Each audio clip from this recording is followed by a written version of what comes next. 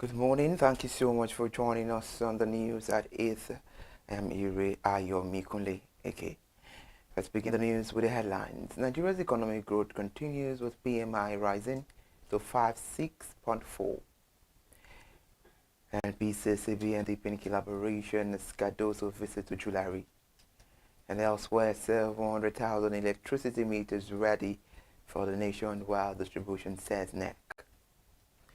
Thank you very much for joining us on the news. And now we'll start the news this morning. Nigeria's economic growth continued its upward trajectory in November, with the composite purchasing managers index rising to 56.4 points. This was made known according to the CBN. The report released on Monday highlighted that this marks the 12th consecutive month of expansion in economic activity. The industry sector also showed resilience, recording a PMI of 54.2 of the 17 industrial subsectors surveyed. However, 10 reported growth, reflecting and also strengthened the output levels and renewed the stability across the industrial value chain. The service sector extended its expansion streak to 10 months, posting a PMI of 56.8 points, while agriculture continued to outperform, recording a PMI of 58.2 points for the 6th consecutive month.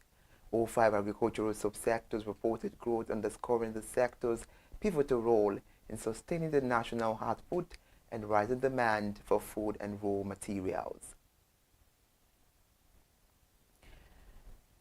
The Group Chief Executive Officer of the Nigerian National Petroleum Company Limited, Bashir Bayojulari, has described the cooperation engagement with the Central Bank of Nigeria as a strategic step towards strengthening the country's economic stability. Mr. Bayojulari stated this following a court visit by the CBN Governor Mr. Rolaimi Cardoso to the NNPC Limited headquarters in Abuja. A statement shared by NNPC Chief Executive Officer on X, Mr. Bayojulari, the meeting was described as a significant alignment and shared purpose focused on deepening cooperation between the two institutions. He said discussions were beyond routine engagement, evolving into a strategic conference of vision centered on the vital national imperative of economic stabilization through deliberate partnership. Mr. Bayojulari reaffirmed the NNPC Limited commitment to collaboration, noting that the company believes in progress and is best achieved through synergy. We're talking about electricity, as the Nigerian Electricity Regulatory Commission (NEC) has announced that between 600,000 and 700,000 electricity meters are currently available for distribution across the country. The Vice Chairman of NEC, Dr. Musuli Osini, made this known during his opening address at the 4th NESI stakeholders meeting in Abuja yesterday, marking his final NESI session in his capacity as Vice Chairman. The statement was shared on NEC's official X handle. Dr. Hussaini urged electricity distribution companies this goes to accelerate the rollout of the meters and improve public awareness, noting that the government has already made the necessary investment. While speaking to regulators, operators, and stakeholders, Dr. Hussaini highlighted critical challenges facing the sector and also stressed the importance of cooperation with the emerging state electricity regulatory commissions. And now the Nigerian Content Development and Monitoring Board has unveiled the $100 million equity investment scheme to boost indigenous participation in the oil and gas sector as local content levels rise from 56 to 61%. The Executive Secretary of the Board, Engineer Mashola Ogbe, announced the initiative at the 14th Practical Nigerian Content Conference in Bayelsa State, where he also assigned a partnership document with the Bank of Industry for the new funding window. Mr. Ogbe said the scheme, now added to the Nigerian Content Intervention Fund, would provide equity financing to high-growth indigenous energy service companies while diversifying the Nigerian Content Development Fund's income base. He also disclosed that the board has concluded arrangement to introduce the NCDF compliance certificate from the 1st of January 2026, which will verify companies' compliance with the statutory 1% remittance requirement and serve as a Advocacy for key permits and approval. According to him, the NDCMB expanded the CES to its community contractor scheme in 2025, recording over 94 disbursement and will roll out an exit plan for each project as 100 companies by April 2026 before onboarding a new cohort. The Minister of State for Petroleum Resources, Senator Enikin Lopaberry, carried out an inspection of the proposed quotas of the $5 billion African Energy Bank, saying the bank is fully ready for takeoff. At the event in Abuja, he explained that Nigeria delivered on all its obligations to the bank. However, the African Energy Bank is a new continental financial institution created to support the Africa's energy sector with a particular focus on oil, gas, and renewable transition project. It was jointly initiated by African Petroleum Producers Organization and African Export-Import Bank. Its central purpose is to provide long-term Africa-led financing for energy development at a time when global lenders are withdrawing support for fossil fuel projects. Meanwhile, the bank is designed to help African countries fund upstream exploration, refinery upgrade, gas infrastructure, power generation, and cleaner energy investment without relying heavily on external institutions, and now prioritize the climate-related restrictions. The Minister further inspected the headquarters in Abuja alongside the AWPO Secretary General Dr. Omar Farouk Ibrahim and the African Executive Vice President Mr. Ayitham Mayergi. Let's focus on the CBN. The Central Bank of Nigeria Governor Mr. Olayemi Cardoso disclosed that foreign capital inflows in Nigeria surged to $20.98 billion in the first 10 months of 2025, a 70% rise above the 2024 levels and 428% higher than the $3.9 billion that was recorded in 2023. Mr. Cardoso noted that the surge reflects the growing investor confidence driven by structural reforms that have restored order, transparency, and price discovery in the foreign exchange market. He also described Nigeria's exit from the FATF grey list as one of the country's most significant achievements in 2025, reiterating that grey listing carried a high cost, with countries typically facing the 7.6% of the gross domestic product in inflows in the first year, equivalent to more than $30 billion in potential investment in Nigeria's case. He said this at the Chartered Institute of Bankers of Nigeria's 60th Annual Bankers' Dinner in Lagos State. He added that Nigeria's grey listing carried a significant cost. Countries in this category typically experience 7.6% of GDP drop in capital inflow in the first year for Nigeria, that translates to more than $30 billion in potential investment. And now the Fair City Monument Bank has been named Nigeria's best SME-focused bank for 2025 by the Chartered Institute of Bankers of Nigeria. The recognition comes on the bank of FCMB leading 24% share of the banking industry's 1.8 trillion naira total SME disbursement for 2024. The word, according to a statement from the bank, was presented at the 60th Annual Bankers' Dinner held in Lagos recently, which underscores the bank's prominent role in supporting small and medium-sized enterprises across the country.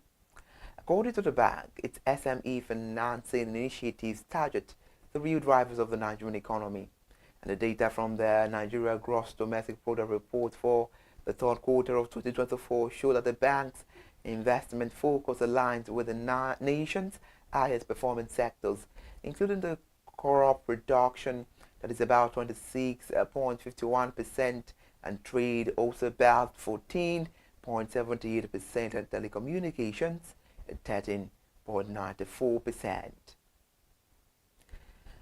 If you're just joining us on the news, this is ConsumerHallaTV News at 8, and now the Managing Director and Chief Executive Officer of the Southwest Development Commission, Dr. Charles Akinola, has revealed that the Commission's push for the revival of many old unserviced rail lines in the southwest is aimed at building a regional rail ecosystem that will reduce transportation costs, expand the market access, enable rural prosperity, and create jobs for youth across the region, among others. Mr. Akinola made this known on Monday at the interaction session with journalists in Lagos State. Meanwhile, the SWDC Managing Director commended the Managing Director of the Nigerian Railway Corporation, Dr. Kayode Okpeifa, for welcoming the Commission's proposal on Southwest Rail connectivity during the Executive Management walking visit to him last week. Mr. Akinola said Mr. Okpeifa had assured the SWDC team of a positive consideration of the proposal, stressing that the NRC was so excited to play its role in its effort to make rail transportation a cornerstone of economic development in Nigeria. Still talking on the news, according to Mr. Akinola, it says Mr. Okpeifa had expressed the readiness of the NRC to review the SWDC application for an operational license, adding that he had instructed the directors to work with the Commission's technical team to draft the appropriate memorandum of understanding that will bring the request to life. Moving the news on now to President's report, where President Bola Ahmed Tinubu has now announced a landmark partnership between the federal government, global aircraft manufacturer Boeing, and the UK-based Cranfield University to establish a world-class maintenance, repair, and overhaul facility in Nigeria. When completed, the project is expected to cut airline maintenance cost by over $200 million annually, a figure currently lost to overseas servicing. President Bola Ahmed Tinubu was represented by the Secretary to the Government of the Federation, George Akume, on Tuesday in Abuja, said this at the opening of the maiden Nigerian International Air Show. Mr. Akume described the initiative as a defining step in Nigeria's aviation journey, one that places the nation's family on the global aviation map alongside internationally celebrated air shows in Paris and Dubai. He said, "We've signed agreements with Boeing and Cranfield University to establish state-of-the-art MRO facilities reducing the $200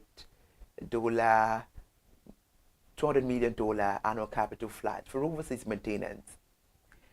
However, the aero contractors and ex-EJet are leading the transformation with the new hubs in Lagos State and the FCT. The Chartered Institute of Project Managers of Nigeria yesterday warned of the growing danger associated with the rising global and domestic financial waste on projects that require corrective works or adjustment after commissioning. The Registrar General of the Institute, Erin Badiwe, raised the alarm while addressing his keynote remarks at the CIPMN 2025 Annual Conference and Sixth Induction Ceremony themed Regulating Project Management in Nigeria Policy Dialogue at the FCT. He warned that the trend has become a major drain on public finances and a threat to development planning. He cited the World Bank report estimating that $4 billion is lost globally every year to corrective work on newly completed project that were supposed to be finished and was already paid and commissioned. Ms. Mbadi would describe the figure as ridiculous and unacceptable, insisted that weak regulation and the use of unlicensed personnel in project execution were at the F of the problem. Thank you so much for joining us on the news this morning. We told you first that Nigeria's economic growth continues with PMI rising to 56.4. And we told you about the latest development about NNPC and the Central Bank of Nigeria as a deepened collaboration as Mr. Rolai Mikadozo visits Mr. Bayo Julari.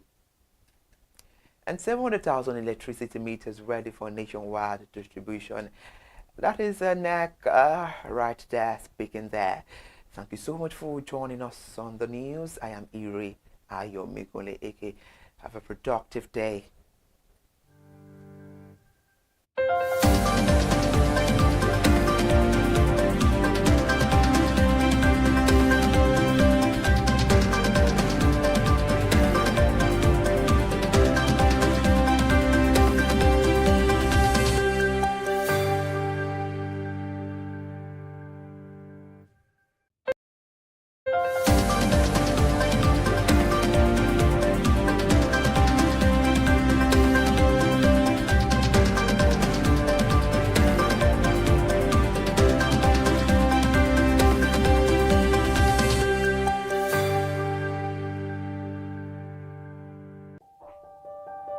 Hey there, do you know in the world today, everyone is a consumer, and as consumers, we all have the right to be heard. In Nigeria today, as a consumer, you have all right to product information, right to fair pricing, right to return goods, right to product labeling, right to fair dealings, and a lot more. Well then, have you heard about the new media channel? ConsumerHallaTV. ConsumerHallaTV. ConsumerHallaTV. At ConsumerHallaTV, our goal is to inform and educate consumers in Nigeria with insightful news alongside development within the fast-paced world of consumers through well-researched, specialized, and analytical content. Our vision at ConsumerHallaTV is to create an engaging platform that provides right connections for meaningful brands in Nigeria, thus creating a more caring world for consumers where business thrive. And guess what? Our ConsumerHalla brand is the first consumer complaint resolution portal in Nigeria, powered by a 72-hour feedback mechanism. We offer consumer advocacy, informative talk shows, branding promotions, advertising, and lots more. Connect with us via our YouTube channel at ConsumerHallaTV. Follow us on our Facebook page, ConsumerHallaTV, our Instagram page, ConsumerHallaTV, and do well to subscribe to our YouTube channel. Subscription is free. ConsumerHallaTV. At ConsumerHallaTV, you deserve to be heard. At ConsumerHallaTV, you deserve to be heard. My name is Tunde Olufowora, and I'm the CEO of Brand Eye Communications. We are what we call the publisher or the owner of the new initiative called ConsumerHallaTV. ConsumerHallaTV is actually Nigeria's first consumer-centered, or called a consumer-centric television platform that aims to bring voice to the over 220 million Nigerians. It was a vision that came to my heart about 10 years ago. I remember that I was traveling. I traveled out of the country, on airline, and I had this unpleasant experience. It was a trip to an African country from Nigeria, and I actually went with a local flight from Nigeria. I wouldn't want to mention the name of the airline, and then it was to South Africa, and we landed in South Africa, and let me just paraphrase it. When I was coming back, I had some money, some dollars, and that someone had given to me to hand over to another person in Nigeria. So I wanted to help out. I didn't want to carry the cash on myself. So for whatever reason, I opted to. I had a small case, and I felt that it was safer for me to put the money in my luggage. So I put it in a safe place in my luggage, got everything intact, and I checked in my luggage. My arrival in Nigeria, I was standing and was waiting by the carousel just so that I could pick up my luggage, and then I was there for 1 hour and waiting for my luggage. I didn't know that my luggage already arrived, and it was one of the luggage that was moving around on the carousel. So after about 1 hour wait, I looked to my left and my right. Almost everybody had gone. I think there were just about 2 or 3 left. So I beckoned on the woman that was on my side, and I noticed she was really in tears. Madam, what happened? She said, her bag has just been torn and a lot of things stolen. So I said, well, I've also been waiting for my own. She said, you better go and check those luggages there. Maybe yours is one of them. And lo and behold, I went around there mine was one of them. By the time I got it, everything inside my luggage was gone.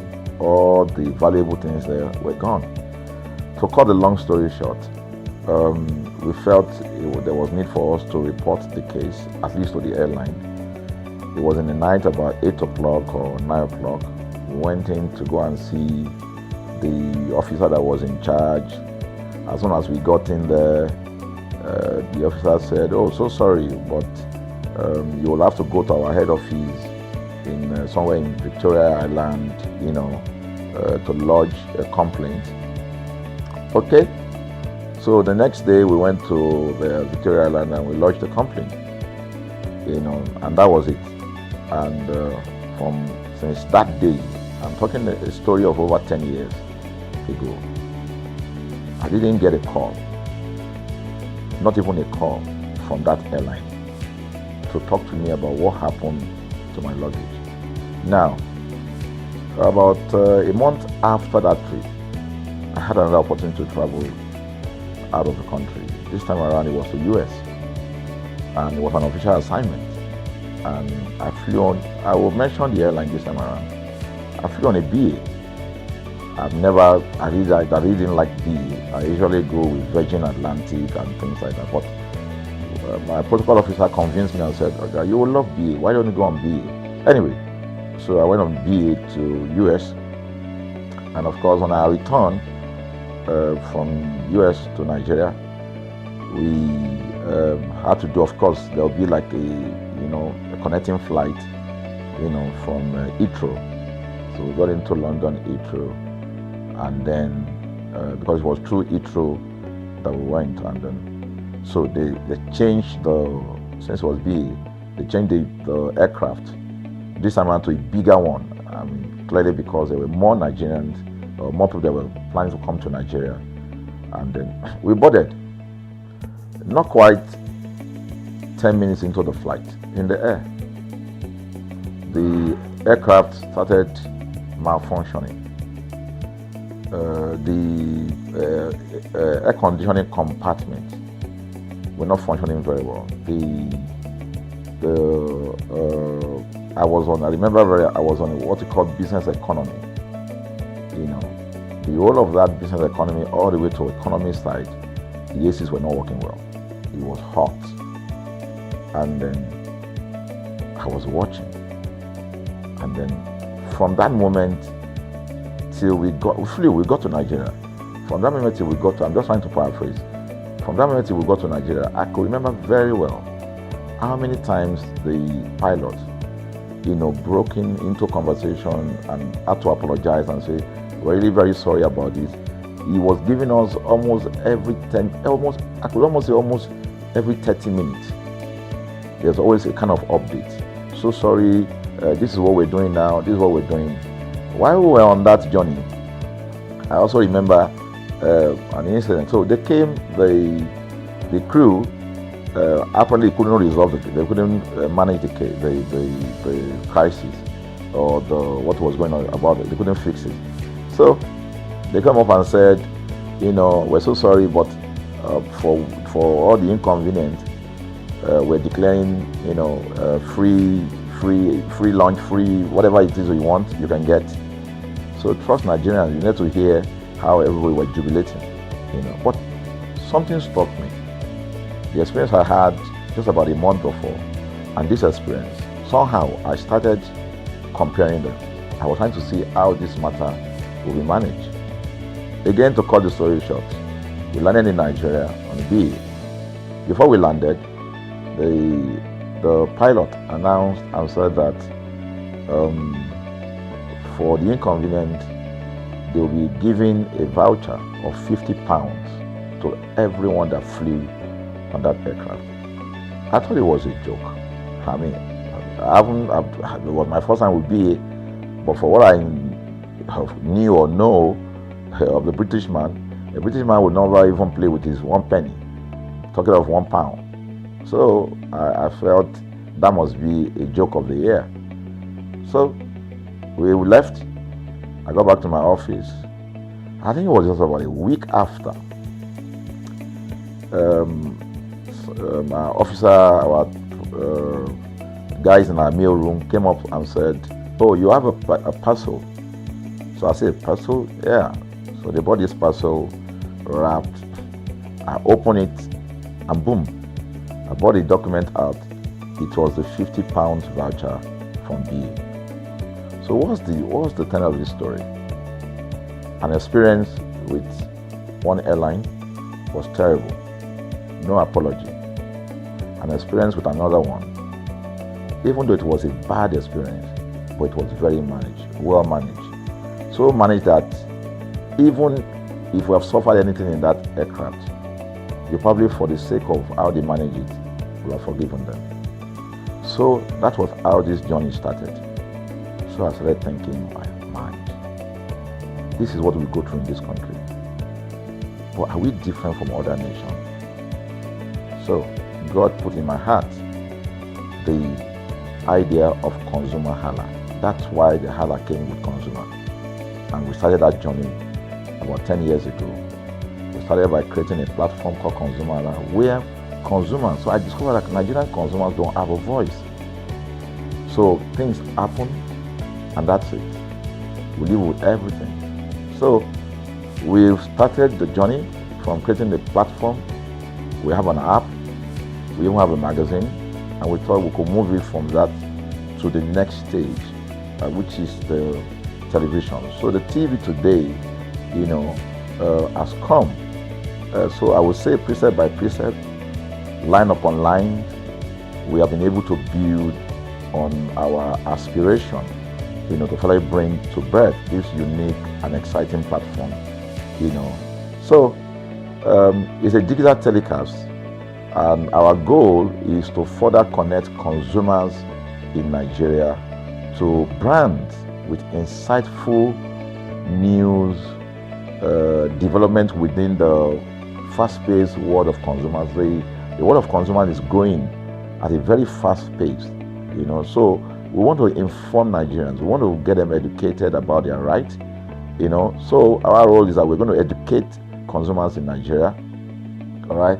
So by bringing them specialized and what you call analytical, research-based content generation that will inform, educate, sensitize the audience, So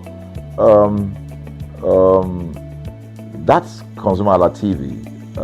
So I call it an offshoot of our ConsumerHalla brand. ConsumerHalla brand actually was the first we call it the first complaint or consumer complaint resolution portal. When we started it about 10 years ago, or about 7 years ago, it became the first complaint resolution portal.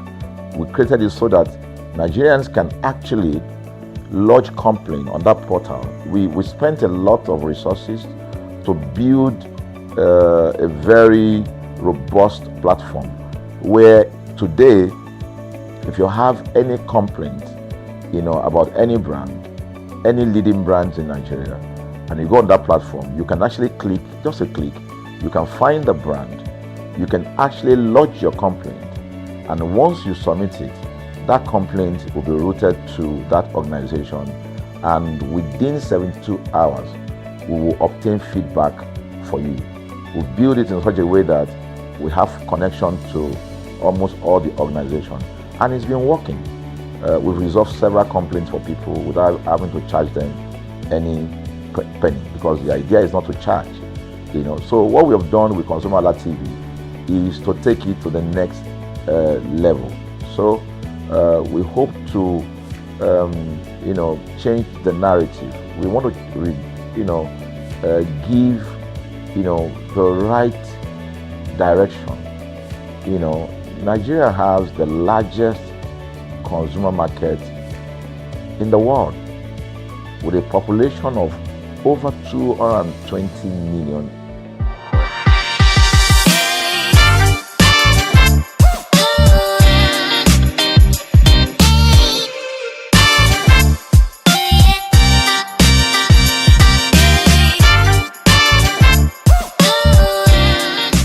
It's not a Lagos party, but it is full of people Welcome back again, consumers. It's my favorite day of the week, and you know what that means. It is Market Today on ConsumerHallaTV. Today, we are here at the Babajide Sanwo-Olu market at Advocacy, and we are here to see what this organized marketplace has in store for us. Just like any other marketplace, this market has whatever it is that your budget can afford, ranging from food items to cosmetics to gadgets to beds and mattresses. Whatever it is you need to buy, you can find it just like any other marketplace. My name is Unwoke Peace, and you're here with me to see what the Babajide Sanwo-Olu complex has in store for us. Come with me, let's explore this market.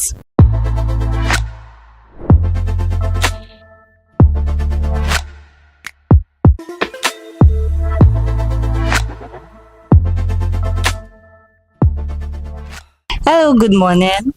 Good morning. How are you today? I'm good. Okay, can you tell me your name? My name is Sunday. Sunday. Okay, Sunday, what do you sell in this market? I sell rice, any type of rice you want to buy. Okay. So can you walk me through the price list of the rice you sell, the quantity that you have in stock? I have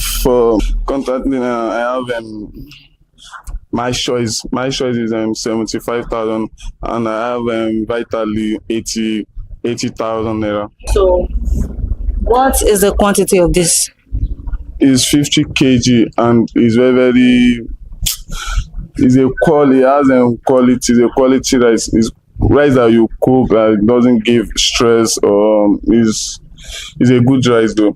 Okay. So do you have lower quantity, the lesser quantity, the ones that are lesser than this, maybe 25 kg and that goes for less? Yes, I have 5 kg, 10 kg, okay, and 25 kg. Okay, so how much do you sell the 25 kg, 5 kg, and the 10 kg? The 25 kg is just 38,000 naira. Okay.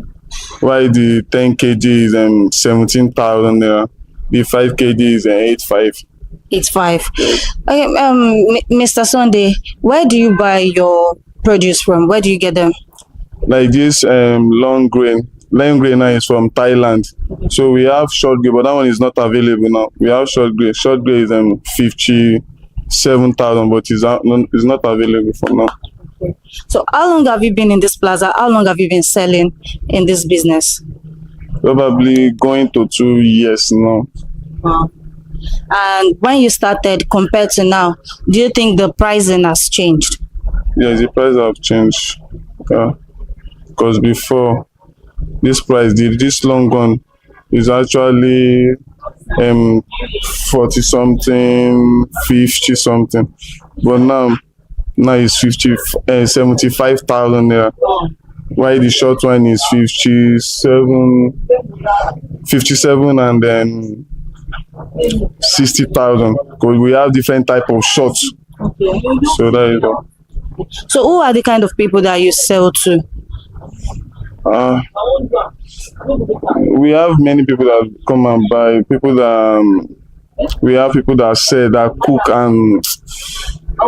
and resell, and we have people that eat it at home, something like that. So basically, you're a wholesaler and you're a retailer too. Yes. Okay. So is there any challenge that you face in this market that affects how you sell? Is the price of rice now. Price of rice is high now. People cannot meet up with the price because salary, all those things. So market is not really moving for now. Market is not moving. But do you think it's due to the fact that the dirty December, the Christmas season is coming up, or it has been like that? Sincerely, that maybe next month the business will see move, but for now the business is not really moving for now. Okay. So if there was one thing you could say to the government to make this space a better place for you, what would you say? They should open borders. At least if border is open, all these things will not be, to be easier for both sellers and buyers. Oh, okay. Do you have a loyal customer base? Like people that buy from you and constantly come back to buy from you? Yeah, of course. So what makes them always come back to buy from you? Because I have quality rice, because it's good and they love it. That's why they are keeping on coming. So your loyal customer base comes back because you sell quality. Every time you need that, this is where you normally come. Thank you so much for your time. You're welcome.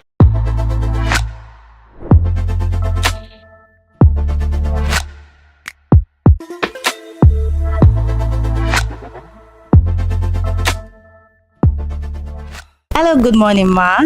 Good morning. How are you? Good morning.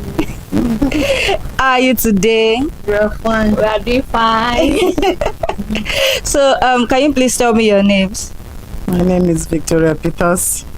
Okay. My name is Bukola Temitope. Okay. What do you sell in this market? We sell detergents, both Eva soap, different kind of detergents anyway. So, ma, can you walk me through the price list of some of the things you sell, if not all? Like the detergents, they are in various different types. Okay. We have Magic, we have the Wave, we have the Viva, we have Viva Plus, we have Viva that you can use in your machine, and we have other type of detergents that you might use even to wash plates or even clothes too. Okay. So, ma, where do you buy your products from? Do you buy directly from the company or you buy from wholesalers? No, we join hand with the people that buy direct from the companies. Okay. So that the price will be reasonable for us to sell in wholesale price. So, and that is why we are able to sell on wholesale price, that people buying to resell will be able to gain properly. Okay, ma. So, how long have you been in this plaza? How long have you been selling here? I'm not long here. I've just about 6 months now that I've been here. And how has the business been ever since you started? God has been great. Yes. So, ma, is there any challenge that you face in this market that affects your profitability? Yes, there was a time, because the market is a new place and people just start coming in little by little. So suddenly they just decided to bring some security people that they were collecting money from people that are coming to buy. And those people are now discouraged to come. So they decided not to come again. So it affected the sales. And we now gather to talk to the management, which they promised doing something to it, which they have done it. Oh, okay. I mean, that's good that they've done something about it. So if there was one thing that you could say to the government to make this place a better place, to make your market sell better, what would you say to the government? Yes, I would like to say to the government that the money that they put in the shops is very high, is on the high side. And so many people love to come to the market, I mean, to come and collect shops, but because of the high price that they put, so most people will not have the money. If they can reduce the money, I think so many people will want to come in and this place will be fuller. So I'm going to ask you, ma, do you think, I mean, despite the fact that you're just 6 months in this place, do you think you have a customer base? Like people that come to buy, that will always come to buy from you every time. Do you think you have those type of people? Yes, I have. People that buy and resell daily. People that comes to buy in bulk and they go to sell in pieces. So what is that thing that you do that makes them to always come back? Good human relation, of course. Good human relation. When they come, you give them good face and you play with them, and at least you just give them face, not that you be frowning your face and say you are selling something. Nobody will come to you. So the way you react to them will make them to come back. Even some wait for me before I come. So it is the way you relate to them that will make them to come back. Yes. So do you think because of the good human relation you have with them, has it improved your sales significantly? Yes. And the price. Okay. Thank you so much for your time, ma'am. So to you, beautiful lady, what are your plans for 30 December? I don't know. I don't know. Everything's all go down, to be honest. I don't know. For now, I don't know. So no plan yet? No planning. I'm just praying for more sales so that I can see money. That's all. Okay, now. Thank you so much for your time.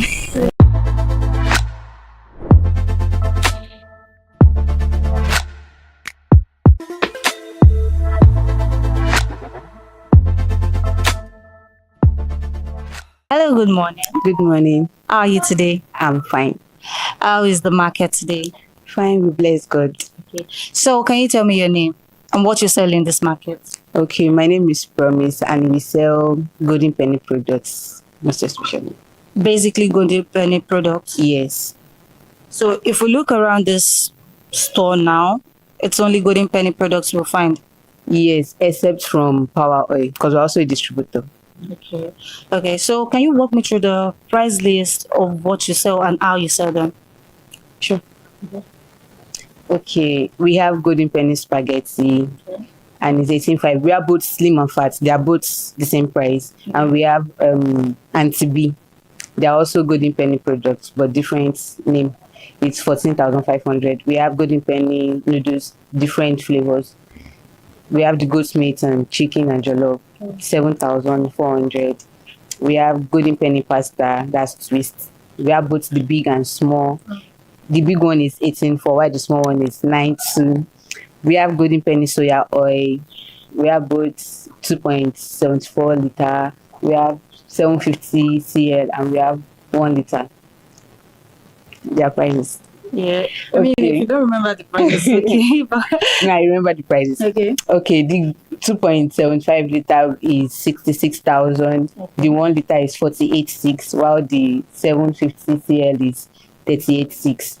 And we also have Power Oil. Yeah. Because we do Power Oil too. We have the 1.4 liter, we have 75 cl, we have 4.5 and 2.6. And we also have the sachet, both big and small. The 4.5 is 71,000. The 2.6 is 84,000. The sachet, the big and small, that's 45 ml and 110 ml. The 45 ml is 17.5, while the big one is 18,000. We have 1.4, 49.2. We have 75 cl, 39.5. And we also have that's all. That's all. Basically it. Okay, so since you're a major distributor of golden penny products, that means you buy directly from the company. Yes. Okay, so how much do you buy from the company, and do you think buying directly from the company affects your pricing?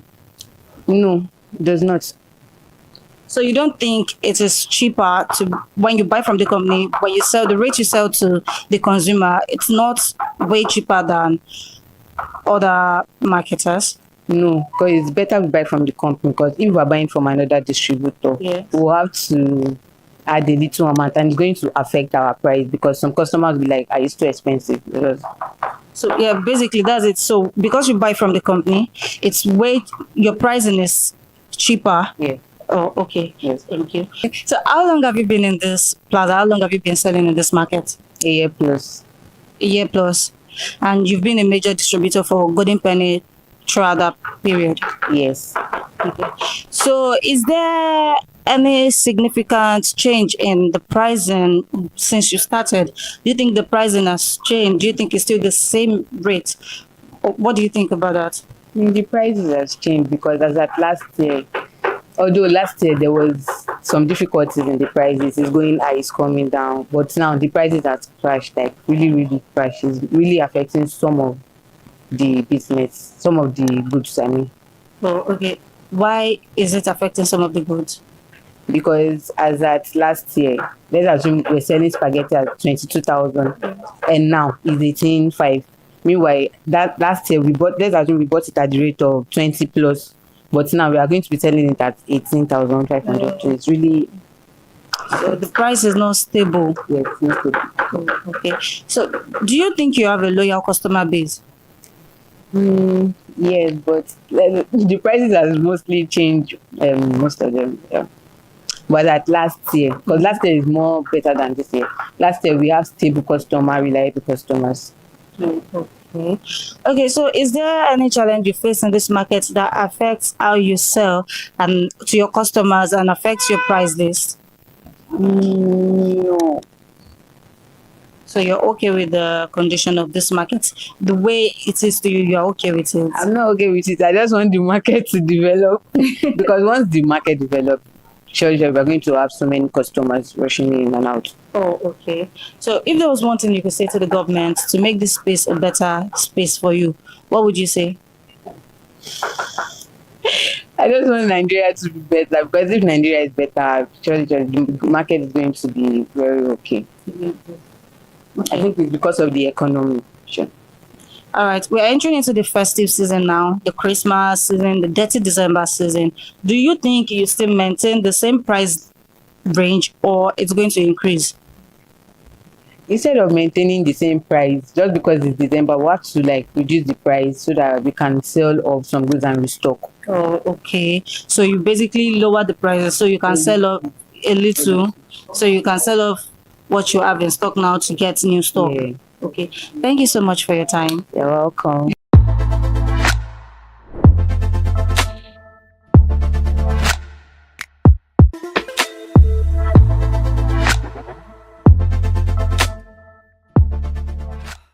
Good morning. How are you today? I'm fine. How is the market today?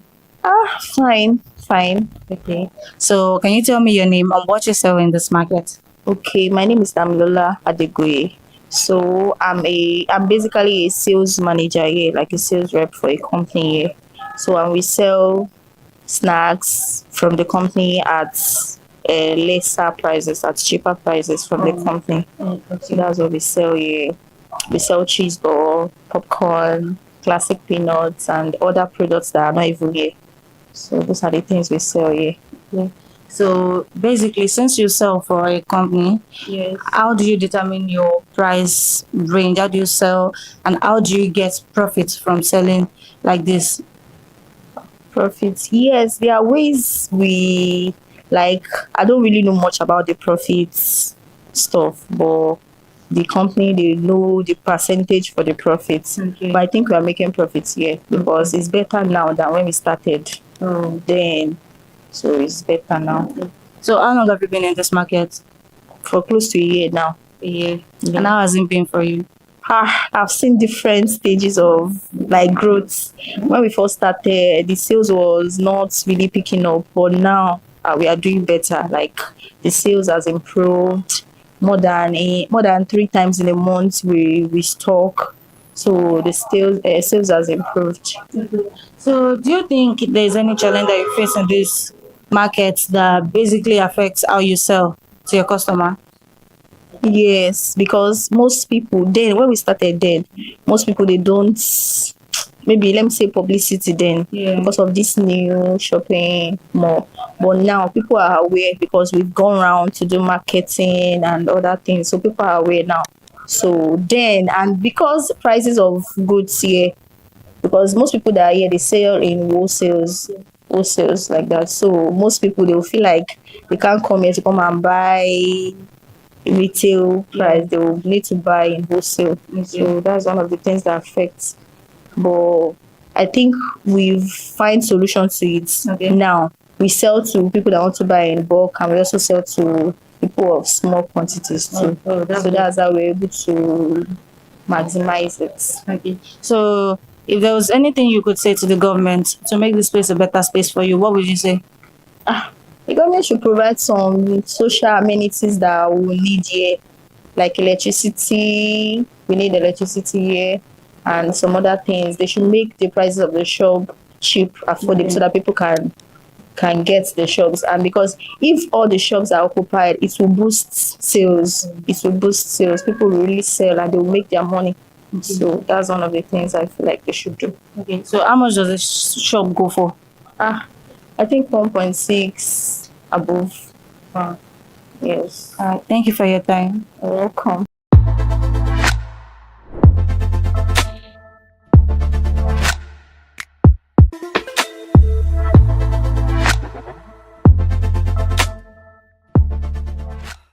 Hello, good morning. How are you today? I'm fine. Good morning.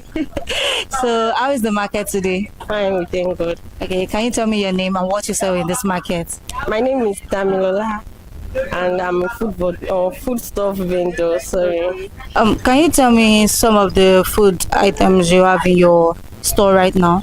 Yes, I have a bag of rice, long grain and short grain, both foreign.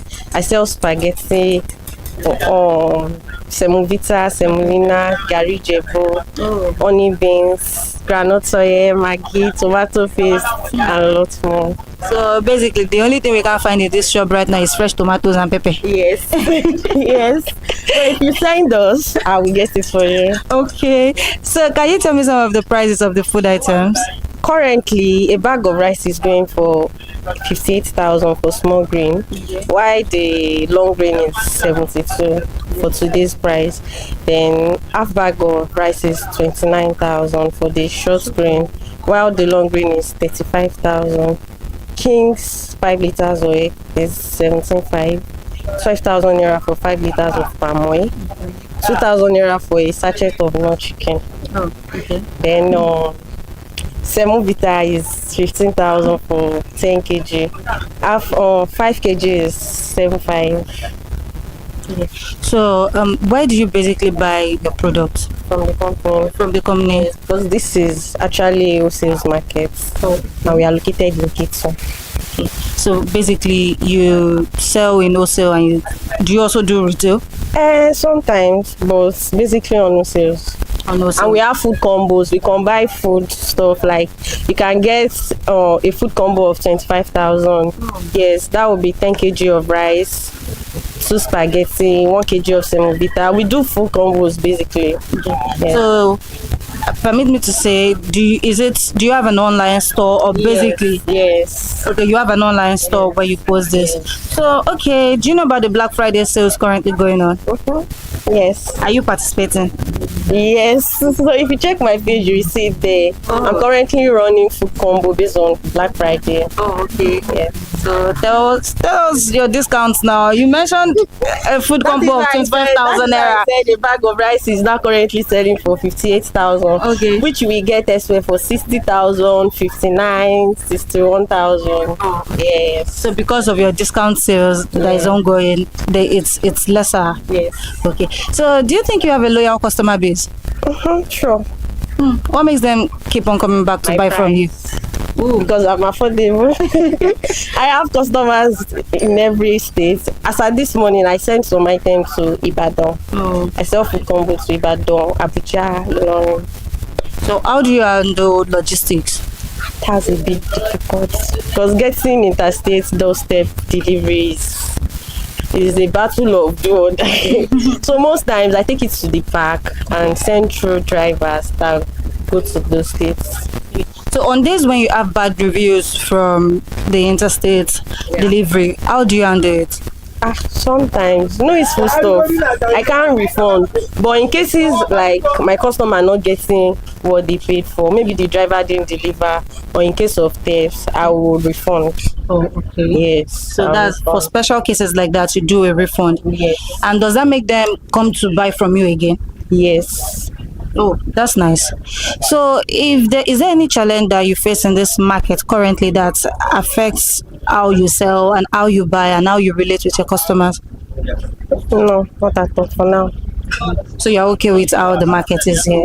I'm not okay with it though, because I've been here since 2023 and we are currently having light issues. Our developer, he didn't meet up with his own promises and all of those things. So we are having light issues. We've not been having light since last year. There's no water in the toilet and lots more. That's the only challenge that we have here. Okay. So, and have you spoken to the union in this environment? We have a meeting in the group. So hopefully they work on it and fulfill their promises. So, is there anything you'd like to say to the government to make this space a better space for you, to make your market, your sales go on, easily and without any hitch? Nothing much actually. I will not lie, but concerning the complex, we plead to the chair lady or chairman, the person of what's her name, Mrs. Bada, and the developer. I can't remember his name, Sha, but they should please and work on this electricity issue and provide necessary things and securities. That's what we want.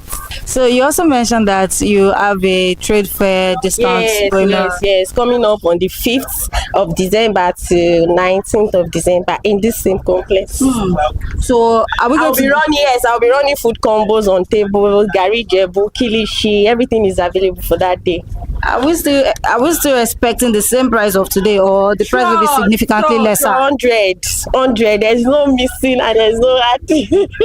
Okay. Sure price. I'm not changing anything. That's for sure. Yes. Okay. Thank you so much for your time. Yeah. Okay.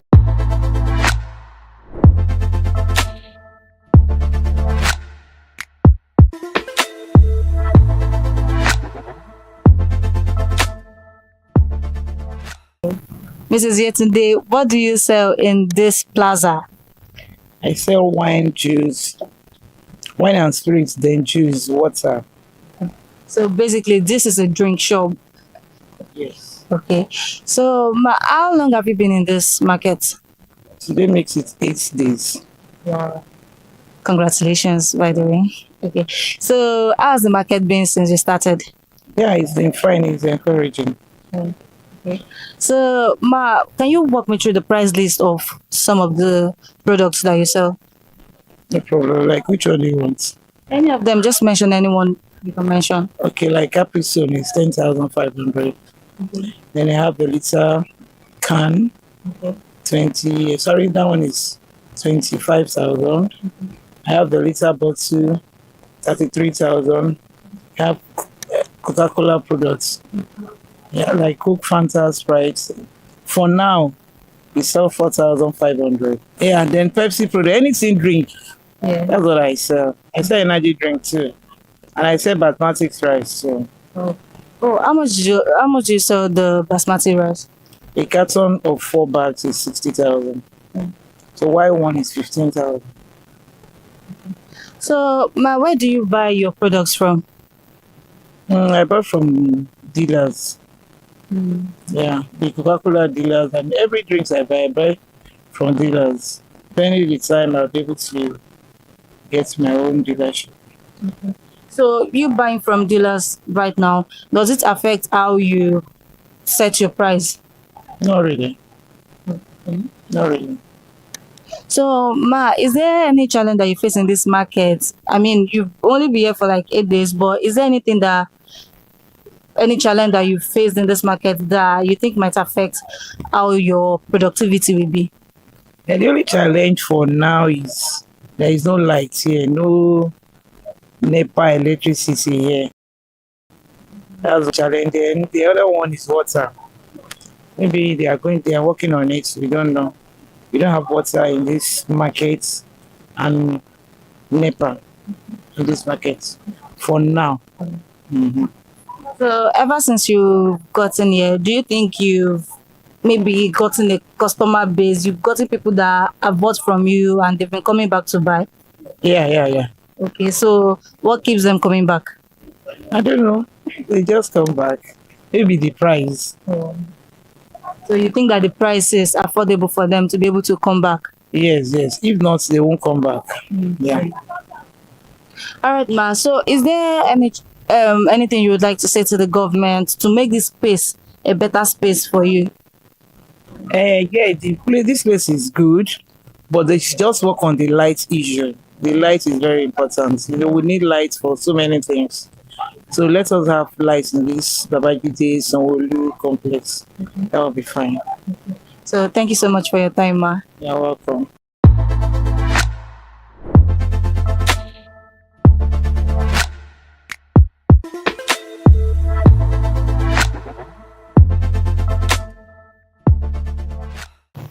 It is a marketplace, but it is void of the usual market chaos. Today, we have seen the Babajide Sanwo-Olu market at Advocacy, and we have seen what the market has in store for us. This organized marketplace, you can find whatever it is you need to buy as a Nigerian consumer, ranging from food items to cosmetics to gadgets to clothing materials to whatever it is that you need as the everyday Nigerian consumer. It is not the end, But until the next time, you can catch us on Consumer Alla TV on Facebook, Instagram, TikTok, and Twitter. My name is Nwoke Peace, and this is Market Today on Consumer Alla TV. Until next time, have fun and bye.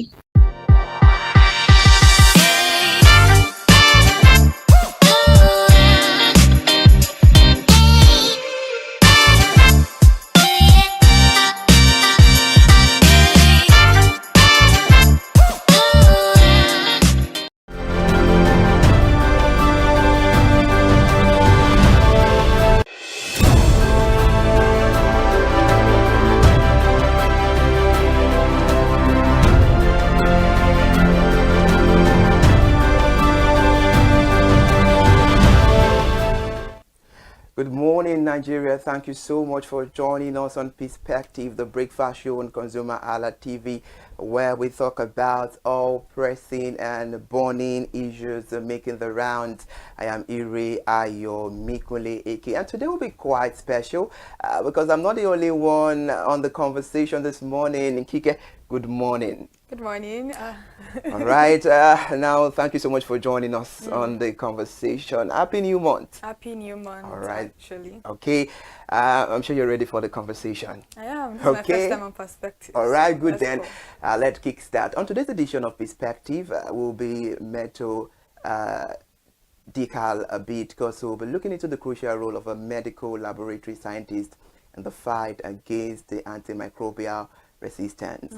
And the medical laboratory scientists are key players in fighting antimicrobial resistance, AMR, I beg your pardon. They use tests like microscopy, culture, and the susceptibility to test to identify pathogens, which are the bacterium, virus, or other microorganisms that can cause disease, and also to guide treatment and track the resistance patterns. This helps preserve the antibiotic effectiveness and protect the public health. Simple actions like seeking proper diagnosis and avoiding self-medication, which can make a big difference. And for more insight on the conversation this beautiful morning, we have Mr. Oluwafemi Peters Oladele, who will help us understand the importance of this conversation relating to our economy. It's a pleasure to have you, Mr. Peters. Thank you so much for joining us on the conversation. Thank you so much for having me. All right, then. You look dap. Thank you. All right, are you ready for the conversation? Definitely. All right, good. Now let's get into it. What are the most common misconceptions about AMR, and how can we address them in Nigeria? So, the biggest one would be the common knowledge, which we are driven by at the start of the word, which is that every ailment, every sickness is malaria or typhoid. Yeah. So this belief has driven us to everyone being physicians of their own. You'll see a mother who sees a child, I have a headache, I feel hot, and just runs to the chemist, to not even the pharmacy. The chemist, like we call in Nigeria. A chemist, just a roadside shop to get medication, anti-malaria, antibiotics, to just get them treated. And once they feel that, okay, this person, the fever has broken, no more headache, they stop the medication. And according to World Health Organization, it is funny to say that wellness is, or well-being is not just absence of disease. It's not just when you don't feel well. It's the complete and wholesome physical, mental, and social well-being. There are some people, they don't feel hot, they don't have fever, but then they are sick. They are mentally sick. So if you now say that, okay, it's only when you have fever that you're sick, it's a fallacy. So the major misconception is the fact that we do not understand that well-being or wellness is far beyond just absence of these symptoms. Okay. There are many diseases that might have the same symptom. Take, for example, the common cold. Yeah.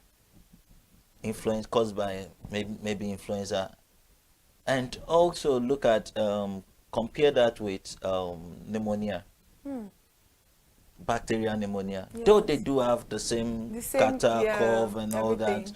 But then if you use antibiotics for what you can just treat with by just resting, because your body makeup has its own war machineries that fight these things, which are the white blood cells.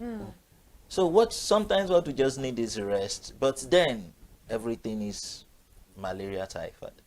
So I believe that with this understanding that not everything needs treatment first, and the right way, how do you know that your the cause of your car's fault if you don't take it to a mechanic to diagnose it? Exactly. So we just see ourselves just doing things just because we feel like it. I think we even take care of our cars more than we take care of ourselves, because we all know that you cannot just open your bonnet and start, get going through it. But when it comes to our body, ourselves, which is actually the engine of life, we don't get to take care of it as much as we do other things in life. But before we continue on the conversation this morning, I want to actually understand what AMR is. What is antimicrobial resistance? What causes them? And the facts that many Nigerians may be familiar of, there is something that causes this particular thing, but they don't know what it is and how they can avoid it. Okay. In simple terms, let's take, for example, someone comes to you and gives you a slap through this door. The next day, the person comes through this door and gives you the same slap. The third day, the person comes through this door and gives you the same slap. What would be your response? You might want to close the door to prevent that kind of assault. So antimicrobial resistance, in simple terms, is when the drug, which is the antibiotics, we use for bacteria, because antibiotics is for bacteria. Okay. So when you use antibiotics for a viral infection, it won't work. So antimicrobial resistance is this: the bacteria that does antibiotics are supposed to kill, they grow resistant. They create some kind of wall against the antibiotics that is being used. Okay. So that is the simple concept of what antimicrobial resistance is. So that is how this happens. So the general knowledge is this. We've seen that, you see people say that, okay, Staph aureus, if you have this thing, Staph aureus, you hear that this thing very commonly. And then when you see someone with maybe UTI, when you see someone with, maybe some people even STIs. I've seen a lady when I was doing my service. She just she told me that she was having some kind of feeling, and she brought out an antibiotics, just the one that she has been using before, and she just takes one or two, and she sees that she's feeling better. She leaves it. Yeah, they continue the medication. Yeah, they don't finish the medication. But then the thing is this: when you use antibiotics as prophylaxis, that is, you use it as a preventive measure. Or you continuously use it. Yes, it creates some kind of the bacteria. It kills some of them, while it immunizes some of them. Okay, it empowers them, so that when you use that drug subsequently, it won't work for that. For the one what you're targeting it for anymore. Yeah. So I get that. That means that it's in common terms, it has killed all the good bacteria that's supposed to protect you when you're using the particular drug. Yes, there is that. There is that. Okay. And there is the fact that when you are supposed to use, this is how it works. When you use a medication, it goes through processes. Okay. Your liver breaks it down, releases the active part of that drug into your system, and then it is transported to that target cell where it's needed. Okay. So what happens is that when you use that drug, and there's something we call bioavailability of the drug. So when you use that drug, it kills some of them. And that is why, and when it gets to a point, the availability of that drug in the system reduces. Okay. Which is why some people will tell you use this drug twice in a day. Oh, use once a day. Yes, yes. So because it is believed that after like 9 hours or 12 hours, the concentration of that drug has reduced. Okay. So you need to replenish it. Okay. So that the effect of the drug would continue. And that is why they tell you that, okay, use this for 5 days. Exactly, in limited time, not stay on it for the rest of your life.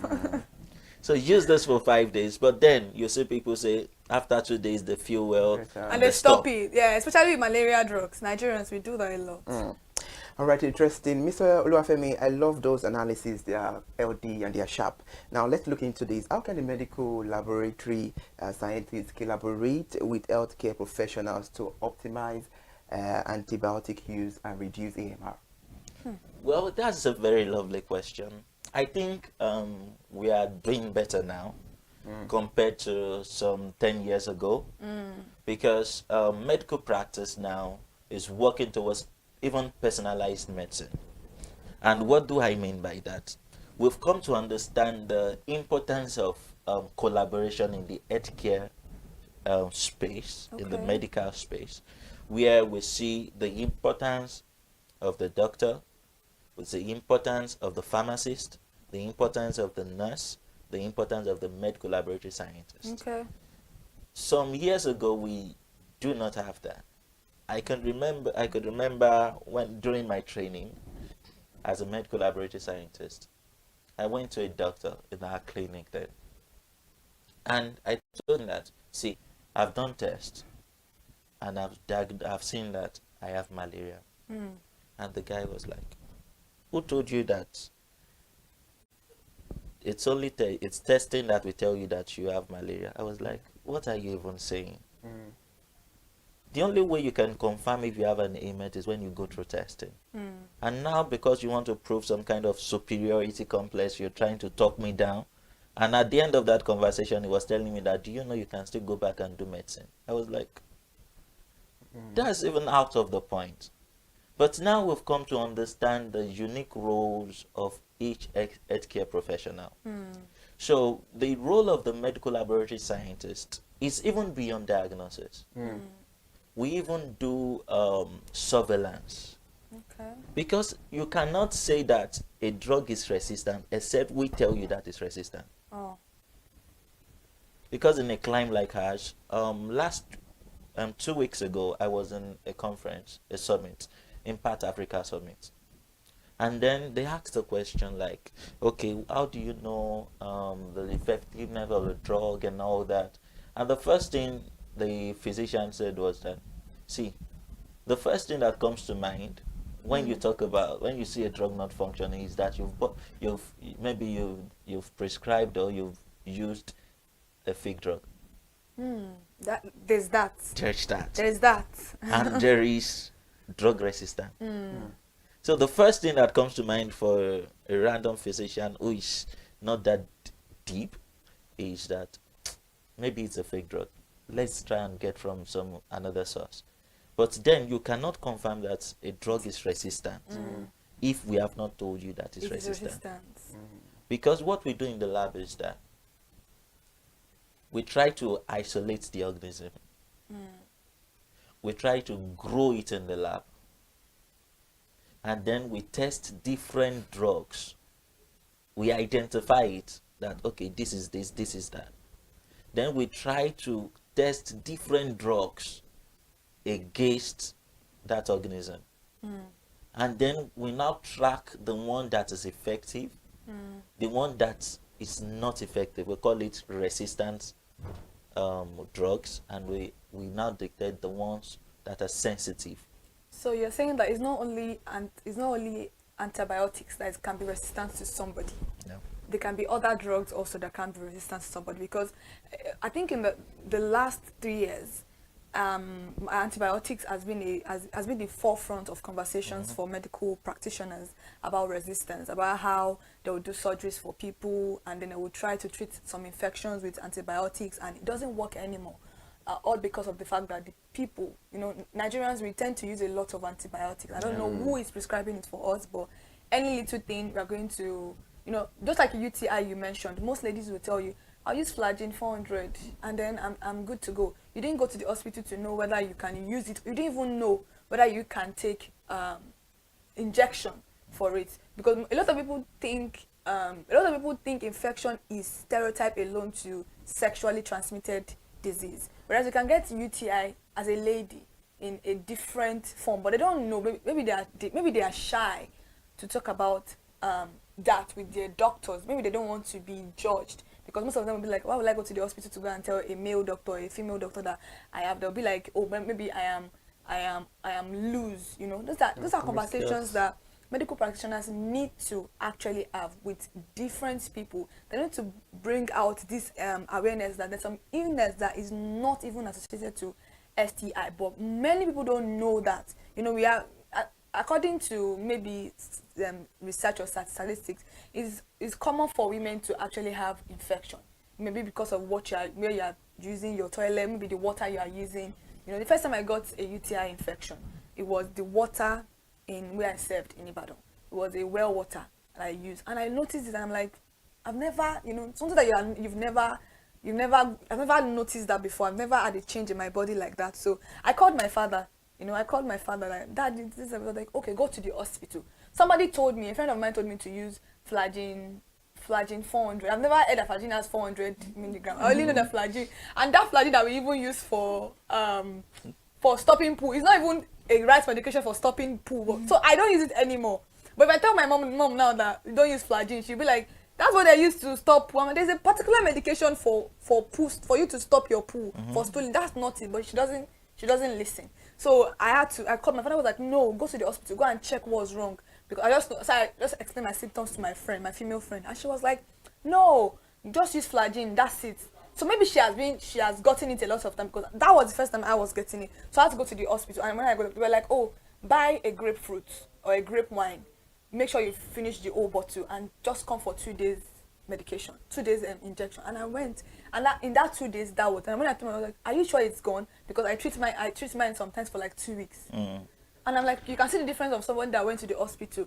And the doctor even explained to me that sometimes if you take a lot of grape, or what they call it, this grape juice, it tends to help your bladder release more, because you are forcing your pee, it's not coming out. But then your bladder is full, but because of the fact that you have a little bit of obstruction, that is the reason why. So just make sure you always take grape fruit, or I can't remember the name of but it tastes like grape. But I remember I took that Eva wine or something, that red one. That's what he recommended for, and I don't think he even gave me any medication. It was just those 2 days injections, and that was it. But for my friend, it was a different experience entirely. So it could be that for her now, maybe she's already getting that resistance that you are talking about. How can you be on that Flagyl is very bitter. So I don't know how you're using it for a whole, and she's telling me 1 in the morning, 1 in the night. So you're telling me I'm going to use like 3 sachet for like, because I'm treating something. No, that's not going to work for it. So that's why I'm very particular about it. It's not now just about antibiotics. There are also other medications that you can actually develop resistance for. Yes, there are actually other resistance is resistant. It can be to a viral drug, it can be to many kind of medications, any kind. But the most common one has been antibiotics. Biotics. Okay, because that's what is very common. That is the most common one. And people just believe that if it has worked the first time, it will work the second time, which is not entirely true. The body has, take for example the UTI, the body has good microorganisms that actually protect you. But then when you use antibiotics indiscriminately, you kill them. Those are the good bacteria I was talking about. Yeah. So you kill them, and then you allow for these bad microorganisms to be playing ball. All right, interesting. Mr. Olafemi, while making your analysis the other time, you made mention of the role of the laboratory, and you made mention of surveillance. Now, let me ask you, can you please elaborate on the role of surveillance in tracking resistant patterns and informing public health policies? So, like I said the other time, we've had a lot of policies around around antimicrobial resistance, which has helped also in preserving and protecting higher burden on our healthcare system. Because currently, you will talk about brain drain. I saw a consultant, I think nephrologist, saying that in the current statistics for consultant nephrologists is 1 to 1, is it 1 million in Nigeria?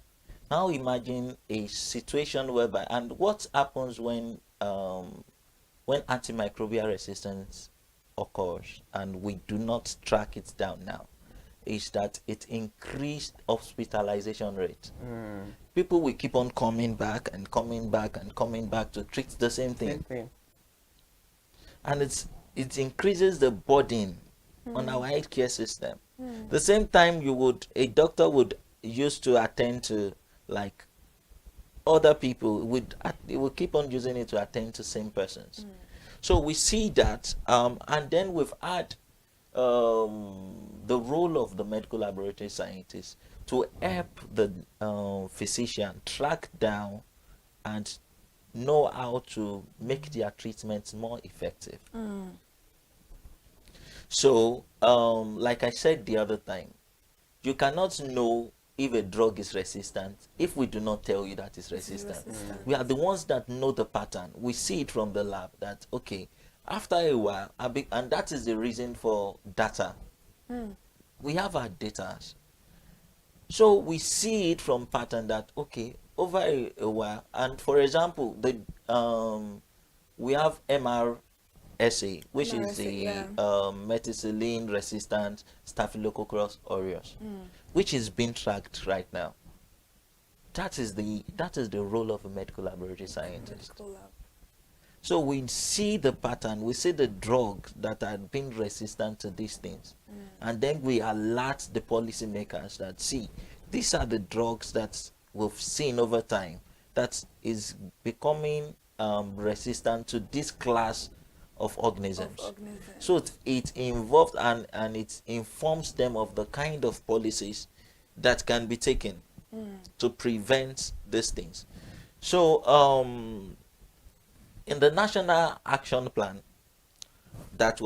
it took effect from last year 2024 to 2028, over a 4 years period. There is the antimicrobial stewardship, which is a policy that promotes the prudent use of antibiotics in both human and animal.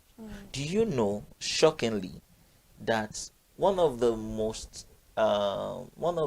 major contributors for drug resistance, this particular question, is from animal. I want to ask you about agriculture, livestock. That's where my question is going to come from, because it's very, like, I'm aware of the fact that the medication they use in treating what we ingest can also cause a lot of antibiotic deposits in our body. So I wanted to ask you that, I wanted you to even explain in great detail how that's, because a lot of Nigerians consume chicken, beef, pork, stuff like that, and these are the medication that these what will I say the owners of this poultry, they don't even have the knowledge. It's not as if they have a veterinary doctor that is taking care of their livestock. They just let me just put antibiotics, let me grind it into the water they are drinking, let me do that, and then they are feeding these things, and for us consuming it also is depositing in our body. I wanted you to explain that for me. Those are one of the questions that I wanted to ask you.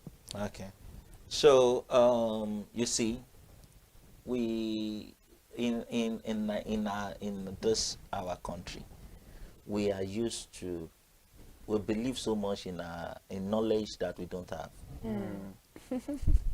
Some of us, we've turned ourselves to doctors, we've turned ourselves to veterinary doctors, we've turned ourselves to mechanics, we've turned ourselves to talk about anything. Talk about trades. So, and this is creating more harm than good.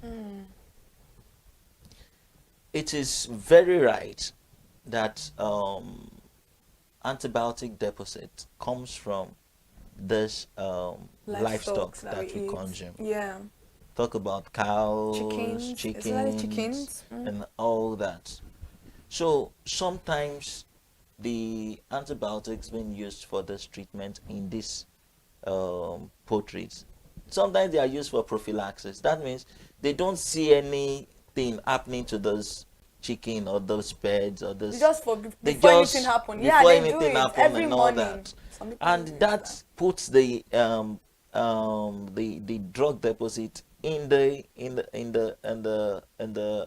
meat that is produced from this livestock. So no matter the cooking that you cook is still going to be still going to be there. It's not an organism that dies by maybe you eat them, you subject them to high temperatures and all that. No, that doesn't happen. So that means this particular drug doesn't have any effect, like negatively, because if they are giving it does. So no, I'm talking about the livestock, not us. Yeah, it does have a very, very bad effect on us, because that's what I'm talking about right now. I'm talking about the livestock because I'm wondering how an animal will be taking this thing, and then we, the last consumers of this thing, are going to be the ones suffering from it. So that means maybe it doesn't have any effect on the animals, or what? Why exactly are they giving the animals those things? Drug resistance to happen in animals. It does. Okay. It does. Okay. And what happens is that when we now consume this produce, we take these, we call them superbugs, because they've been exposed to these drugs over time, and they've built immunities against them. And that is one. And we have zoonotic diseases, which is from animals to humans. Yeah. So as it affects them, it affects us too. Okay. And that is where the role of policies come in. That is where it comes in. All right, interesting. I know you're enjoying yourself on the conversation this morning on Perspective. We're discussing the crucial role of medical laboratory scientists in the fight of antimicrobial resistance, and we have Mr. Oluwafemi Peters Oladele on the conversation. Let's go on a short break. When we come back, we dissect and ponder better on this issue. We'll be right back. Thank you so much for staying with us. Please sip your coffee. We'll be right back.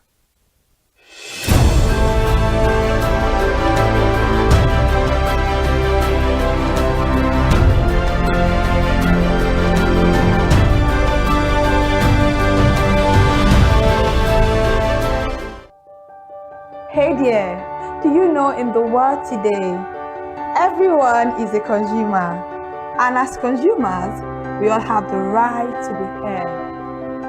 In Nigeria today, as a consumer, you have all right to product information, right to fair pricing, right to return goods, right to product labeling, right to fair dealings, and a lot more.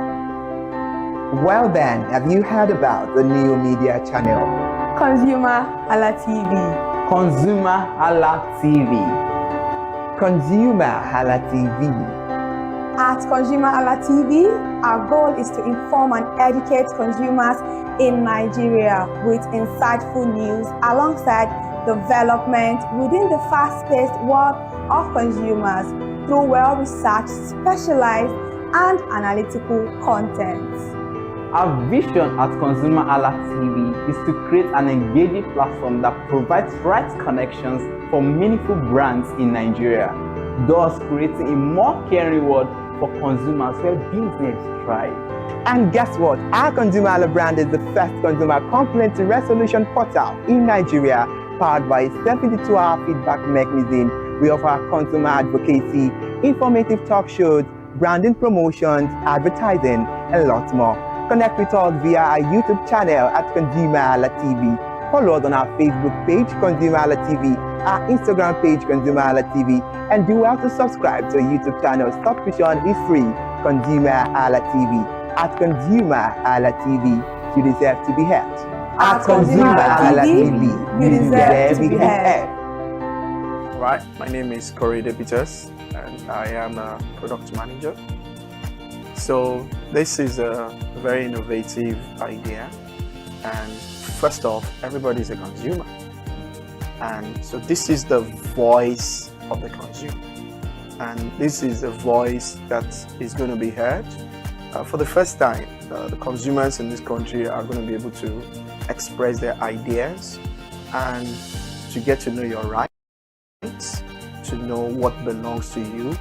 And it's going to change a lot of branding. It's going to change a lot of things, because everybody knows that we're not just getting things out for the consumers.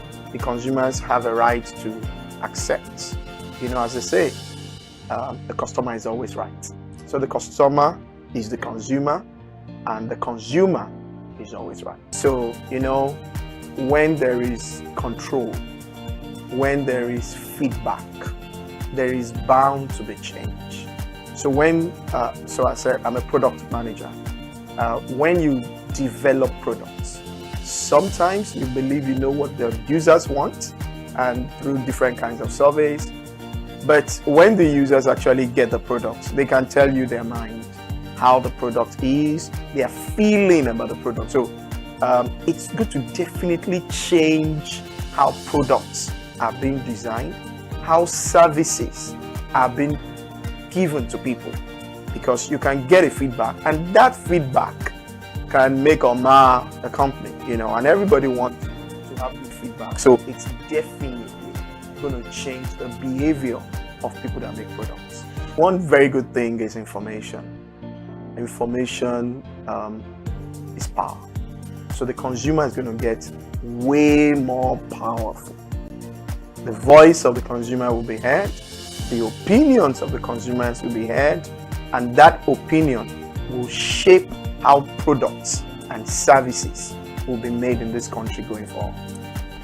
Be on the lookout. You are now in charge.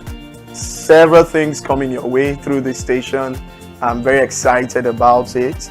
The things he's already brought out, and there will be many more things. But the bottom line, the consumer is now in the driver's seat.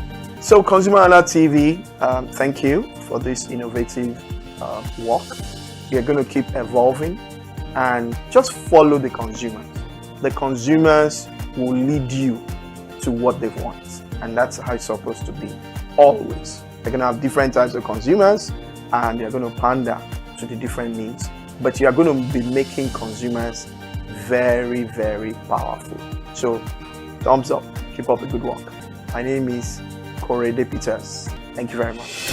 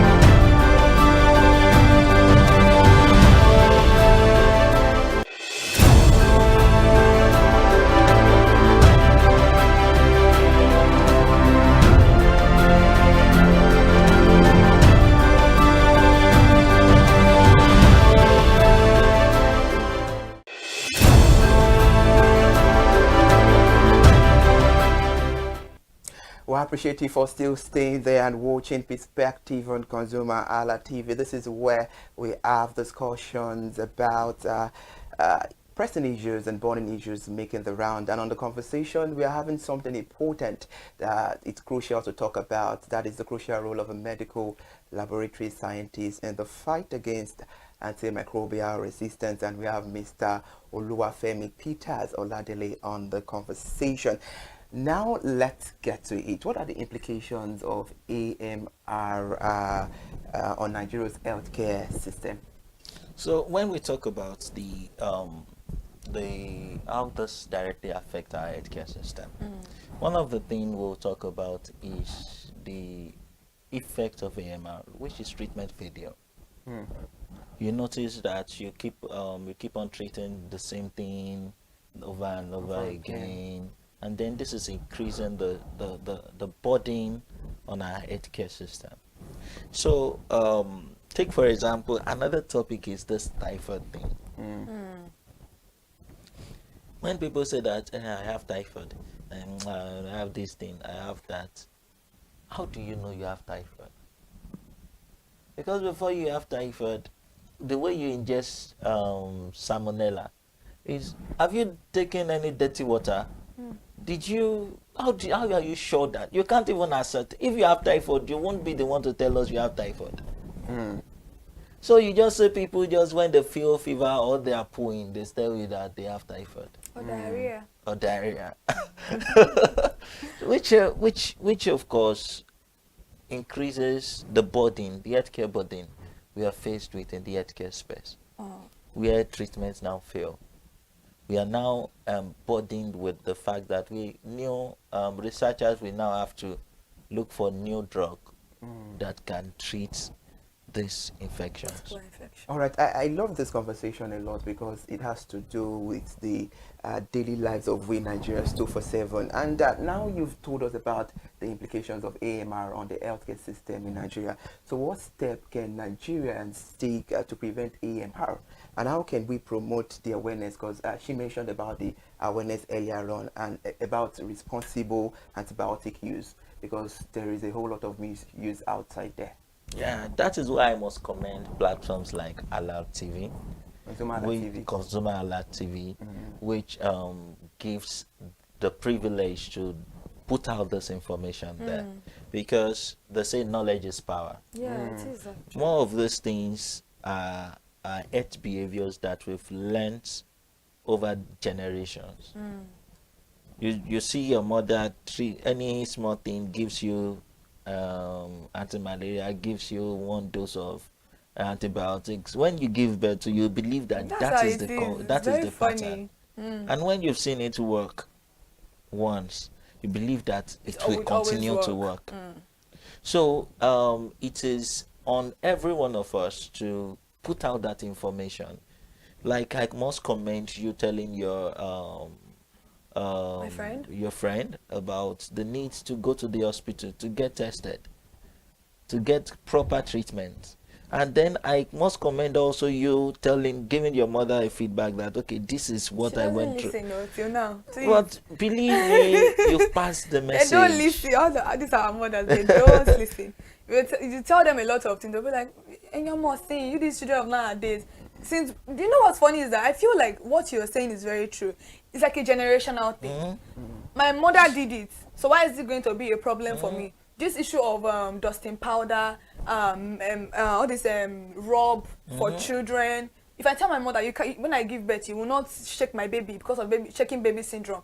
She doesn't believe any of that. Didn't I do it for you? You know how did you? Did you die? You tell me, like, you know all those. They are very funny that there are things that, and I now explain to that. Do you notice that the mortality rate in the country has dropped? Because people that are giving birth after you guys are more aware. You can't compare the mortality rate of when you were giving birth as at that time, even up to 2007, compared to it now.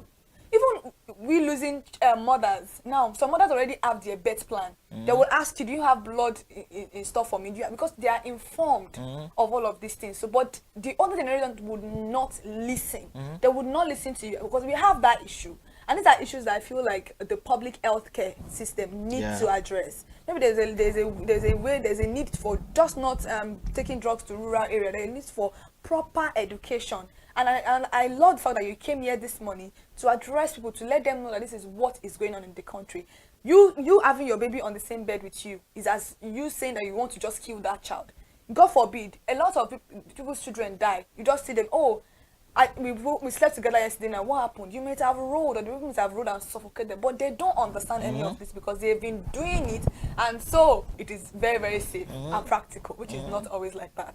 Very true. All right, now, what do you think is the fears of Nigerians that make them neglect hospitals and laboratory when they are feeling ill and prefer to do self-medication? Because this is becoming alarming, and right now we need to create that awareness that what you're doing is bad, and it's high time people stop it and do the right thing at the right time.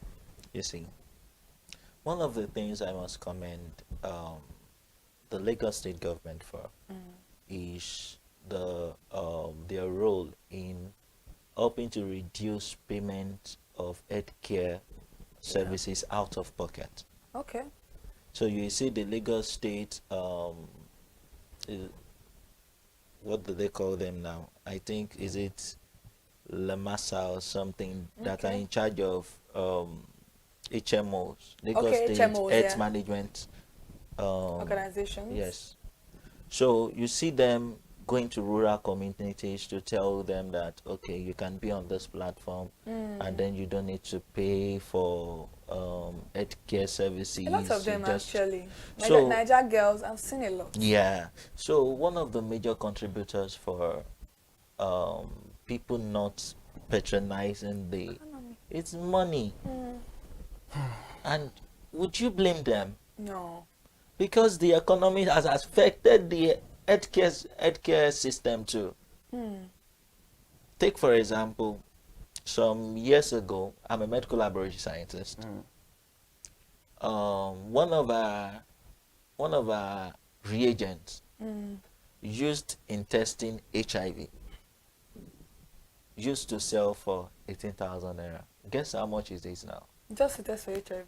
As in the kit used for testing. Guess how much it is now? How much? 120,000. I was thinking about that. 18,000. From 18,000. That was when? That was about a year ago or a year and a half.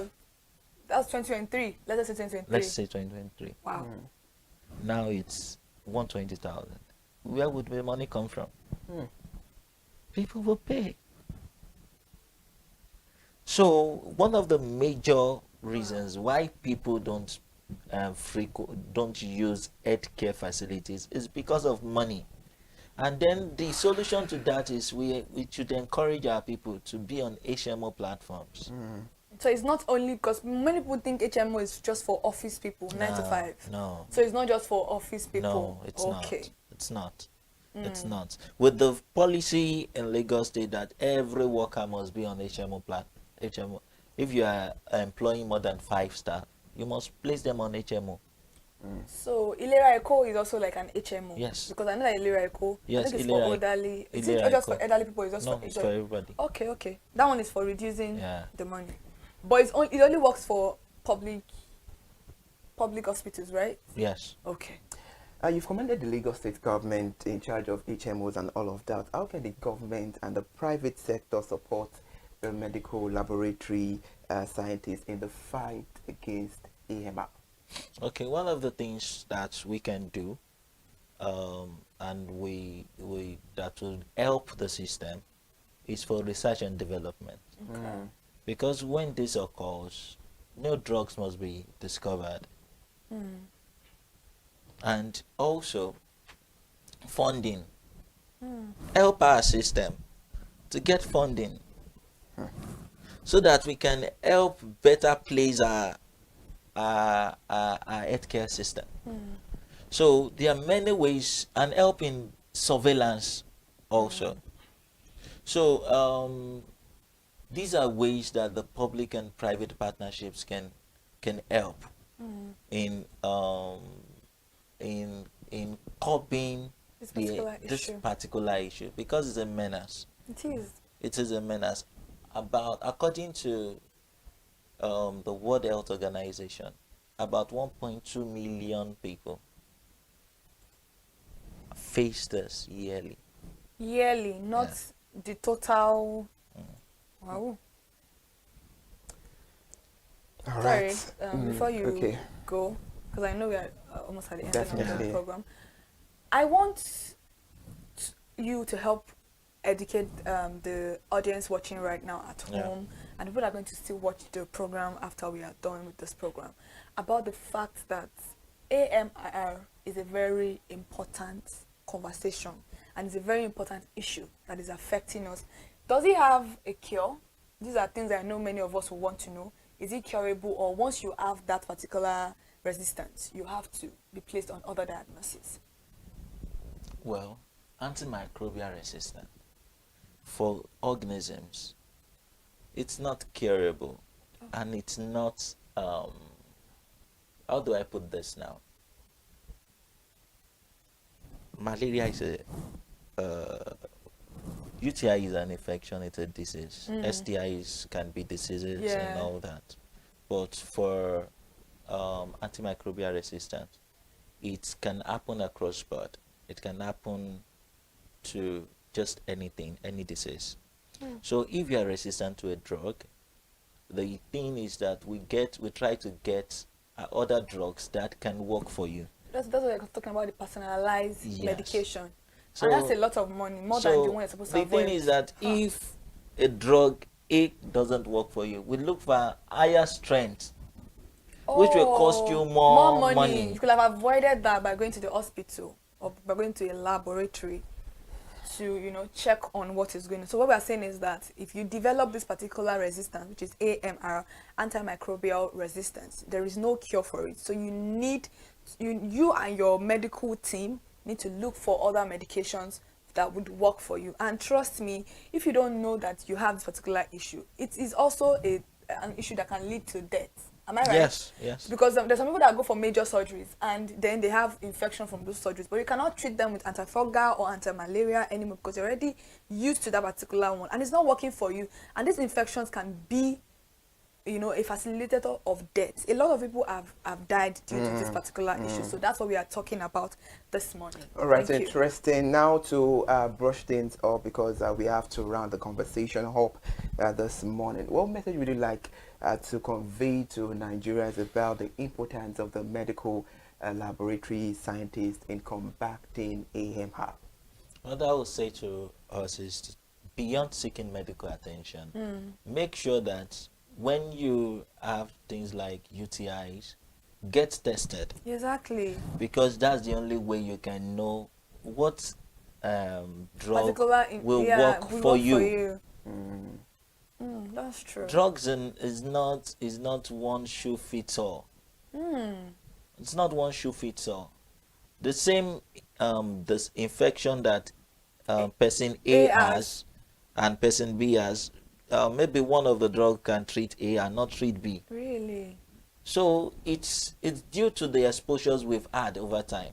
Okay. So the thing is, when you have you believe that you are feeling sick, seek proper medical attention. Please do. And then when you need to use antibiotics, your doctor needs to use antibiotics on you, get tested.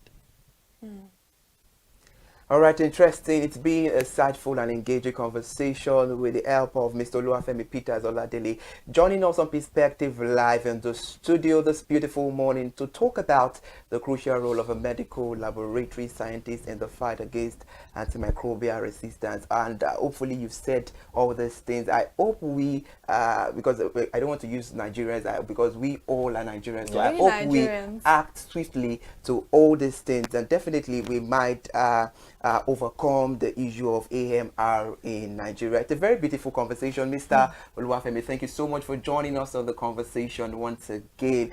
All right, we need to bring all things to an end on Perspective, another beautiful edition of Perspective. Will be back tomorrow. Remember, Perspective is where we talk about all the pressing and burning issues making the round. I am Iri Ayo Mikoleke. Bye for now, and do well to enjoy the rest of your day by being productive.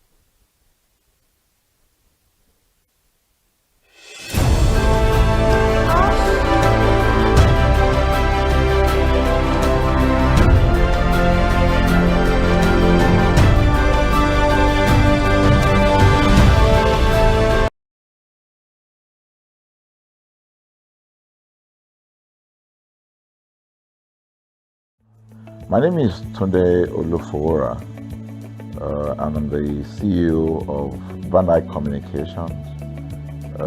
We are we call the publisher or the owner of the new initiative called ConsumerHallaTV. ConsumerHallaTV is actually Nigeria's first consumer-centered, or called a consumer-centric television platform that aims to bring voice to the over 220 million Nigerians. It was a vision that came to my heart about 10 years ago. I remember that I was traveling. I traveled out of the country, on airline, and I had this unpleasant experience. It was a trip to an African country from Nigeria, and I actually went with a local flight. Changed the narrative. We want to,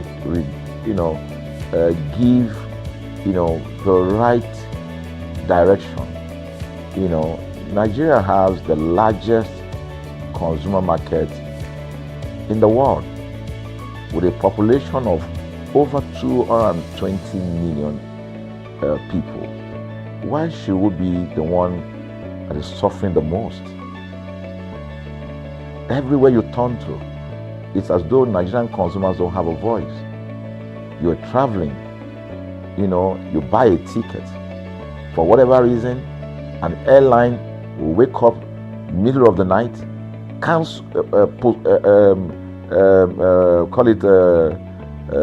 delay the flight for whatever reason, and then you'll be waiting at the airport for hours. You'll be there for 2 hours, 3 hours, no any explanation. Then while you're there, they can even wake up and say, oh, flight has been cancelled. So everybody carry their luggage and go home. Nothing happened. Of course, things are changing. We must commend government because government is beginning to wake up, but there's still a lot to be done. And we believe that we can help to make, bring about those right changes. So we offer deliberately, part of what we do is that we also offer advocacy, all right? We're not just an advocacy organization, but we offer advocacy. We have a legal team, we have lawyers that are registered on our platform, all right, that can also take up cases, okay? So, and we've taken up many cases like that, and won those cases. So, ConsumerHalla is a platform to help consumers we're not fighting brands, but rather we say we're bringing about an amicable, resolution of conflict, such that it will be beneficial to the consumers and also be beneficial to the brand. I remember the word of Jeff Bezos. Bezos is the founder of Amazon. He said that the most important single thing, all right, for an organization is to focus obsessively, use the word obsessively, on the customer. We often say that customers is a king. They should sit at the top of the ladder. In our environment, customers are the ladder. A brand wakes up today, decide what product to produce. They wake up today, decide how much the consumer should pay. They wake up to decide everything for consumers. So consumers are just at the receiving end, and yet they are milking the consumers. There's no price regulation in this country, none. People just wake up and fix prices. Look at the power. Government wakes up, we change policy, we wake up and we get people to pay more. We think it's time for consumers to begin to speak out. In speaking out, in engaging, we can get the brand to begin to do what is right. And of course, I know that the consumers themselves need to be educated. So our role, our vision also is to ensure that we educate consumers, we bring awareness. A lot of Nigerian consumers don't even know about their rights. You buy a product from a supermarket. I've had this experience. You buy a product from a supermarket, all right? For whatever reason, you take that product back to your house, and maybe something went wrong somewhere. By the time you take that product back to the shop where you bought it from, and you say, Oga, this thing, you know what's going to tell you? Oga, na me make am. Na me make am now. That's why I buy am. Meaning that there's nothing I can do to the product. So you lose the product, then you lose your money because the money is not refunded. The product you can't use. Only in Nigeria. Only in Nigeria. Let me give you another experience I had. In the course of this, because I did a lot of, I went around, you know, in doing this. I was in US, I was in UK, I was in South Africa, I was in Germany, just because of this, to just study the environment. You know, I was in a friend's house in UK, in London, you know, and then what happened? We were going to go out, and he was going to dress up. So he said, oh, to me, I was seated in the sitting room. So he said, oh, wait a minute, I picked up an iron, that's the pressing iron, 2 days ago or so from a store. You know, oh, let me try this, let me just try and use that to iron my shirt and we can go out. So I was seated, the TV was on, I was watching. While I watched him, he brought out the pressing board, you know, spread it out, brought the iron out in my presence, plugged in the iron, and then as soon as he switched on the power button, we just had a spark. Boom! Ooh. The guy was raged. Then he goes, what just happened? So he said, no, these guys are in trouble, they're in soup. I was thinking, what are you going to do? You know, I was trying to compare that experience to what would have happened in Nigeria.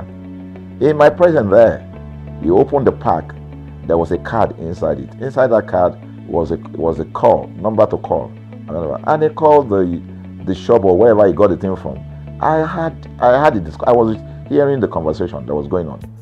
And all he said to them on the phone was, look, you know, by the time he even called, you know, clearly because they already, through the call, they could trace where he was calling from and who was calling. He said, yeah, I picked up this number, I picked up this iron yesterday, and guess what? I just plugged it to power, and then this thing just, you know, didn't work. At the other hand, I could hear the voice, oh, we're so sorry. We're sorry about that. And they said, this is your address, yeah. Don't worry, we'll get you a replacement. All right. So my friend handed the call and dropped the. So I said, so what's going to happen? He said, don't worry yourself now. Maybe we're here. They will bring a replacement. I said, they will bring a replacement. He said, yes. I said, they won't even try to check whether it was your fault, because it could have been your fault. Maybe you didn't do something well about the first. No, it can't be his fault now. Maybe it's a brand new item that he bought. While we were still talking, in fact, I'm not even sure it was up to 30 minutes or so. We had a knock on the door. He himself said he must be the dispatch person. By the time he opened the door, it was a dispatch man that was on the other side. And then the dispatch man was at the door. Just watch this. Was at the door.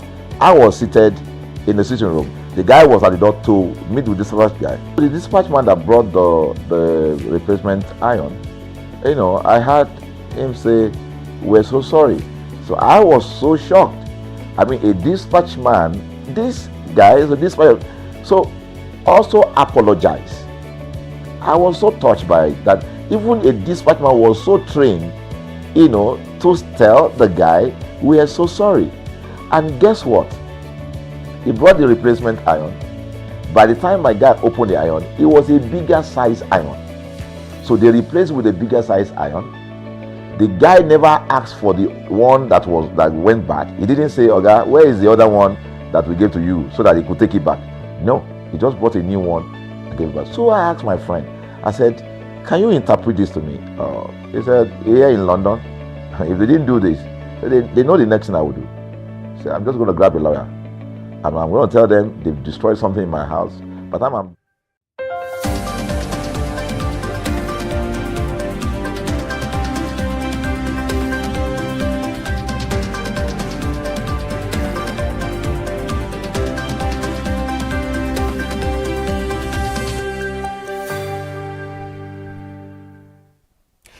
The time is 10 o'clock. Good morning and thank you so much for joining us on ConsumerHallaTV News at 10.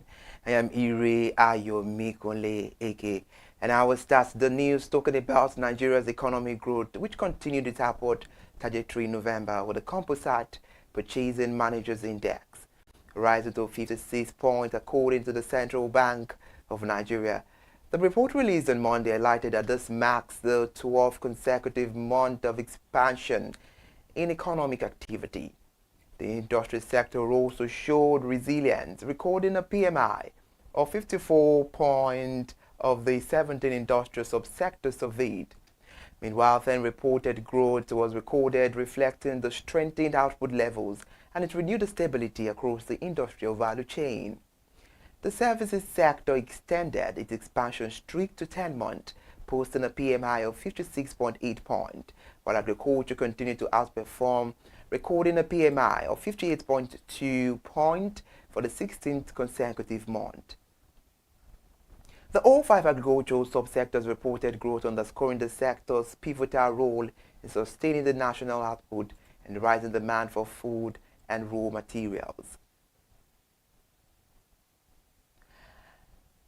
And now talking about the NNPC, where the Group Chief Executive Officer of the Nigerian National Petroleum Company Limited, Mr. Bayo Julari, has described the corporation engagement with the Central Bank of Nigeria as a strategic step towards strengthening the country's economic stability. Mr. Bayo Julari stated as following a courtesy visit by the CBN Governor, Mr. Olayemi Cardoso, to the NNPC Limited headquarters in Abuja. The statement shared by NNPC Chief Executive Officer via X, Mr. Bayo Julari, where he described the meeting as a significant alignment and shaped purpose, which is focused on deepening the cooperation between the two institutions. Before the said discussions went beyond routine engagement, evolving into a strategic confluence of vision centered on the vital national imperative of economic stabilization through a deliberate partnership. Mr. Bayo Julari reaffirmed the NNPCL Limited commitment to collaboration, noting that the company believes in progress and this can be best achieved through synergy. Let's tell you that the Nigerian Electricity Regulatory Commission (NEC) has announced that between 600,000 and 700,000 electricity meters are currently available for distribution across the country. Dr. Musuli Oseni, the Vice Chairman of NEC, disclosed this during his opening address at the 4th NESI stakeholders meeting that was held in Abuja yesterday, marking his final NESI session in his capacity as Vice Chairman. The statement was shared on NEC's official X handle, where Dr. Oseni urged electricity distribution companies to accelerate the rollout of the meters and improve public awareness, noting that the government has already made the necessary investment. While speaking to regulators, operators and stakeholders, Dr. Oseni highlighted the critical challenges facing the sector and stressed the importance of cooperations with the emerging state electricity regulatory commissions. And now the Nigerian Content Development and Monitoring Board has unveiled a $100 million equity investment scheme to boost indigenous participation in the oil and gas sector as local content level rise from 56 to 61%. The Executive Secretary of the Board, Engineer Marshall Ogbe, announced the initiative at the 14th Practical Nigerian Content Conference in Yenogwa in Bayelsa State, where he also signed partnership document with the Bank of Industry Boy for the new funding window. Mr. Robo said the scheme now added to the Nigerian Content Intervention Fund would provide equity financing to high-growth indigenous energy service companies while diversifying the Nigerian Content Development Fund income base. He also disclosed that the board has concluded arrangement to introduce the NCDF compliance certificate from the 1st of January 2026, which will verify companies' compliance with the statutory of about 1% remittance requirement and serve as a prerequisite for key permits and approval. According to him, the NCDF expanded its access to community contractors scheme in 2025, recording over 94 disbursement, and will roll out an exit plan for REIT project for about 100 companies by April 2026 before onboarding a new court.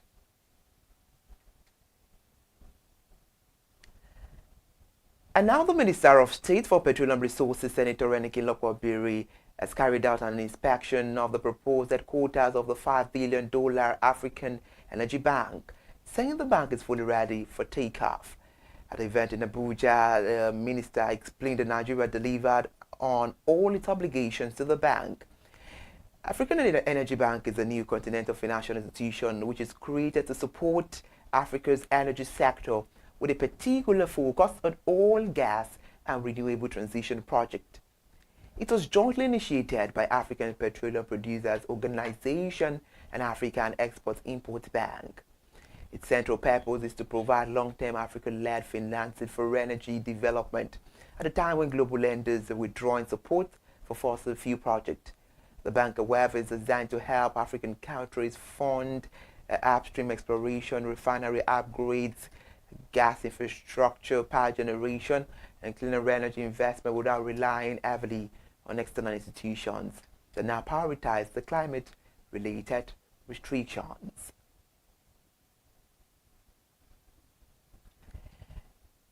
Now, the governor of the Central Bank of Nigeria, Mr. Olayemi Cardoso, disclosed that foreign capital inflow in Nigeria surged to $20.98 billion in the first 10 months of 2025, which is a 70% rise above the 2024 levels and 428% higher than the $3.9 billion that was recorded in 2023. Mr. Cardoso noted that the surge reflects the growing investor confidence driven by structural reforms that have restored order, transparency, and price discovery in the foreign exchange market.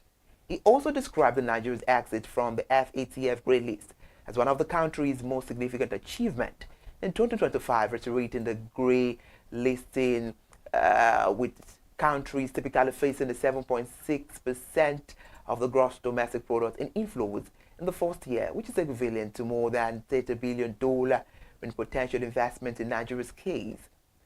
He said this at the Chartered Institute of Bankers of Nigeria 68th annual banker dinner in Lagos State over the weekend. And if you're just joining us, this is ConsumerHallaTV News at 10. We're moving away from the CBN now. Let's talk about the First City Monument Bank, as the bank has been named the Nigeria's best SME-focused bank for 2025 by the Chartered Institute of Bankers of Nigeria. The recognition comes on the back of FCMB leading 24% share of the banking industry, 1.8 trillion naira total SME disbursement for 2024. The award, according to statement from the bank, was presented at the 60th annual Bankers Dinner Round Lagos State recently, underscoring the bank's prominent role in supporting small and medium-sized enterprises across the country. According to the bank, its SME financing initiatives started the real drivers of the Nigerian economy. Moreover, data from the Nigerian Gross Domestic Product report for the third quarter of 2024 show that the bank's investment focus aligns with the nation's highest performing sectors, including crop production, that is about 26.51%, and trade about 14.78%, and telecommunications about 13.94%. We have it now that the Managing Director and Chief Executive Officer of the Southwest Development Commission, Dr. Charles Akinola, has revealed that the Commission's push for the revival of many old unserviced rail lines in the Southwest is aimed at building a regional rail ecosystem that will reduce transportation costs, expand market access, enable rural prosperity, and create jobs for youth across the region, among others. Dr. Akinola made this known on Monday at an interaction session with journalists in Lagos State. The SWC MD commended the Managing Director of the Nigerian Railway Corporation, Dr. Kayode Okpeifa, for welcoming the Commission's proposal on Southwest Rail connectivity during the Executive Management working visit to him last week. Dr. Akinola said Dr. Okpeifa had assured the SW the C team of positive consideration of the proposal, stressing that the NRC was excited to play its role in effort to make rail transportation a cornerstone of economic development in Nigeria. According to Dr. Akinola, Dr. Okpeifa had expressed the readiness of the NRC to review the SWDC application for an operational license, adding that he had instructed the directors to work with the Commission's technical team to draft the appropriate memorandum of understanding that will bring the request to life.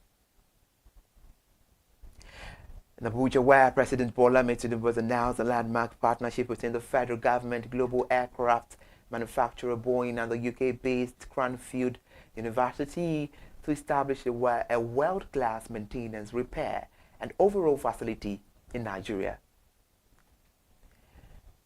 Newsmen say when completed, the project is expected to cut airline maintenance costs by over $200 million annually, a figure currently lost to overseas servicing. The president was represented by the Secretary to the Government of the Federation, Mr. George Okume, and yesterday in Abuja said this at the opening of the maiden Nigerian International Air Show. Mr. Okume described the initiative as a defining step in Nigeria's aviation journey, one that places the nation's family on the global aviation map, alongside internationally celebrated air shows in Paris and Dubai. Mr. George Akume's statement says we've signed agreements with Boeing and Cranfield University to establish state-of-the-art MRO facilities to reduce the $200 million annual capital flight for overseas maintenance. The Chartered Institute of Project Managers of Nigeria yesterday warned of the growing danger associated with the rising global and domestic financial waste on projects that require corrective works or adjustment after commissioning. The Registrar General of the Institute, Erin Badiwe, raised alarm while delivering his keynote remarks at the CIPMN 2025 annual conference and sixth induction ceremony with the team regulating project management in Nigeria policy dialogue that was held at the Federal Capital Territory. Mr. Harry warned that the trend has become a major drain on public finances and a threat to development planning, where he cited a World Bank report estimating that $4 billion is lost globally every year to corrective work on newly completed projects that were supposed commissioned and was already paid for. Mr. Aaron Badiwe described the figure as ridiculous and unacceptable, insisting that weak regulation and the use of unlicensed personnel in project execution were at the F of the problem. And for more of our updates, join us on the Midday News at 12 and stay connected via all the social media platforms and subscribe to YouTube channel. Many thanks for watching the news this morning. I am Iri Ayomikoli Ike.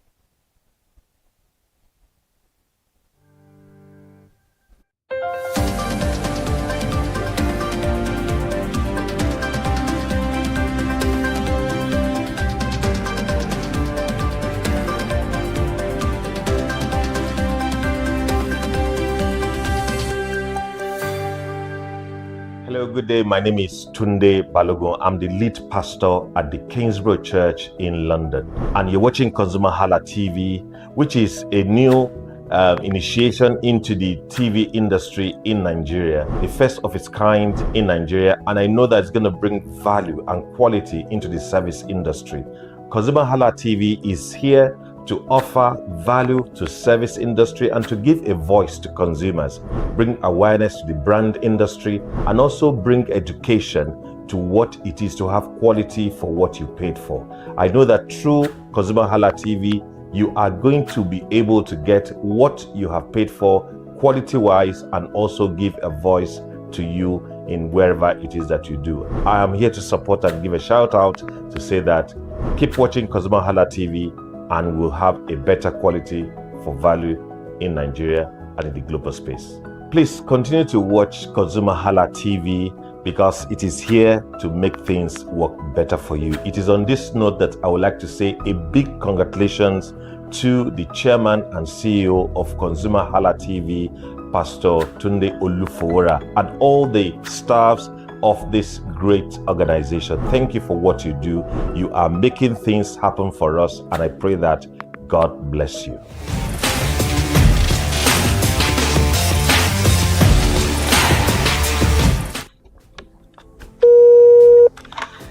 Hello consumers, you have the right to be heard, absolutely. So join us on the conversation, share your brand experience, where you tell us all your experiences about brand on the outer world via our YouTube channel every Wednesday from the hour of 4:20 to 5:20. You can watch us via our YouTube channel, ConsumerHallaTV, and subscription is free. Follow us on all our social media platforms, ConsumerHallaTV. Share your brand experience. It's about storytelling. It's about experiencing. Hello consumers, you're welcome to another exciting episode of Consumer Voice on ConsumerHallaTV. I am Matilda Omenai. As you already know, Consumer Voice is a show where we'll be visiting different places in Lagos to check out people's preferences, hear what the consumers have to say about different leading brands that they make use of. Hello, it's your boy here, Iremofeko Forola, and you know what? They call me the AUF General Overseer. Every day is a blessing and it is meant to be enjoyed maximally with AUF packages that put a smile on our faces. And guess what? That is why this show AUF is for you. You can get to know about trendy market slashes, promos, offers and juicy deals that put a smile on your faces, and you can always enjoy them maximally. And you know one thing that is so interesting about this show? It is a blend of English and Pidgin. As I dey run you English, now I go dey marry am with Pidgin, make them spicy. So catch me every time on the show to enjoy more about trendy AUF packages. Peace. Public service announcement. Hello consumers, I am Kikelomo Ajibola and welcome to the Scam Alert segment on ConsumerHallaTV. Scam Alert educates viewers about various scams affecting consumers. We learn tips on how to identify fraudulent activities and provide advice on protecting our personal information. We aim to raise awareness and empower viewers to avoid falling victim to scams. We cover various topics such as phishing, identity theft, fraudulent investment schemes, and many more. You want to catch up on how these scammers invade our lives? Join us every Tuesday by 12:30 p.m. for Scam Alert on our YouTube channel at ConsumerHallaTV. Subscription is absolutely free. And in case you're not following us across all our social media platforms, follow us on Instagram, Facebook, X, TikTok at ConsumerHallaTV. Don't say I didn't do anything for you this 2025. Bye. Welcome to In the Marketplace. We are taking you on a journey behind the scene of Nigeria's most vibrant market. From the sights and sound of the market to the stories of the people who makes it thrive. We will be sharing the untold stories that brings this market to life. Join us as we explore the history, challenges, and triumphs of the market vendors. We will dive into the daily lives of the people who call markets home and uncover the secret that makes this market special. You will get to see the passion, energy, and dedication that goes into making this market success. Tune in to the In the Marketplace on ConsumerHallaTV on Thursday by 11 a.m. to experience the sight and sound. Don't forget to follow us on all our social media and on ConsumerHallaTV. I am Elizabeth Abefe. Hello fellow consumers, are you looking for a program where we give analysis about brand and a program where we project the one? I am Iri Ayomikunle Eke. Join me live on Perspective every Mondays to Friday from the hour of 9 to 10, where we have meaningful and engaging conversations about all the and pressing issues making the round. Issues related to our economy and consumers. It's conversing, it's relatable, it's beyond interview. We have expert analysts who gives updated analysis about all aspects of a conversation.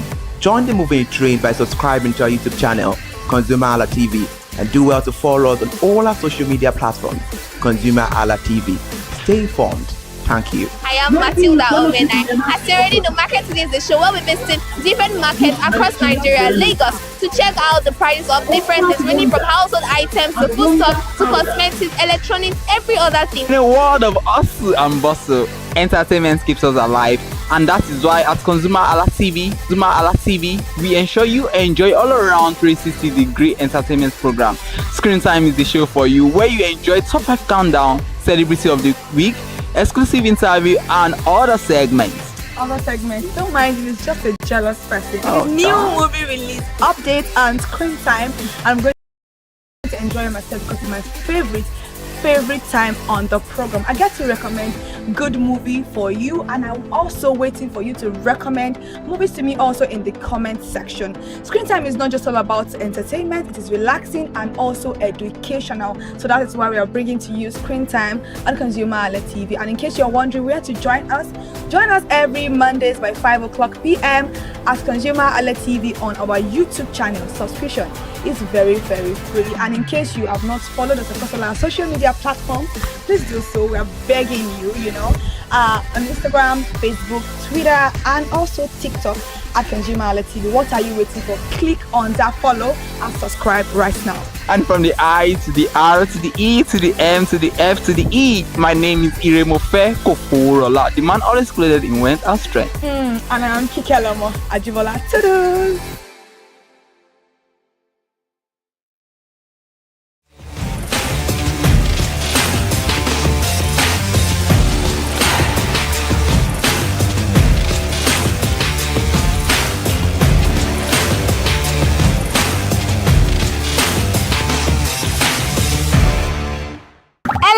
Consumers, do you know Black Friday did not actually start as a shopping holiday? Yes, you heard me right. Come closer, let me tell you how it all started. Back in the 1960s, police officers in Philadelphia used that name to describe the chaos that happened after Thanksgiving. That is traffic wahala, park shops, parking slots, parking car slots, and shoplifting here and there. If you ask me, that is a lot of chaos. But in 1980s, business people just flipped it around and turned it to a business platform whereby they go from red to black, that is loss to profit. They describe it as a major part whereby their business booms very well. But then Black Friday is global. From New York to Lagos to e-commerce to marketers, they all have something to do concerning Black Friday. It is this period they slash price,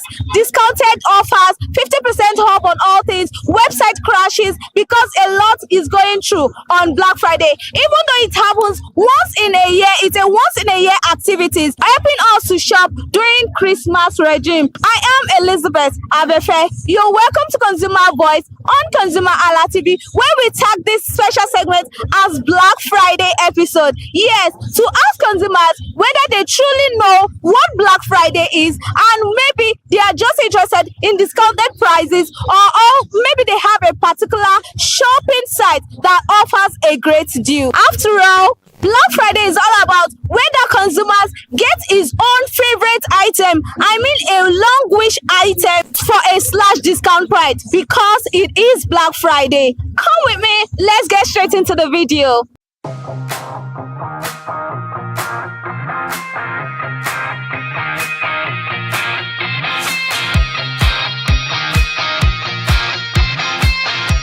Morning, my sister. How are you? I'm good. What is your name? My name is Opemide Ashafa, CEO at Mera Fabrics. Okay, so what inspired your store to partake in this Black Friday? The reason why I partake in this Black Friday was to showcase my product, to let my product known to the public.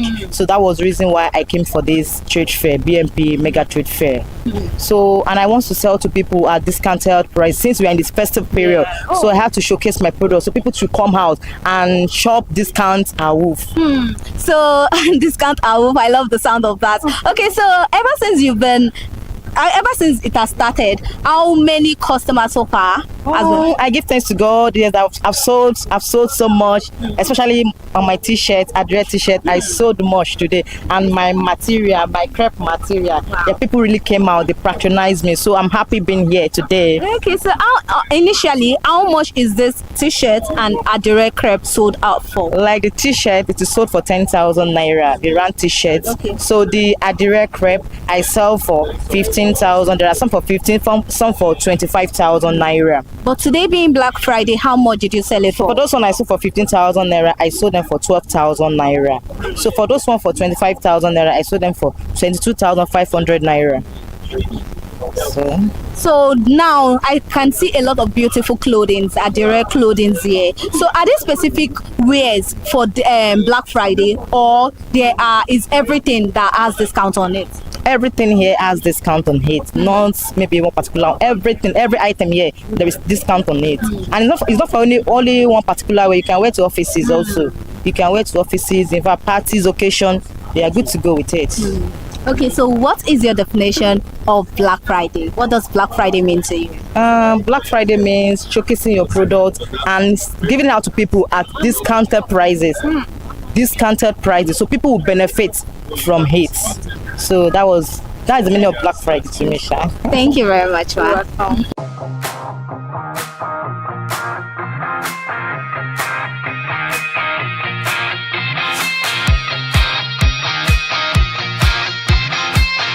Good morning, ma. Good morning, how are you? I'm fine. How are you? I'm fine, thank you. Okay, so what is your name?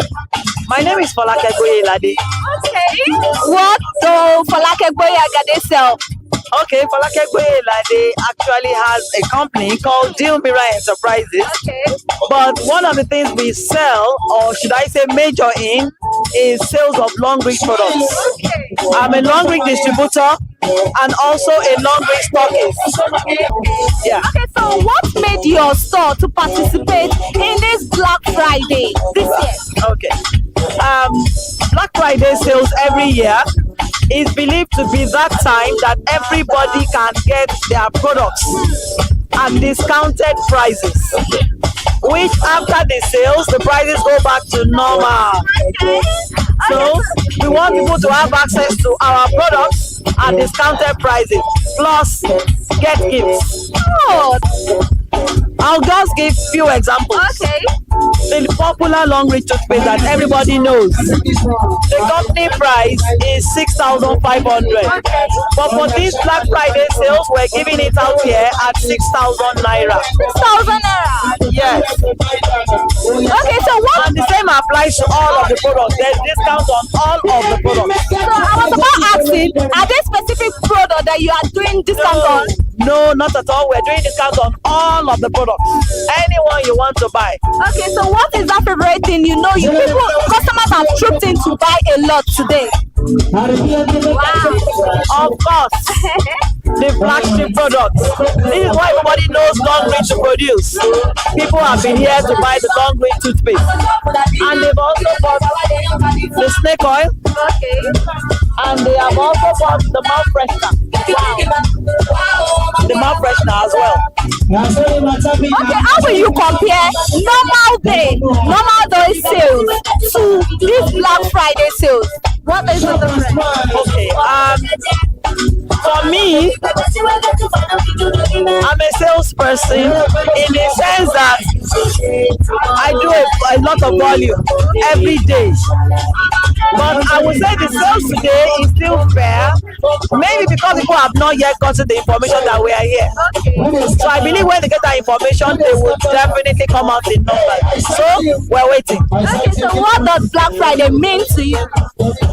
Time to shop and shop and shop. Time to come and buy. Under your wish that you could not afford, come to get it now. This is time to buy it. Okay. Okay, thank you very much, ma.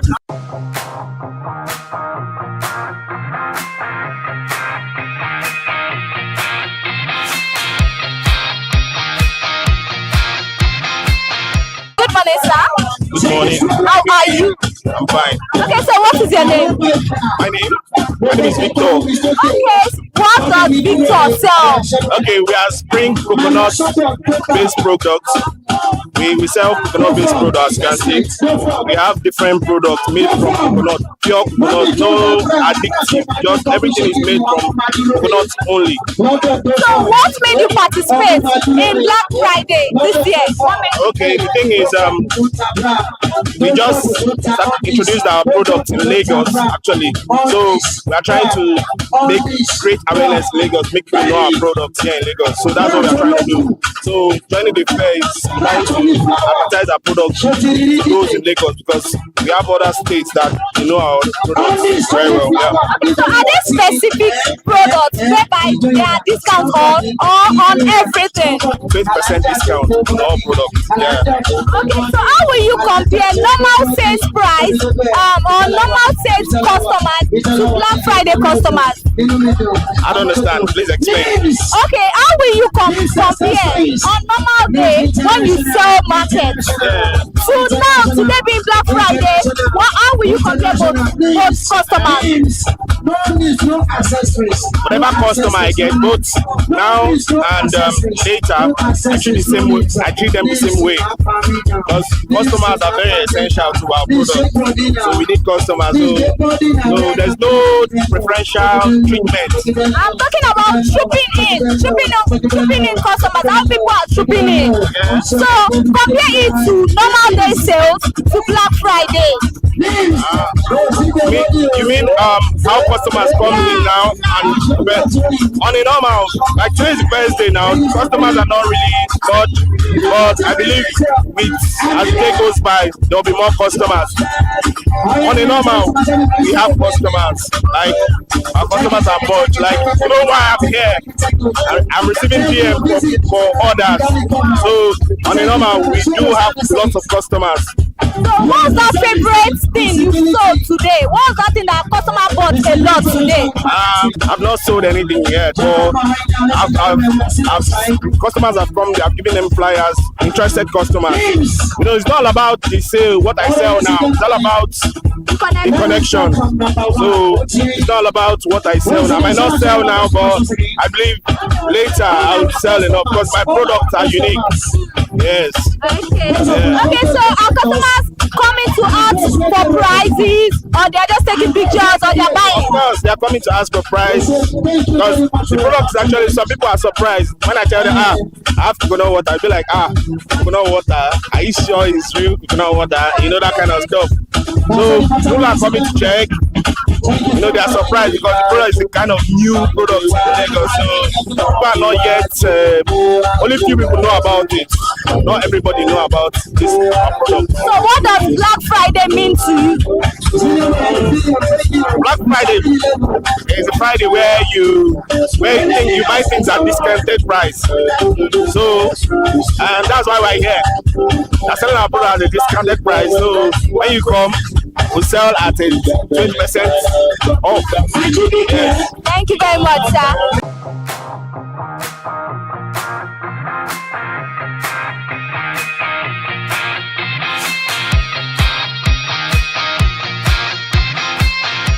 Good morning, ma. Good morning. How are you? I'm fine, and you? I'm good. You look good. Thank you. Okay, so what is your name? My name is Harike Global Clothing. Okay, so why did your store decide to participate in Black Friday sale? Black Friday is about giving out to our customers from January to February, from January to December. So we are like as in giving back to the customers. So we reduce all our prices for them to come out and buy in good qualities. Yeah. So what is the discount rate? We have some 50% discount. We slash the prices.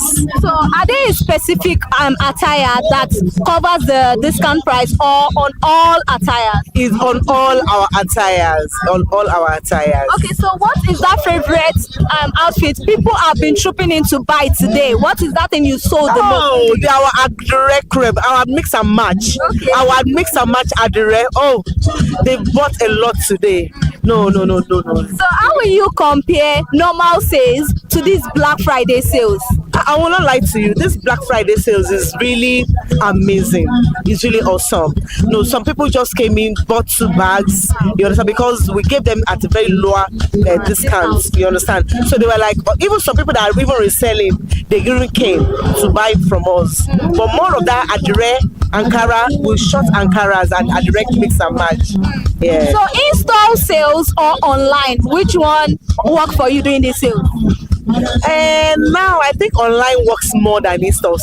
Online works more because by the time we showcase online, we get more orders than people walk in. Because by doing online, we reach so many views. the views from everywhere, all over the country. So we get customers home and abroad. Yeah. Okay, so how do you now deal with the delivery during this period with logistic and all? Actually, I have a friend that has a logistic. So once they order, I just call them. They give me one rider. So it's very easy for me. Okay, now comparing today's sales and comparing being Black Friday, what is that? If you could sing a song, what would that song be? Oh, Jesus. Oh, God. All right, thank you, God. Oh, thank you, God. Thank you, God. I'm happy. And this is just the first, and this is just day one. Wow. And I've made the sales. Wow. So I have believe in day 2, day 3, day 4. Oh, I can't wait. Okay. I can't wait. Thank you very much. I'm really enjoying it. Yeah. Thank you very much, ma.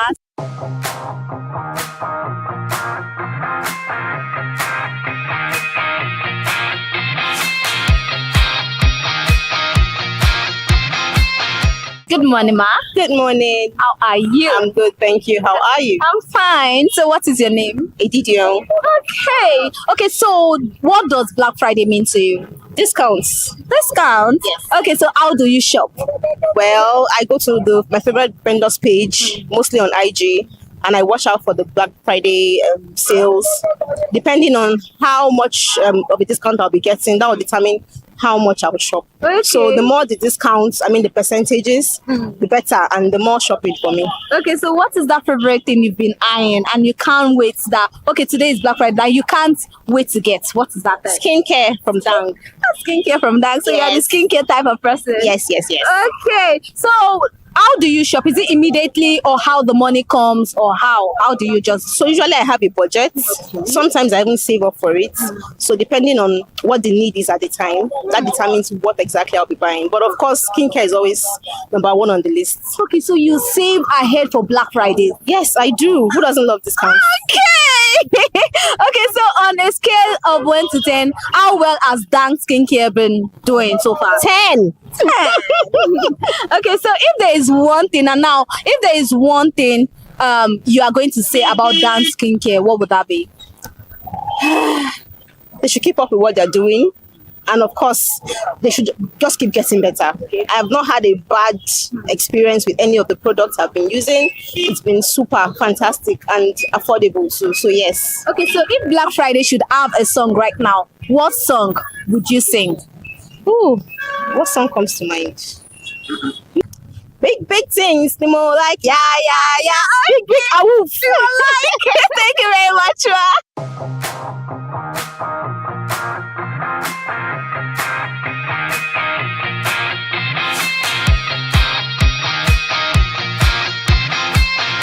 Good morning, ma. Morning. How are you? Well, I'm good. Okay, so what is your name?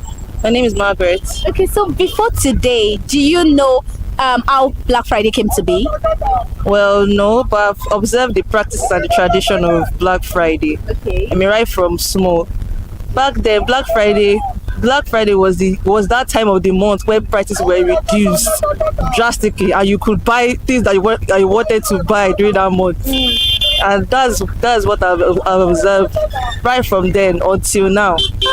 Okay, before we get to the until now, back then, before now, do you have any online shopping sites that you shop from? Well, I used to shop on AliExpress and sometimes Jumia. Okay. So that's the only sites that I could list. Okay. So apart from those two, do you know of any other sites? No. Okay, so how do you shop then? How do I shop? I look and compare prices, then the reasonable amount that I can afford. That's what I can buy from there. Okay, so do you buy immediately or you save ahead or when you have the money? It's when I have the money. Okay. That's when I can buy this. Okay, now you said as at then. So now what is the difference? Why are you not shopping? What's that favorite thing you would like to shop for this coming Black Friday? Today being Black Friday. There are a lot. I mean, I've been seeing dresses online. Okay. I've been seeing shoes. Oh, so why are you not shopping? I thought it's discount rate. Discount is not discounting, man. Are you serious? Yes, now.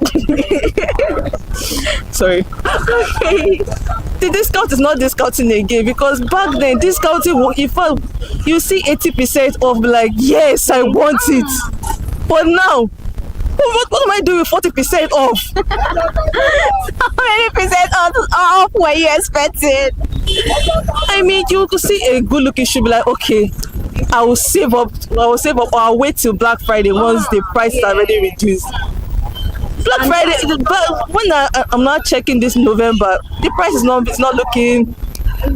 No, It's not calling out to you. It's not calling out to me Okay, anymore. so if Black Friday should have a theme song, what song will you sing? Well, I do not know. I don't know. What song comes to your head to sing that? Oh, Black Friday to you. No, now that it's not discounting, what song comes to your head? Song. Okay, thank you very much, Ma.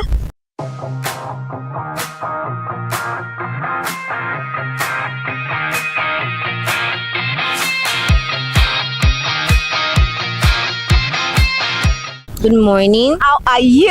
I'm doing good, and you? I'm fine. You look good, by the way. Thank you very much. Okay, so what is your name? My name is Mesoma. Okay, so before today, do you know how Black Friday came to be?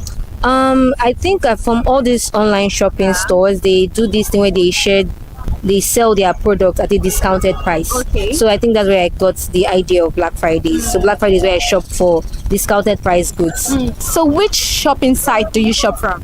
So I use Jumia because it's widely known in Nigeria. Although there's this new one, Temu, now that is trending, but Jumia is like my safe space. Okay, so then how do you shop? So I just go to the app because I'm already logged in. I then pick out what I want. I add it to my cart, then pay for it with the shipping fee and all that, and it gets delivered to me. So how do you shop? Do you save towards it or? Oh no, it's not impulse. Okay. Definitely not. I work, so I know how money is being made. So I would say that I save towards what I want to get. So yeah, definitely save towards it. Okay, so for Black Friday, what is that thing you've gotten? I haven't really gotten anything as of now, but I would be some clothes, some like hair dryer and like hair stretcher because I think for my hair, so I think that would be what I'll get. So on a scale of 1 to 10, how well will you rate Jumai shopping sites? I would say they're very efficient, so I'll give them like an 8 out of 10. That's nice. Yeah. Okay, so if Black Friday should have a theme song, what song will you sing or what song will you give it? Who's that girl? Oh, my Arresta. Okay, thank you very much, Ma.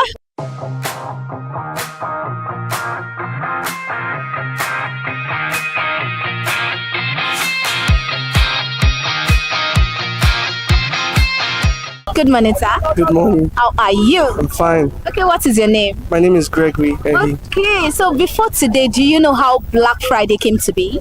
Actually, yes, I learned from a friend how it works. How? So it's actually like a promo deal where they have to slash prices down for people to get to buy the product that they want. So which online shopping sites do you know or do you use on Black Friday? Jumia. Yeah. Apart from Jumia, which other one do you know of? Yeah, I know of Temu. I know about All Express. Yeah, but So how then do you shop? Well, it's easy. Jumia makes it easy. Just pick or select. You actually know what you want to get from the very beginning. So you just go there, pick the product you want, check the price, and also the delivery also. Yeah. So how do you go about it? Did you save towards it or you just know this is what I'm buying or impulse buying? Well, mostly so. There's also this thing they call shopping fever. Okay. So I actually don't have it. But there are some people who will just go to apps and just look around to find something to buy. But for me, it's different. If I need something, I just get to go there. It's somewhere I just. Okay. So this year Black Friday, what is that thing you need that you've gotten or you know that you will get? Well, actually, for the new Black Friday, I have not made any purchase yet. So, but majorly the things I would have loved to buy were notepads. Yeah, there's this particular notepad I have in mind I wanted to get. So I actually put it in my wish list there, but because I've been busy, I've not really had chance. I also had in mind to get this freezer, yeah, Hisense too. So yeah. Okay, so when will you get it? Well, possibly December, because it's still going into December. Yes. If you have a theme song to sing for Black Friday, what song will you sing? I don't really know. But the thing is that it looks like the economy is really affecting Jumia too. They are not really slashing the price well like before. The thing they hit them seriously, so they are not slashing it as they used to. Yeah, but for the song, I don't really know. Thank you very much, sir.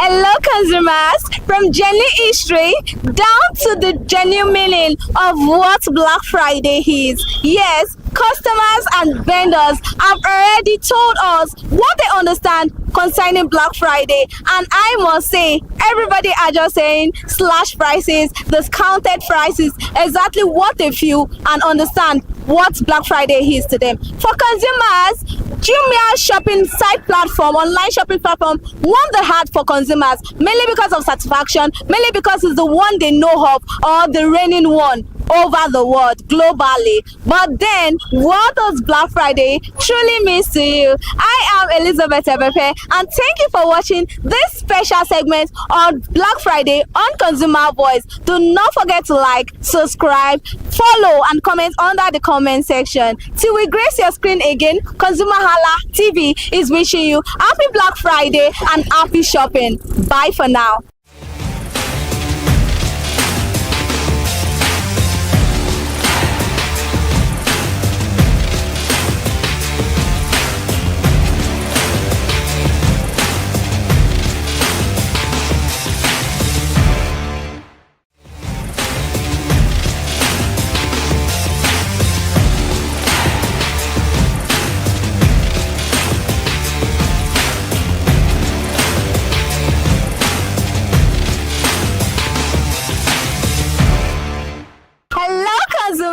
As the temperature rises, so does the population of mosquitoes. This tiny creature may seem harmless, but then they transmit a lot of diseases to the body, like malaria, Zika virus, and lots more. According to World Health Organization, these mosquitoes are responsible for numerous deaths each year. Yes, millions of deaths have been recorded each year by these tiny insects. But then, do not let them ruin your outdoor fun. We are here for you, because we'll be asking consumers which insecticide do they use to navigate this. I am Elizabeth Abefe, and I'm live here in Lagos, Nigeria. You're welcome to Consumer Voice on ConsumerHallaTV, where we ask consumers and genuinely share with us. But today we'll be proving and asking consumers which insecticide can they vouch for, which one help them navigate through a lot, or which one is so effective. Come with me, let's go find out.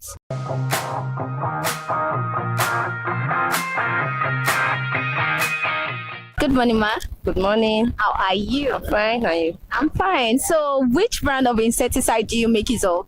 Rambo. Rambo. For how long have you been using it? I think close to 6 months.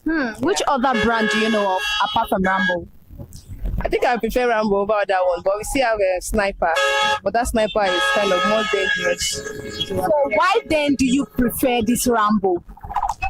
Because it's affordable than other brands, and it works very, very well. It's very, very effective. I was about asking, how effective is it? Very effective. Very effective. So, is there anything you like this brand to improve on? Yeah, though it's effective, but it takes like hours. Like, it's not instant like the way sniper works. Okay. So if there's a way they can work on it, like immediately, like sometimes the most time that you spray it on cockroach or spider on the wall, it takes them like few minutes. But if they can add something to it, that'll make it instantly. It will be very nice. Okay. Yeah. So on a scale of 1 to 10, how well will you rate this brand? 6 to 10. 6 over 10. Okay. Is there a reason why you prefer? You already make mention of it being affordable. Yeah. But what do you look out for whenever you want to buy insecticide now? What do you look out for? Just like I said before, the immediate effect, like immediately, seeing the results immediately won't matter, because there are times that you see some insects in the house that so pissed that I want it gone immediately. So I think maybe that Rambo, if they can make something else, something better, they can kind of improve their product, I'll still go with it. Okay, so what about the smell afterwards? Because some people are always complaining that, oh, I don't like the smell of this particular product. What about the smell for? I don't use it while I'm indoor. I usually like before going to work in the morning, I flit the room. Then when I come back, I would have seen the results. So I don't use it while indoor. It's not even health recommended that you should. As a matter, the insecticide you are using, it's not for human. It's not good for human inhalation. So it's better you use it while going out, or maybe you are not around at that moment to use it. Yeah. Okay, so should I ask that? Why then do you? Is there a reason why? Yeah. Number one now is insects now. Number one is cockroach and spiders on the wall and some other insects inside the room and sometimes the smell. Like times I use air freshener and I'm still not getting that nice smell that I need. So until I flit, then before you know it, those insects, even there's some insects that you won't even see. But once you flit the room and you lock it, when you come back, you have seen some of them dead on the floor. Okay. Yeah. Thank you very much, ma.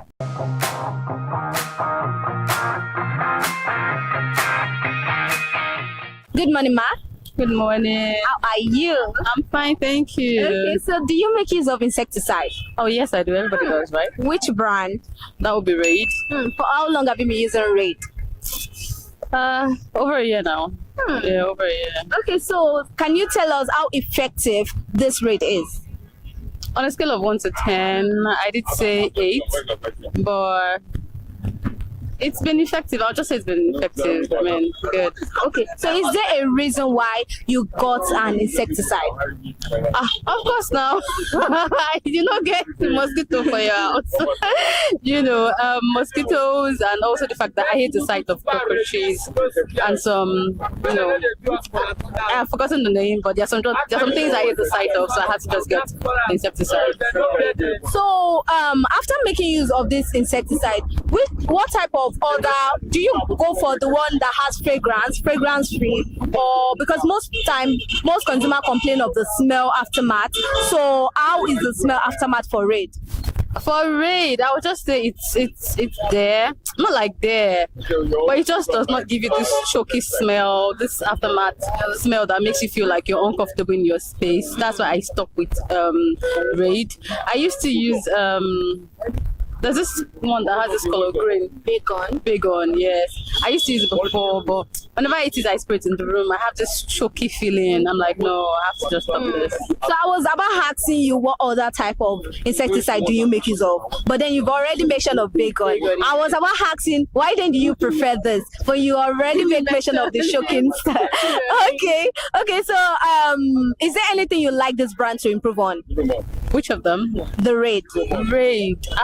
Number one, I beg. Even now they watch me, so the money it was reduced. I beg. How expensive is it? Not really. I think it is very, very economical. But as a Nigerian now and the economy, I beg. And I like the fact that I would like them to improve on the effectiveness. Like I said, it's an 8. There's always a room for improvement, right? So I mean, they should improve on the long-lasting effect of the insecticides on the mosquitoes. And I want it to be a situation where if I should spray them, it should take a long while before they come back. Not like every 2, 3, 4 days I'm spraying. That would be all for me. Okay, so what about bacon? Is there anything you like them? Bacon. I love bacon, no, honestly. But that smell. I beg. No, I improve on the smell. I will go back. I can't even be mixing the two of you. I don't mind. Look at this. It's like you want to be cheating between what's right. I don't mind, honestly. Okay. That would be for me. Okay. Thank you very much.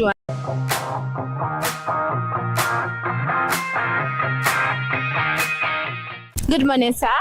Good morning. How are you? Very well, thank you. Okay, so do you make use of insecticide? Yes, of course, we do. Which brand? We are in Nigeria, so there is, in as much as you try to to fumigate.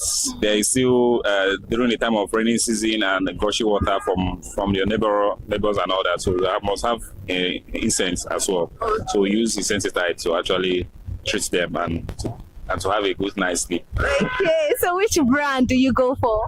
So for now, I think I prefer using BNC. BNC. For how long have you been using it?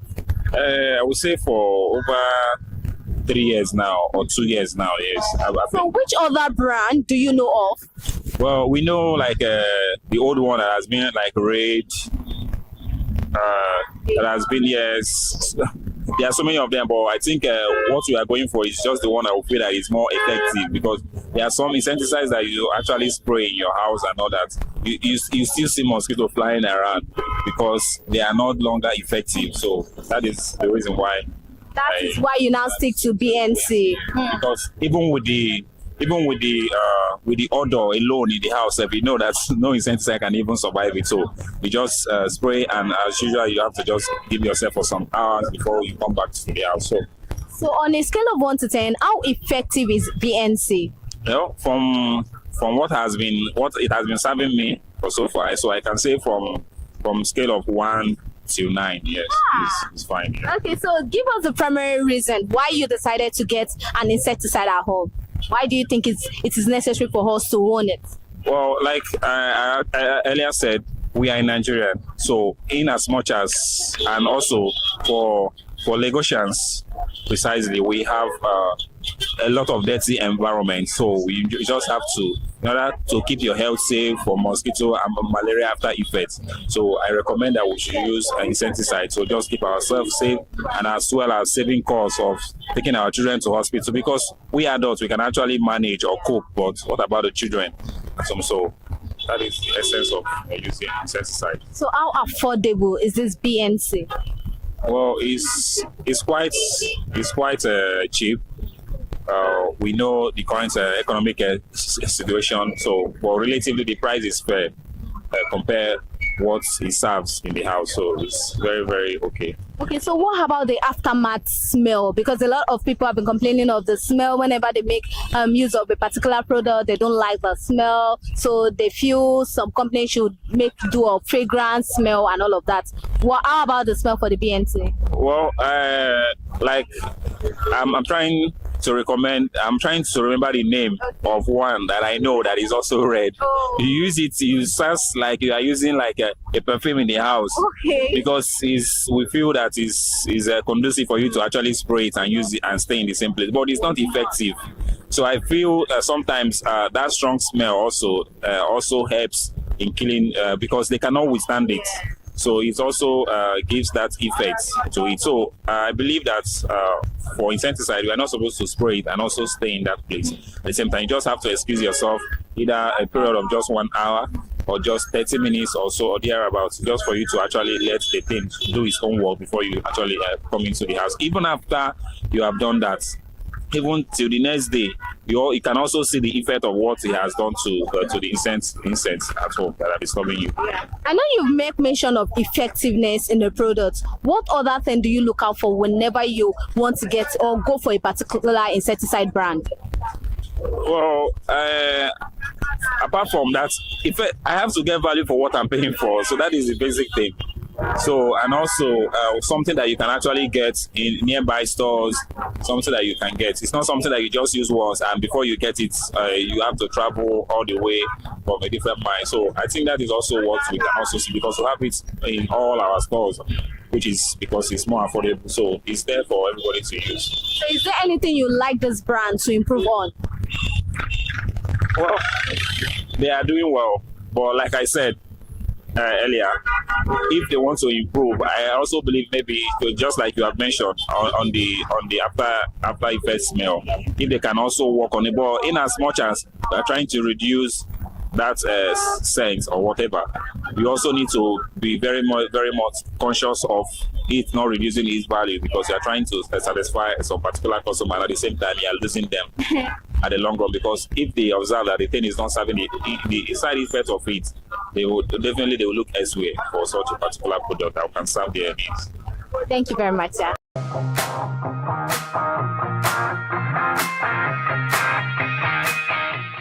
Good morning, ma.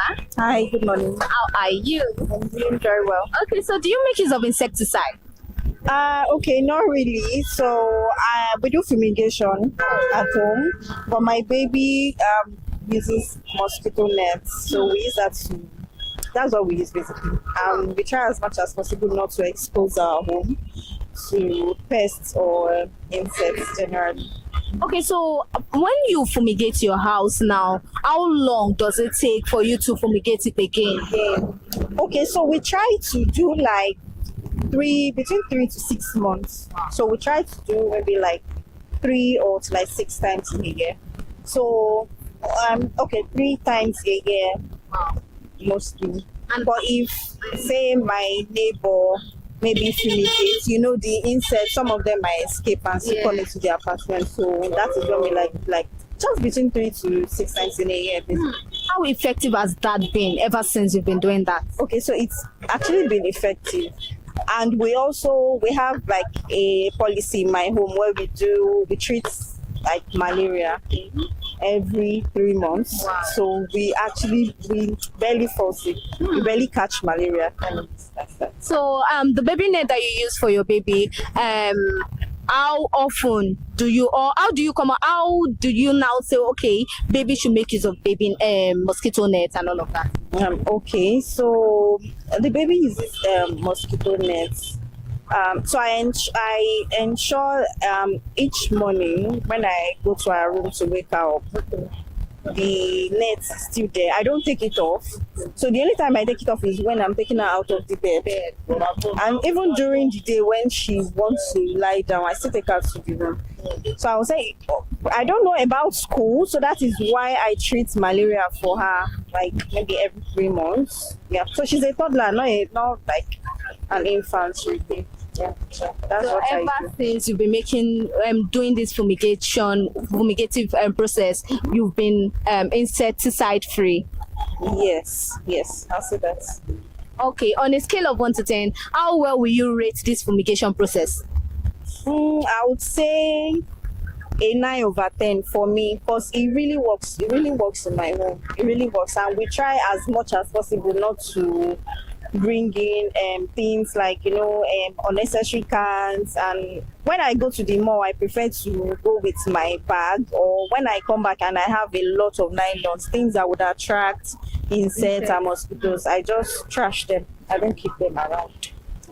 So we've been keeping to that. Okay, so to you now, you're going to say you prefer this fumigation to insecticide, fleet or so? Yes, I actually do. I do, because I feel like it's safer for me, because I have a baby and I might not be so careful than, not to expose her to the content from the insecticide. So for me, I don't know about someone else. So for me, maybe if there's, because I feel like insecticide, probably when I was single, I usually do insecticide and I feel like it wasn't as effective as fumigation. That's just so because you've tasted that one and this one, so now you're saying this one works better for you. Yeah, it works better for me. I'll say that it works better for me, and I don't have to keep doing the process over and over. So once I do fumigation, it might last me for 3 months before I do another fumigation again. So yeah. So the trick is fumigate. Do not open your door unnecessarily, and then you are safe. Yes. Thank you very much, ma.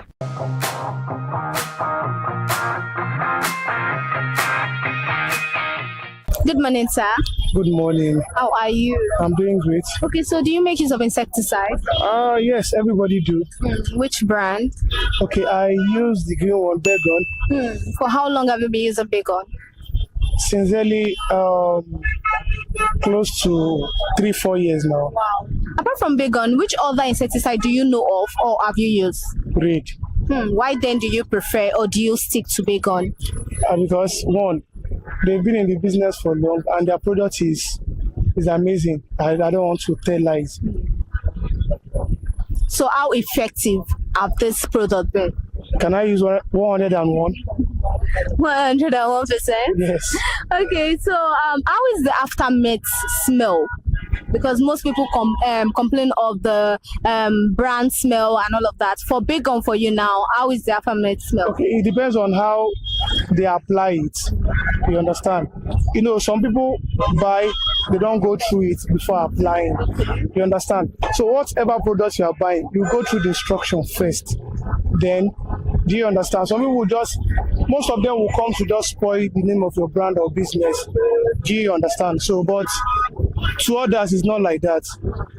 I think. So how have you been using this Bacon insecticide? I have been using them, and if as God is providing, I'll continue to use them because mosquito is not our friend. Do you understand? So is there anything you like this brand to improve on? Yes. You should bring down their price.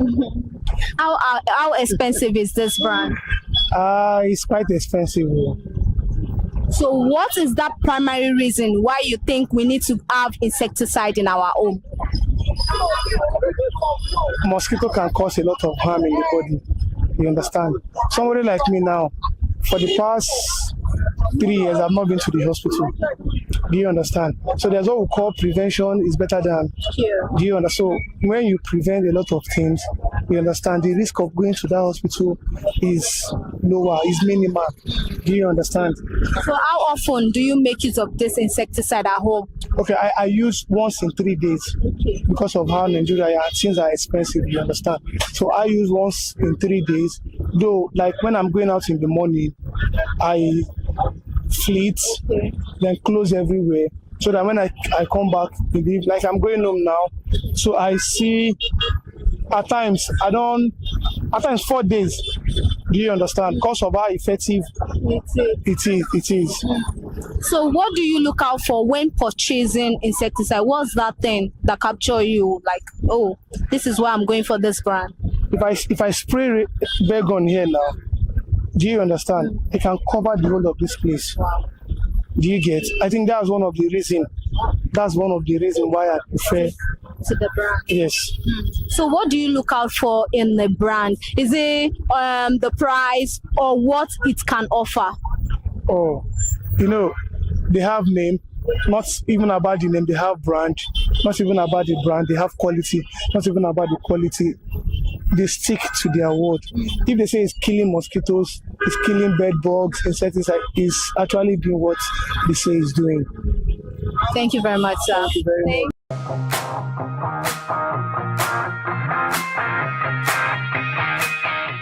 Good morning, sir. Yeah, good morning. How are you? I'm fine. Okay, so which insecticide brand do you make use of?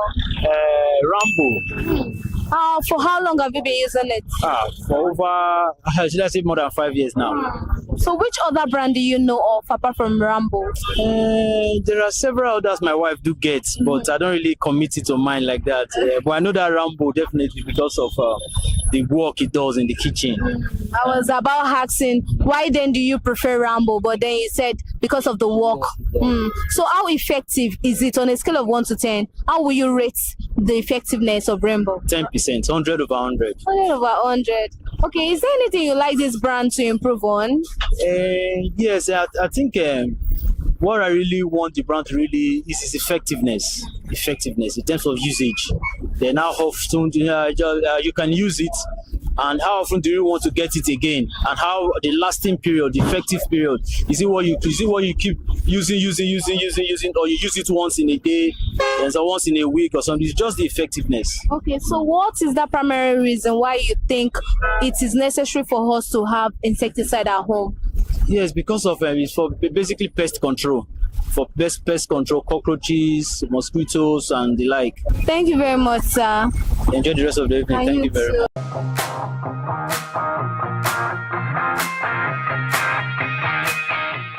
Hello, consumers. As we wrap up this episode, the people choice are clear. And on today's episode, Rambo insecticide won the heart of consumers, majorly because of its effectiveness and how affordable it is. Till we see you next time, I remain Elizabeth Abefe. Do not forget to like, subscribe, share, and follow us on all our social media platforms at ConsumerHallaTV. Bye for now.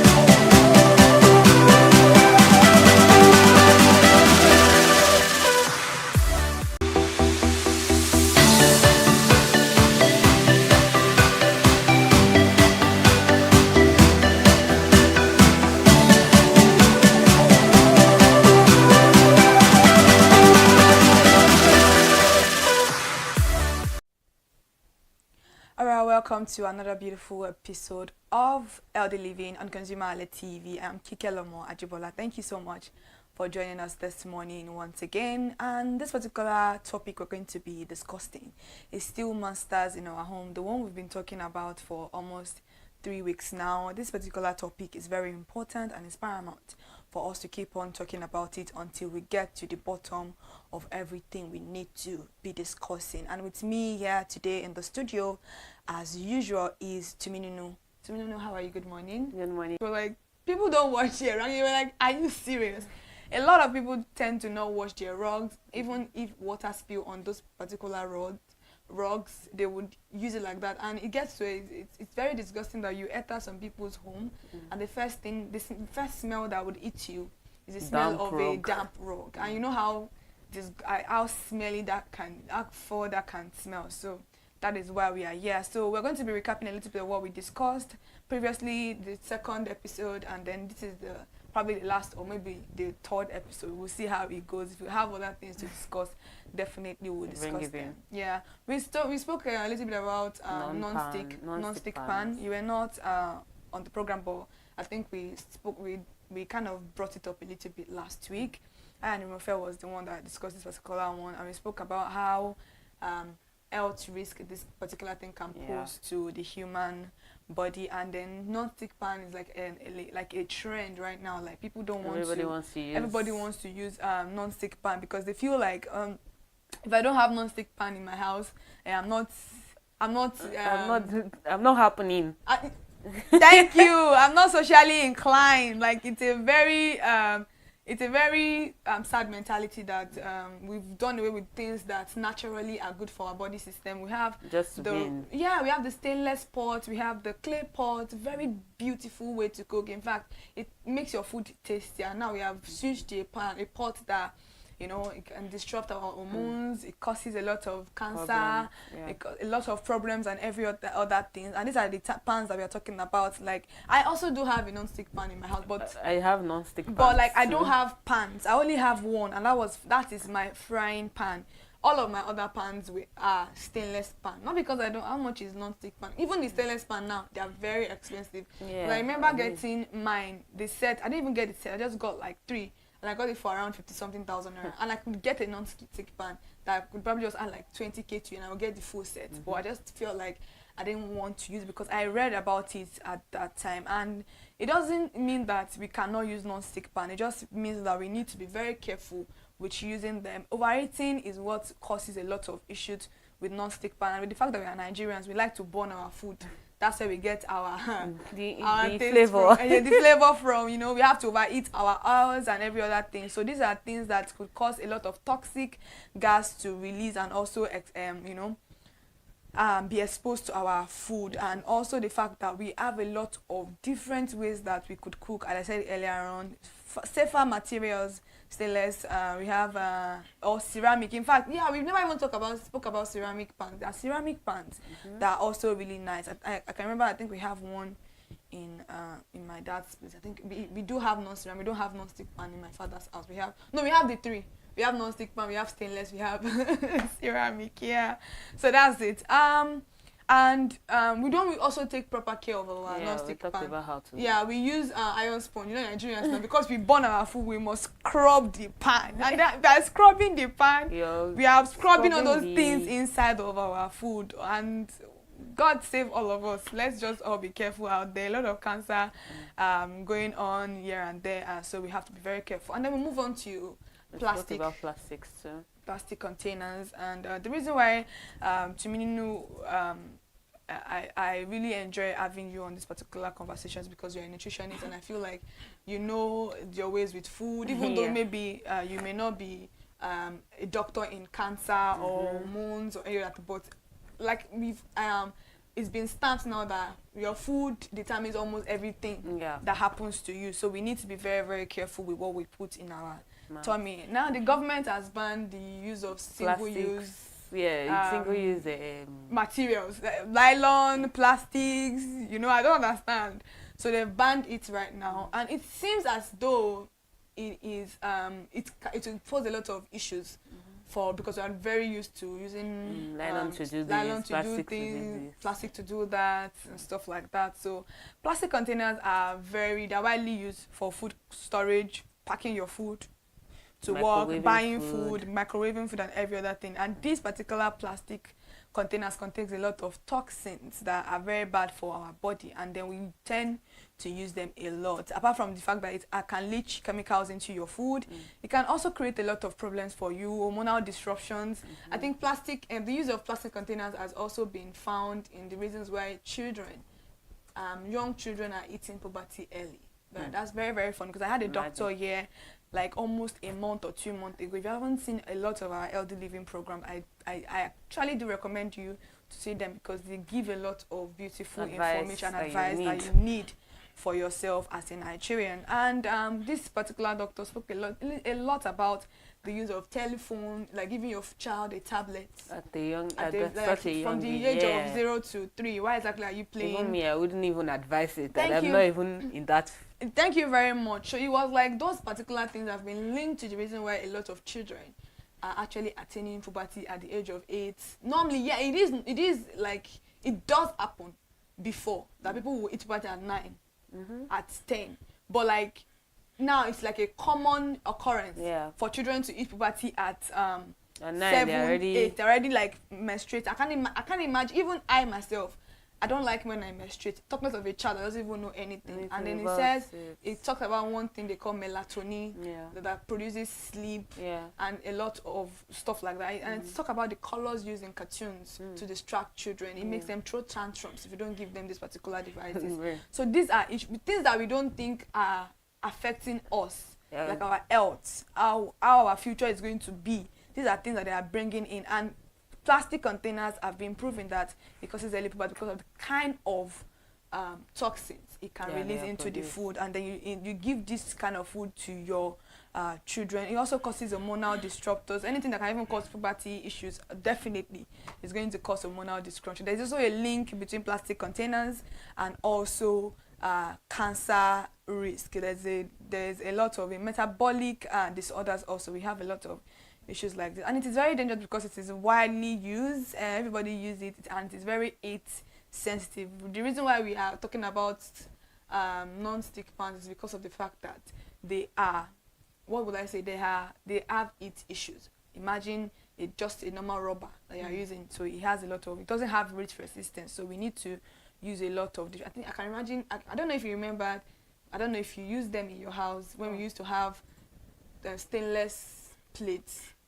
All those stainless cup that you used to carry cup from your before the use of. Everybody had that. I don't know, one point exactly in life. Before everybody started buying pure water and table water in the house, we used to drink water from your cooler or something. Yeah, your cooler. But they call it amu. Yoruba people call it amu. Like you carry your water and drink it, and nobody was dying. Nobody was having cancer. But now I don't understand. So all of these things are things that we need to take a lot of cognizance to. We have to be very careful. And we need to also find a way to properly dispose all of these plastic containers. We can see, I think that's one of the reasons why government are even banning, because it causes a lot of blockage to the drainage system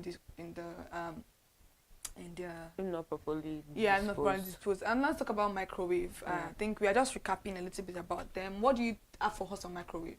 I think we already spoke about microwave before.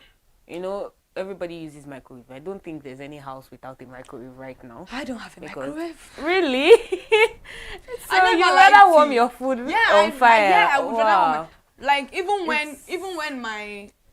when my dad would tell me to warm food in microwave, I never liked it. Do you know I never liked microwave? Because I felt like it was a very disgusting and unhealthy place for me to eat up my food. No. Because most people don't understand. Most people, in my head, I've seen a mold inside the microwave before. So that image has never left my, even though the one in my house, we don't have it. But then I'll carry it, I'm like, let me check you get like. Yeah, I guess it. The funny story, right? Then let me talk about the reason why I stopped eating spaghetti and rice together. People do eat spaghetti and rice together. I know. Yeah, a very common practice. Yeah, and the fact that a side of me is a pat nut, like pat nut. Yeah. So a lot of northerners eat spaghetti and rice. It's like a normal delicacy, especially YK and rice. You eat YK and rice, wache and rice. So I used to love to eat that. So that's what I'm talking about, imagery in your brain. Sometimes some things you will never ever forget them because your brain takes it as something very important and it's very traumatic. Yeah. So imagine growing up as that child in my house, filled of monotonous people. That is how we eat our food, you know, everything. And I can remember there was a time like that when I was in secondary school. I think I was in SS2 or so. I went to buy spaghetti and rice from a woman close to my school. It was doing, I think I was in SS2. We're doing mock lesson. So we were always in school. We're like very late. So the food in school had already been done for. I don't know if you bought food in school. All these people that sell food in break time. We never even really had. You don't have that. Oh, we had that. We had a cafeteria and they used to prepare our food for us. No, so we don't have that. We didn't really need to buy food. No, now it's very common that schools are before cafeteria. it was break time. You go and carry your plate and buy your food. You buy your food. But the person is a regular face in school. The school approve of the person before they decided, you know, it was a very good food. But during that time, everyone had already gone home, so we were like, you know, a senior girl now, so we carry. I don't know if you did it too. Then we used to wear just our palm. Yes, there's now. no socks. Honestly, I feel like SS3 is just like a waste of time. Like everybody just going there to play. Seriously, first time is the only time you like get to go to class. The second and third time, you're having doing lesson and every other thing. So that was it too. And I went to this woman. I don't want to mention her name because I went to this woman and I bought spaghetti and rice. So that's my number for. And do you know what happened to the spaghetti? The spaghetti was slimy. Oh. The spaghetti was slimy. Like I carried it the day before spaghetti. I don't know the 2 days what happened. Spaghetti. I don't know. Maybe she cooked that morning. Maybe it was the heat. Maybe because under the sun. I don't know. One thing about spaghetti cannot stay long. Yeah. It can't stay long. If you're making spaghetti in the morning, immediately it cools down. You need to put it inside the fridge in order for you to preserve it. I don't know. If you leave it outside, it's going to turn bad. It was slimy. So I can just imagine. It was slimy. And you know what? Since that day, spaghetti. I've never tasted spaghetti and rice. I didn't know why. And that was one of the reasons why till today, I ate tiny spaghetti because it was tiny spaghetti that she served me.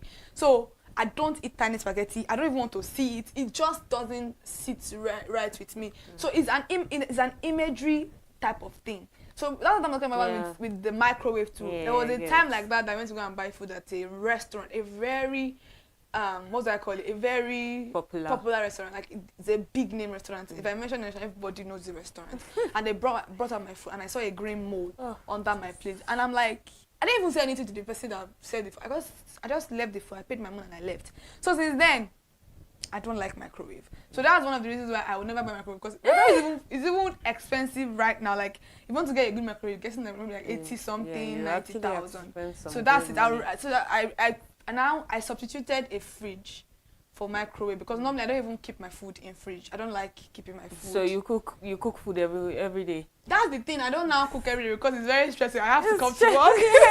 So I now understood. Cook on Saturday and keep it for the week. I now understood why people cook. And live in the reason why it was comfortable for me to be cooking every day in my father's house because I was not going to work. So I was able to cook every day, cook in the morning, then cook in the night time. And then we have our soup. Even our soup, my father never likes anything inside the fridge, so his foods are always fresh. So when my friend even traveled out, she was like that it took her a lot of time to get used to eating fridge food. So I'm not a fan of it. So my fridge is mostly just water. Maybe like I bought fruits and I didn't finish it, but like my food inside the fridge, it's not going to be possible. So you see why there's an imagery type of thing, and most people don't even clean their fridge. People don't even the microwave. Exactly. Microwave their fridge. They don't. Some people don't cover their food inside the microwave. They don't cover it. So all the oils splash everywhere. So this is the type of thing. This microwave itself is a dangerous thing itself. Because the chemicals laws, the chemicals and every other thing, and the way we actually also put our food inside the microwave. Microwave is a very good thing. That is why they have a microwave container itself. People just don't buy it, or maybe they don't just even know that some this don't thing even come exists. with it. Yeah, but then you are buying something, try to make a little bit of research of whatever you are buying. So why exactly are you buying a microwave that you don't even know that there's a microwave plate for you to put? So people even put plastic containers Some people even put their pot inside their microwave. I don't know how. Yeah. Pot? Yeah, people put their pot. That's crazy. You know that normally almost all Nigerian homes, we use the smaller pot to do it. Yeah. So people carry that pot like that inside the microwave. I've seen a lot of things like that. So it's always very funny how people do these things. And then some people don't even cover. They just put their food inside the plate and then put it inside the microwave. There's no coverage, no cover of anything. So there are proper use of microwaves. Like if you buy a microwave, in fact, if you buy any equipment right now, it comes with its own guidelines. They'll tell you, oh, this is how you use it. It's if you don't follow that you now have issues with it. But then if you follow how it comes, then I think we are a little bit safe. Yeah, but even though there's still a little bit of toxin here and there, but at least it's really follow what they give people you. Actually think generally that microwave foods are very safe, not even considering the container, the type of container you are using, or how to properly cook your food. And sometimes some people microwave their food, and I don't know, maybe the microwave doesn't roll. You know, the microwave roll normally. Maybe they didn't set it to rolling, and then a part of the food is cold, a part of the food is warm, and then you come out and bring it and just mix it together. The kind of bacteria in that cold part, who is killing that one? Do you get, like, I don't know how. It won't kill you to put your food inside the microwave again. At least some people just put my microwave, 1 minute they're done eating their food. How do you people do that? In fact, I think if you feel like you just need 1 minute to warm your food, warming food on the fire is more stressful than warming food in the microwave. Because you have to watch the food, you have to do this, you have to make sure it doesn't burn. You have to make sure you know the kind of water you are actually adding to it. Thank you so much for still staying connected to us for the program this morning. We're still talking about the monsters in our home, not necessarily a monster that is haunting our dreams, but the monsters that we kind of created ourselves and the ones that we are not managing well. But right now, we'll go on a short break, and when we get back, we'll continue into the conversations.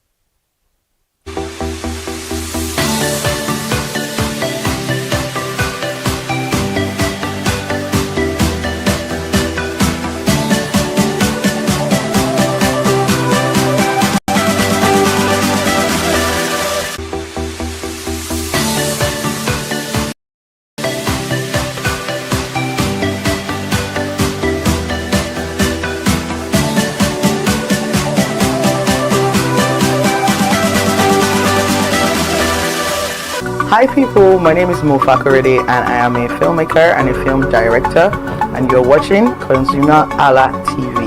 ConsumerHalla TV is everything consumer advocacy, consumer rights, everything that has to do with consumers. On this TV, you'd watch, you'd learn, be educated, and you'd be entertained. Keep watching ConsumerHalla TV. My name is Olubukola Ozone, a photographer and a social media enthusiast. You're watching ConsumerHalla TV. It's a consumer advocacy TV. If you have a problem, any consumer related problem, just holla at them, just like their name implies, and they're going to get it sorted for you. Keep watching, stay tuned. Thank you very much. Hi guys, my name is Joba Jalabi. I'm a marketing communications professional. I currently lead marketing at Flash Change, a fintech startup. Keep watching ConsumerHalla TV, a consumer advocacy channel. Hello, my name is Sharon Rotimi. I'm an actor and I am on ConsumerHalla TV. Now, ConsumerHalla TV is a consumer advocacy channel. So if you have any issues, consumer-related issues with brands and services, you can reach out to them and they'll be sure to handle it or to cater to you. Thank you so much. Hi guys, my name is Iyebiye Adeton. I'm a film poster designer and illustrator. This is ConsumerHalla TV. It's a consumer advocacy channel. We show content on consumers-based news, entertainment, and all of that. So I urge you guys to stay tuned to ConsumerHalla TV. My name is Anoluwapo Alao, a sales consultant for Star Times Nigeria. This is a ConsumerHalla TV, where they discuss anything consumer needs and get knowledge about anything about consumer. So keep watching it. Hi, my name is Adebola Ogushino. I'm a filmmaker and you're watching ConsumerHalla TV. any consumer related issues, they've got you. Hi, my name is Stephen Olorunshisi. I'm a strategy and sales professional currently working with Obey, and you're watching ConsumerHalla TV. I mean, this is one of the channels that you don't want to but stay on. Consumer advocacy, brand promotion, everything consumer, what you need to learn for your business to grow. This is a channel where you learn, where you experience entertainment to but it's good for businesses, for brands, and for an entrepreneur. If you want to know more about businesses, want to know more about brands, please stay watching. All right.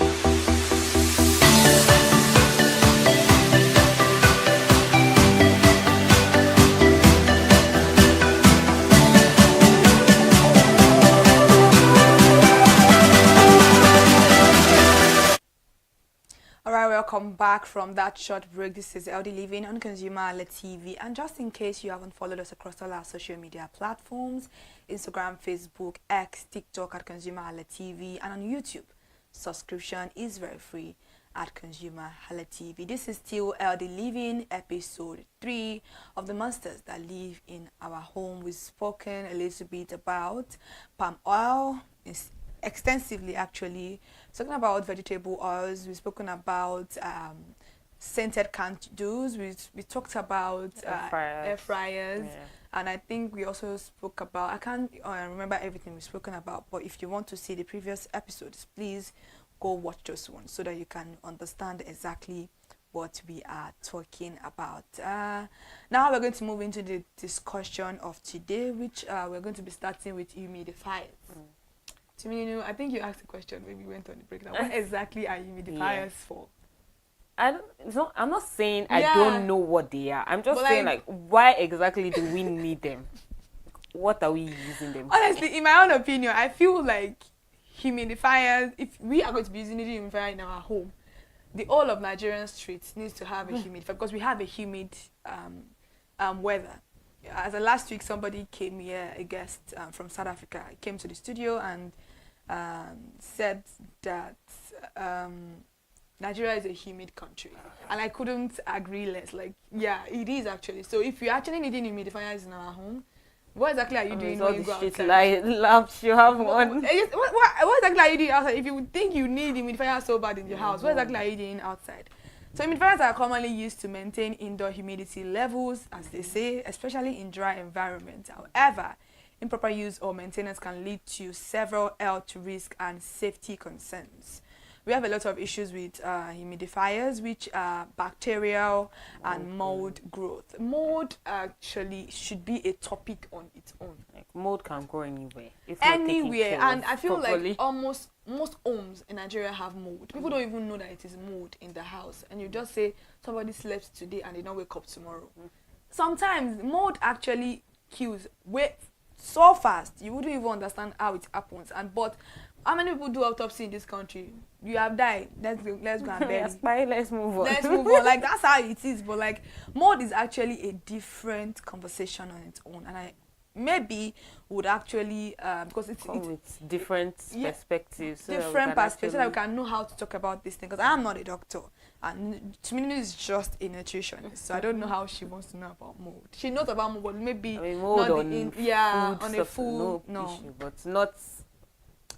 So if humidifiers are not cleaned properly or regularly, it can become a breeding ground for bacteria and mold, which can be released into the air. And most of the time, because some people now humidifier you won't buy, but then you will on that humidifier from morning to next day. Why? Let it rest. That's exactly with scented candles. Like, on it, like, give it just like for 2 a hours. while, leave it and then exactly, and switch it off. Don't need to leave it on forever. I don't know. It's just a lot of Nigerians. We need a lot of reforming and education, actually.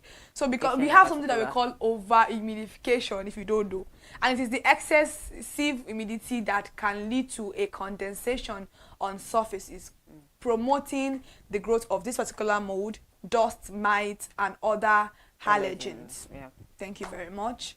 And we have, and you know that the water that we use for humidifiers are not necessarily not the water that you're supposed to be using for humidifiers. We have a particular type of water that I think they call it, you know the water that they use to shoot into baby's The nose, yeah. the nasal Yeah, one. I think I know that that's water. that's the name that they use for this particular water. So it's not just you pouring your own house water inside the humidifier. No. I'm saying go on. Go on, continue working. So using hard water in humidifiers can lead to the release of mineral particles into the air, which can settle on surfaces, and also it can be inhaled. It can cause problems. A lot of problems. Oh, I can't breathe well. Yeah, I can't breathe. Why are you not breathing well? I have asthma. Some people are not born with asthma. Now their own and they take cause asthma. That is born with asthma. Oh my God, Nigerians. So it can cause respiratory problems, just like Timilin just mentioned now. Imagine you inhaling bacteria, mold, pores, or mineral particles released from this poorly maintained humidifier. It can lead to respiratory issues. Trust me, and it is actually very, very bad. And also, apparently, people get allergy reactions too. Like, not everybody can handle some kind of thing. Can handle humidifier. Like, not everybody. So you need to actually know your body before you buy when these you're things. buying things like this. I don't understand though. Yeah. And obviously infections because of the bacteria and the every other thing. It is very dangerous, because sometimes it can kill the indoor air quality. That air that you feel like you are trying to protect. Overdoing it, you are killing it, my dear. And also the lack of awareness, which we are trying to rectify here on healthy living. Thank you very much.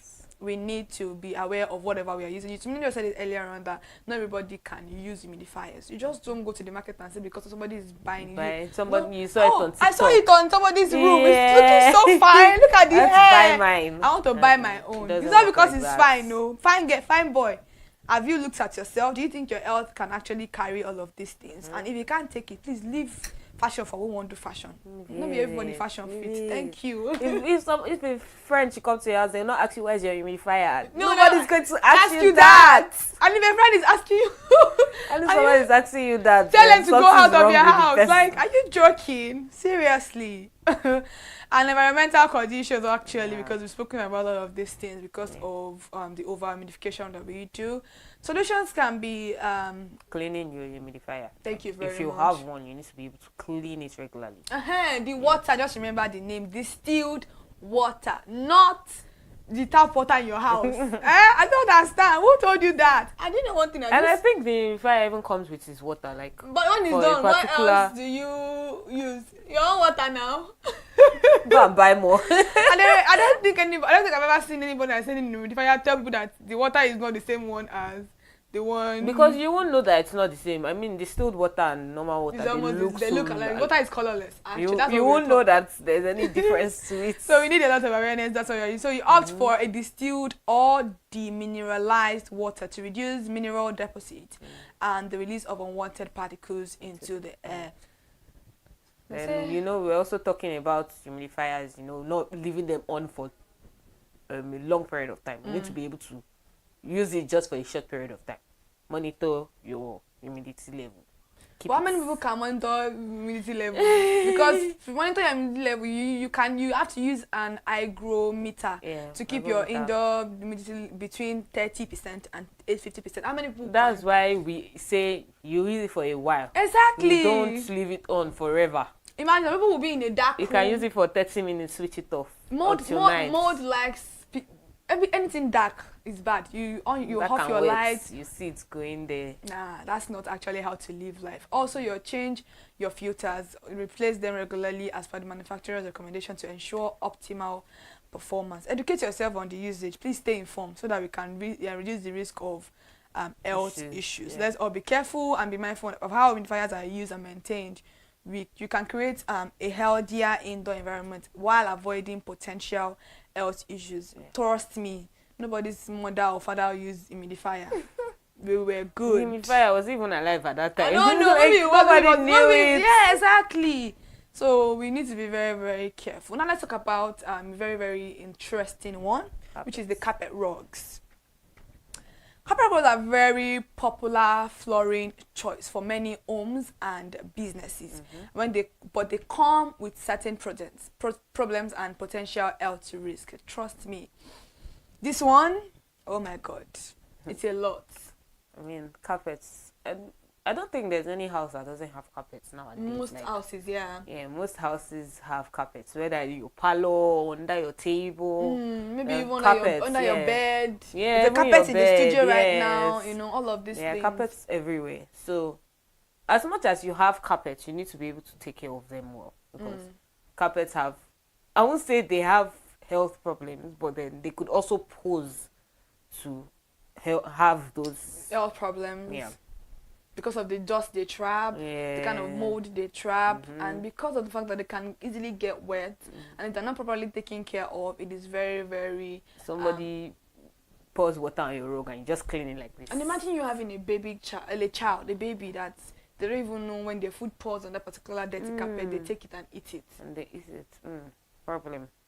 So sometimes I feel like if things are not, if you really want to have something, you need to want to also take care of that particular thing. Yeah, so it lasts a long time. It lasts a longer period of time, and then it doesn't make your house smell funny. Exactly what we're talking about with the air fresheners, candle or scented whatever that you wanted. If you tackle whatever is making your house smell, honestly, I don't think you need all those extra. You know, I tell people that not everybody use perfume, but they wouldn't smell. As long as they know. You don't need to use their perfume to smell like you are heavenly. Nobody, God did not create anybody to smell heavenly. Trust me. Seriously, that's the truth. Nobody was created to smell heavenly. But then, because of the fact that we just naturally do not take care of ourselves, we believe that perfume can help with our stench, or the way you also store your clothes. We hardly have stench. Like if you take care of yourself, and you don't wear your body has natural perfume. Thank you very much. That's what we even call it.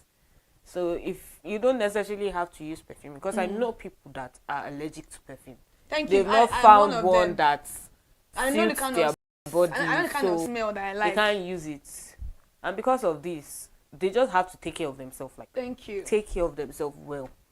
Some people, not to smell and stuff like that. During Ramadan, I don't know if I said it before. During Ramadan, I don't even want to use body lotion. I don't want to use perfume. I don't want to smell anything. And there was a time like that I entered. It was during Ramadan. I entered a marwa with a particular. I don't know if it was a man or a woman that was having a particular smell. So I had to tell the man that if I don't alight from this bus from this marwa right now, I'm going to puke all over your body and I'm going to break my fast. So let me I paid him. I said, be going. You know, just be going. Let me just calm down. I need to stay in a place. I felt like I was having an headache and everything. And people that know me very well will know that they don't come near me with very strong. I like feminine scents. Anything that is oud or whatever, I don't like it. Like I said earlier on, even though I'm the northern part of me, I'm not a fan of strong smell. So whenever I want to do turare water, even in my house, I stay away from it. I have turare water in my house till today. And when I kept it, if I go there, I'm like I immediately leave my room so that I can receive that. So, trust me, some people faint from perfume smell. Some people just can be very bad. It can be very, very bad. And you can't judge them because of that, because there's time I know one of my friends were like, oh, the way you're doing your nose is going to make that person feel horrible. I'm like, I can't help it. It's not like I'm trying to make the person feel horrible. I just cannot help the fact that you're using a smell that I don't like. I know that you may like that particular smell, but I just don't like that smell. The smell that I don't really like, you can't force me to like it. Imagine now entering somebody's, because you like to use it. Imagine now in somebody's house now, the first thing that entered your nose is the smell of a wet rug. And the smell of a wet rug is very, very, it's like you smelling a sock. Do you know the smell of a socks? Or wet shoe. Thank you. Oh, it can smell so disgusting. Not just wet shoe, wet smelling shoe. It's a smelling shoe? Yes. You know when you've kept your shoe inside, your leg inside sneakers for a long time, and you not bring it out. Rain now pause or something, and the smell. And you know, some people actually, a lot of things that we do that just doesn't make any sense. You are just wearing your sneakers. Instead of you to sun it out. Like sun it. You carry it and put it back on your shoe rack like that. That is what makes shoe smells. Not because of anything. Some people's sneakers don't smell for no reason. Not because of the way taking care of it. Thank you. It's because of the way you take care of these particular things. That is why they smell. And trust me, mold grows anywhere like that. Even in your shoe, a mold can grow. That's why you see people having a cut leg, they have a ringworm in between their toenails, and it is very painful. And ringworm is something that you cannot easily kill, especially if you're not taking care of it and you're constantly putting it inside something that is wet. You continue having that ringworm, and then you bring out your leg. The first thing they're smelling is your leg, is your toes. Your toes should smell nice. Like, come on. Not smell nice entirely, but it should not be smelling bad when you remove it from shoe. Exactly. Yeah. Your toes can feel salty. They can feel like there is because it's your leg. You walk with them. Yeah. I don't expect it to be sparkling clean, but No, like at least let it be clean. You know, but not unrealistic here. Trust me. We know that sometimes the human body can, because that's what we use to collect dust. Yes. But like, you can do a lot of things to minimize how you actually smell. So mold can also grow in carpets, in rugs, because carpet rugs can retain moisture, especially in humid environments, leading to mold and mildew growth, which can pose health risk. Health risk like about it, respiratory problems, where you have allergies or things like that, and also chemical sensitivities, irritation to your eyes, your nose, and your throat, as well as headaches and dizziness for sensitive individuals. Some people say, "Oh, I wake up with headaches. I did this, I did that." Check your house. I said the last time, but the last time I had an headache was when I stopped using my air freshener. Do you know what I did? Because of this particular research we were doing for bringing for the topic for the studio, and I'm like, okay, why do I have headache almost every day? Let me stop this. Check your house. And then I've been really, really good. That's why they will say drink water and drop your cup. Mind your business. Most of the time, you just need to check whatever you are actually. See. Yeah. And allergic reactions, infection, and every other thing. And about all those things. This particular issue, because of the kind of toxins you release into the air, and can also reduce the indoor air quality, and cause chronic infections. A lot of them. We have to be very aware of what we are buying. If you know that the normal carpet that we used to use before tiles. Some people also have, when they open it, you see the floor is already green. You see sand under the rug. Yeah. And you're like, do you sweep your house? And the person's like, yes. And you're like, you don't sweep under your rug. Yes. Like, sometimes you have to remove the rug. And then take it outside, dust it, sun it and out. then sweep your room. Exactly. And see what happens. You see some people, you know the small rug that you put in front of your door? Why are you putting a rug in front of your bathroom door? I think there's a particular rug for that. There's rug for bathroom. Yeah. No, you don't know what I'm saying. The one with clothes. That won't soak up water. That's not ideal for the front of your bathroom. I think that's the purpose of why they put it there, to soak up the water so it doesn't spread out to the. But then people don't. Then it makes the house smell. That's why you take it out. You will not leave it there. It must. Honestly, there's a particular one for the bathroom. Not everybody can afford it. That's why they use. It's not that expensive. Oh, it can be. It can be if. I mean, you hear of people who are poor now. Well, I understand, but then. So that's why we're not saying you can't use your clothes or not, too. But if you're going to use that, you must be able to take it outside. You must be able to dry it. In fact, wash it and dry it. Don't just take it outside and hang it. Exactly. Just clean it. You just have to be careful with whatever we are doing, because it's not actually, especially if you have a baby in the house. Recent times, mold has been the number one killer of children. It became a very big topic on TikTok, on Instagram, how molds are actually like killing children. So let's all be careful about that. Now let's move on to the Ziploc. Yeah, Ziploc bags. Let's talk about Ziploc bags. I mean, they are very popular. And everybody uses Ziploc in their house, whether it's to do chicken or it's to put it inside the fridge. We use it for different things. And some people also still put this sucking seeds and that's that you use to compress the sip. Oh no! Yes, yes, I know of that thing. So this they use it to suck all the air out of it. So that the chemicals can marinate with whatever you are buying. That's very bad. To use those things to suck it. That's what even causes issues, because you know, Ziploc bags have chemicals. That's what they used in making them. Because it's so plastic. If you're going to use a Ziploc bag, we're not saying don't use them, but if you're going to use them, I know, you know, there are some foods that air cannot be in. Yeah. So you zip it to just when there's a small space inside and you press the bag so that And the the air air will can come out, they yeah. can zip it closed. You don't have to use that air distance to suck everything out. Leave your Ziploc bag the way it is, please. And also, that thing that you're using to blow the air inside of that food. Yeah, it's causing chemicals. And yeah, a lot of things. And issues. don't use your Ziploc bag for something that is hot, like a hot food. Why are if you're going to put it, allow it to cool down. Allow it. Thank you. Allow it to cool down. Yeah. And some people also have the very bad habit of putting a hot food inside a Ziploc bag and then throwing it inside the fridge like that. Deadly combination. It is a single-use plastic. Yeah. So Ziploc bags are often used once and discarded, contributing to public plastic pollution and environmental waste. And also we have what we call the inadequate sealing, because if not properly sealed, air will enter, and then moisture and maybe from your fridge or something. Spoilage, contamination. We have a lot of health issues also, hormonal disruptions, because it's a plastic bag. So it's so many if your bag are also if you food can also be contaminated without maybe proper reuse it without cleaning it up. It harbors bacteria and because let's say I put chicken in my food today, and then tomorrow I want to use another chicken and I'll put it back inside that same bag. It doesn't work like that. You have to clean it. Because you don't know what that first chicken has put inside. Saving costs. Also, it causes a lot of respiratory issues. Because some individuals may actually experience respiratory problems if they are to the chemicals inside the bag. So we should be very, very careful, because it can cause chemical exposure with the way we eat our food. You don't have to, some people put Ziploc bag inside without removing the food from the Ziploc bag. They put and then microwave it like that. Oh my god, I was about to say don't tell me inside microwave. Yeah. Don't tell me inside. Wait, yes. What? Thank you. Yeah, they do that. Please, Ziploc bags are not for microwave. I don't know. They are not.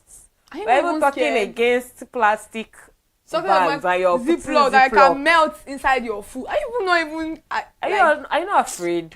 I don't know. Maybe they're afraid of none of use. I don't understand. Yeah. So also the overusing. Some people will overuse it until it has turned to brown.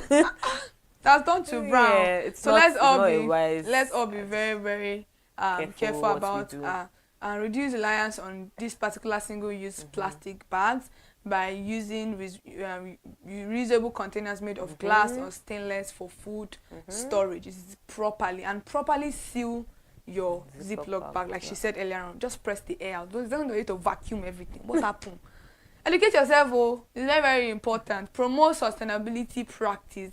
Advocate for and adopt sustainable practices such as using cloth bags or other eco-friendly storage options to minimize plastic wastage. By this, we are going to reduce the health risk with Ziploc. And lastly, let's talk about plastic cutting boards. Do we still have that? Yeah. Really? Yes. Oh wow. They are the cheapest one now. Oh wow. Okay, so we have wood cutting board. Please use that. That's all I can say. I don't think I want to. That's all I can say. Convince anybody to use this. Actually, I don't think, because you are using a knife. There's definitely you are cutting the plastic inside whatever you are eating. That's how simple it is. I don't think there's anything you can tell me about this particular one, because I'm very sure if we go into let's go into the conversation. Maybe we would find a common ground. You don't want to talk about it at all? I don't even know what to say about it. I mean, oh my god, we've talked about plastic, how plastic can be can cause health problems, and then your knife, you're using it to cut maybe your vegetable, your onions, this thing. Your carrots. And because it's flat, your chopping board is some of its material into your food, and things like vegetable, and you just pack it like this. You don't even know the color. You don't know whether you've packed the plastic with it into your food. I don't know. So let's avoid plastic. There are wooden chopping boards, and you know that and you don't even need to go. You can go and meet one malam to help you and make wooden chopping board. Exactly. And the fact that what would I say? You know that when you use too much of your plastic container, you see oil is around it. So you feel like it's not clean, but then it's clean. It's very clean. Bacterial contamination. So it is very, very it's very, very easy and can cause foodborne illnesses. Please, let's be very talked about it. Chemical exposure, we've talked about this. As long as it is plastic, we have this allergic reaction. So people have allergic reaction. Imagine you eating plastic. You're eating plastic. What's going on? Food safety risk, let's be careful. Chemical health risk, hormonal issues, improper maintenance and every other thing are coming between. So we should regularly clean this thing, but I don't know how much you want to regularly clean. Some people even soak. You know how people even do their stuff that's very, very, very, very funny. They soak it in hot water. You are even making the chemical because you're already eating up the plastic by doing so. So you washing it by you soaking it down. When they say hot water, I don't think they necessarily mean the one you've just removed from boiling fire. Water. No, that's not what they mean. I don't know. When you see maybe things like when you check your guidelines at the back of things and they tell you, oh, wash with hot water, they are not talking about the hot water you have removed from fire. They're talking about water that you've added cold water to it and it's warm. Like warm water, like lukewarm water. It's not hot, it's not cold, it's just warm. So that, you know, oil tends to wash away with warm water. So that you don't spoil your material and at the same time you can wash away that oil. That's why they ask for warm water. So they said if you feel like you've overused this plastic cotton bud, please replace them. In fact, there's nothing like if you feel like don't overuse it. Replace them. So they said you should also use multiple boards so that we can be careful of whatever we are doing. Yeah. So alternative use. Just use your wooden this thing. There's nothing so hard about that. We have them everywhere in the country. Thank you so much for joining us for this particular program this morning. What do you want to say to the viewers at home about these things that we've listed out? Take care of your home. You can have many health issues if your house is not well taken care of. So you need to take care of your home. Yeah. Thank you very much. Right now we have to actually go because they've been signaling pack your bag and leave the studio right now. But I hope we've been able to learn one or two things. I think we are done with this particular episode, but if we need to talk about it next week or the next time, I would definitely be talking about them and the fact that there's a particular conversation we need to have around these things to create more awareness on these particular issues we are having. And thank you so much for joining us. And with me in the studio this morning is Tuminino Olufora. Thank you for joining me today. Thank you for having me. I am Kikelomo Ajibola till I come your way. Till we come your way next time, same station by 11 a.m. every Mondays. Elder Living airs on ConsumerHalla TV. Just in case you haven't subscribed to our YouTube channel, please do so at ConsumerHalla TV. Subscription is very, very free. And if you have anything you want to add or you want to take away or you want to tell us, please go to any of our DM or you drop it in the comment section. TikTok, Facebook, X, Instagram at ConsumerHalla TV will be there to bring your commentary to live next week Monday. See you next time.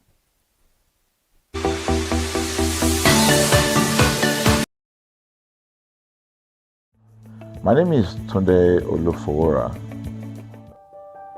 Hey there, do you know in the world today, everyone is a consumer, and as consumers, we all have the right to be heard. In Nigeria today, as a consumer, you have all right to product information, right to fair pricing, right to return goods, right to product labeling, right to fair dealings, and a lot more. Well then, have you heard about the new media channel? ConsumerHalla TV. ConsumerHalla TV. ConsumerHalla TV. At ConsumerHalla TV, our goal is to inform and educate consumers in Nigeria with insightful news alongside development within the fast-paced world of consumers through well-researched, specialized, and analytical content. Our vision at ConsumerHalla TV is to create an engaging platform that provides right connections for meaningful brands in Nigeria, thus creating a more caring world for consumers where business thrive. And guess what? Our ConsumerHalla brand is the first consumer complaint resolution portal in Nigeria, powered by a 72-hour feedback mechanism. We offer consumer advocacy, informative talk shows, branding promotions, advertising, and lots more. Connect with us via our YouTube channel at ConsumerHalla TV. Follow us on our Facebook page, ConsumerHallaTV, our Instagram page, ConsumerHallaTV, and do well to subscribe to our YouTube channel. Subscription is free, ConsumerHallaTV. At ConsumerHallaTV, you deserve to be heard. At ConsumerHallaTV, you deserve to be heard.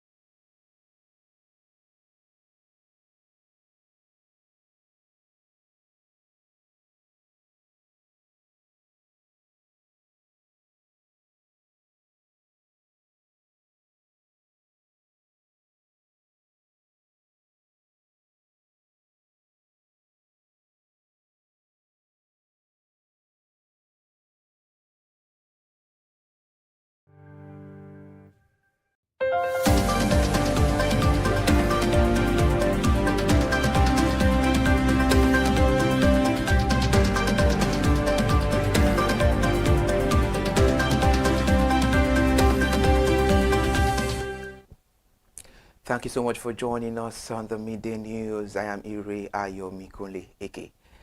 We begin the Midday News this afternoon with local contractors under the All Indigenous Contractors Association of Nigeria returned to the Federal Ministry of Finance yesterday, blocking both entrances as they processed and pressed for the payment of what they described as a long overdue debt for completed government project.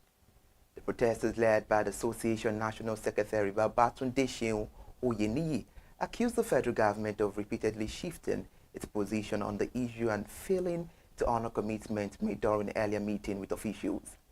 Speaking to journalists at the ministry in trance, Mr. Oyeniyi said the government failure to release funds after multiple assurances has forced contractors to resume protest. He said the members of the association were owed more than 500 billion naira for the project already completed and commissioned. He explained further that despite recent assurances from the Minister of Finance, while no payment had been made. His statement says, after the National Assembly intervened, they told us that they would sit with the Minister over this matter and none is yet to be done. Away from that, the federal government yesterday announced a plan to enforce local content across Nigeria's non-oil economy, directing ministries, departments and agencies to prioritize the indigenous components, homegrown technologies and locally sourced materials in all science and engineering-related projects. The Minister of Innovation, Science and Technology, Kingsley Ude, issued a directive at the Federal Capital Territory during the official presentation of a 13 certificate to Nigerian inventors, facilitated by the National Office for Technology Acquisition and Promotion. Still talking on the news, Mr. Ude said the implementation team for the Presidential Executive Order 5, working within NOTAP, the Office of the Secretary to the Government of the Federation, and all relevant MDAs had been ordered to execute the comprehensive framework to institutionalize the local content across the non-oil and gas sectors. And now let's tell you that the Group Chief Executive Officer of the Nigerian National Petroleum Company Limited, Mr. Bayo Julari, has described the corporation's engagement with the CBN as a strategic step towards strengthening the country's economic stability. Mr. Bayo Julari stated this following a courtesy visit by the CBN Governor, Mr. Olayemi Cardoso, to the NNPC Limited headquarters in Abuja. Via a statement shared by the NNPC Chief Executive Officer on X, Mr. Bayo Julari said the meeting was described as a significant alignment and shared purpose focused on deepening the cooperation between the two institutions. Still reading on the news, it said discussions went beyond routine engagement, evolving into a strategic confluence of vision centered on the vital national imperative of the economic stabilization through a deliberate partnership. We're talking about electricity now, where the Nigerian Electricity Regulatory Commission (NEC) has announced that between 600,000 and 700,000 electricity meters are currently available for distribution across the country. The Vice Chairman of NEC, Dr. Musuliu Seni, disclosed this during his opening address at the 4th NESI stakeholders meeting that was held in Abuja yesterday, marking its final a session in his capacity as the vice chairman. The statement was shared on next official X handle, where Dr. Hussaini urged electricity distribution companies to accelerate the rollout of the meters and improve the public awareness, noting that the government has already made a necessary investment. While speaking to regulators, operators, and stakeholders, Dr. Hussaini highlighted the critical challenges facing the sector and stressed the importance of cooperation with emerging state electricity regulatory commissions.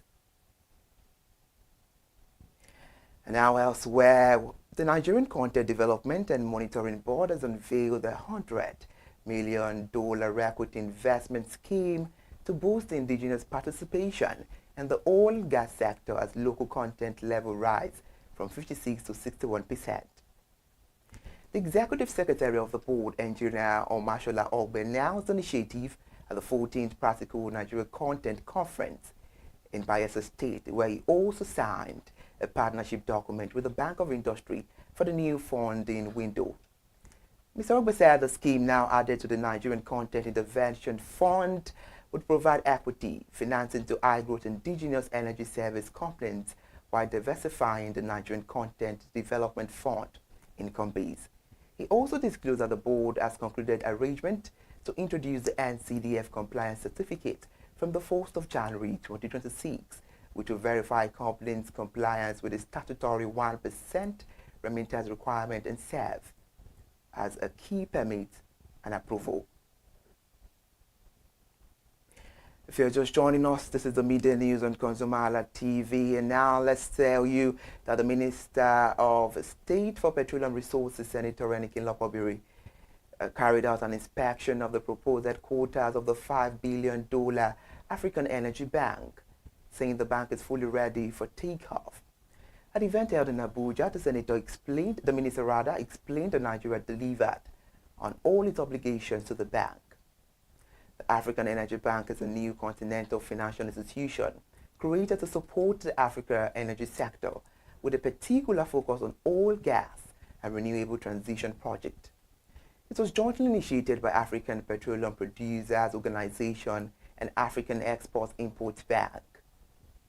Meanwhile, it also centralized to provide a long-term and as well to develop a time when the global lenders are withdrawing to support the few project. It was made known that the bank is designed to help African countries fund the upstream exploration, refinery upgrades, gas infrastructure, power generation, and cleaner energy investment without relying heavily on the external institutions that now prioritize the climate-related restrictions. Moving the news on now to the First City Monument Bank, as the bank has been named the Nigeria's best SME-focused bank for 2025 by the Chartered Institute of Bankers of Nigeria. The recognition comes on the back of the FCMB leading 24% share of the banking industry, 1.8 trillion naira total SME disbursement for the year 2024. The award, according to a statement from the bank, was presented at the 68th Annual Bankers Dinner held in Lagos State recently, underscoring the bank's prominent role in supporting small and medium-sized enterprises across the country. According to the bank, its SME financing initiative targets the real drivers of the Nigerian economy, and the data from the Nigerian Gross Domestic Product report for the third quarter of 2024 show that the bank investment forecast aligns with the nation's highest performing sectors, including crop production about 26.51% and trade with about 14.78% and telecommunications about 13.94%. And our focus to the Managing Director and Chief Executive Officer of the Southwest Development Commission, Dr. Charles Akinola, has revealed that the Commission's push for the revival of many old and serviced rail lines in the Southwest is aimed at building a regional rail ecosystem that will reduce transportation costs, expand the market access, enable rural prosperity, and create jobs for youth across the region, among others. Dr. Akinola made this known on Monday at an interaction section with newsmen in Lagos State. The SWDC Managing Director commended the Managing Director of the Nigerian Railway Corporation, Dr. Kayode Ogbefa, for welcoming the Commission's proposal on Southwest rail connectivity during the Executive Management Working visit to him last week. So talking on the news, Dr. Akiola said Dr. Ogbefa had assured the SWDC team of positive consideration of the proposal, stressing that the NRC was so excited to play its role in effort to make the rail transportation a cornerstone of economic development of the country. However, Dr. Akiola said, expressed, the readiness of the NRC to review the SWC application for an operational license, adding that he had instructed the directors to work with the Commission's technical team to draft the appropriate memorandum of understanding that will bring the request to life. And now in Abuja, where President Bola Ahmed Tinubu announced a landmark partnership between the federal government, global aircraft manufacturer, and the UK-based Cranfield University to establish a world-class maintenance, repair, and overall facility in Nigeria. Newsman says when the project is completed, it is expected to cut airline maintenance costs by over $200 million annually, a figure currently lost to overseas servicing. The president was represented by the Secretary to the Government of the Federation, George Akume, yesterday in Abuja, and he said this at the opening of the maiden Nigerian International Air Show. Mr. Akume described the initiative as a defining step in Nigeria's aviation journey, one that places the nation firmly on the global aviation map alongside the internationally celebrated air shows in Paris and Dubai. He further said, and I quote the statement, "We have signed agreement with the Cranfield University to establish state-of-the-art MRO facilities and as well to reduce the $200 million annual capital flight for overseas maintenance."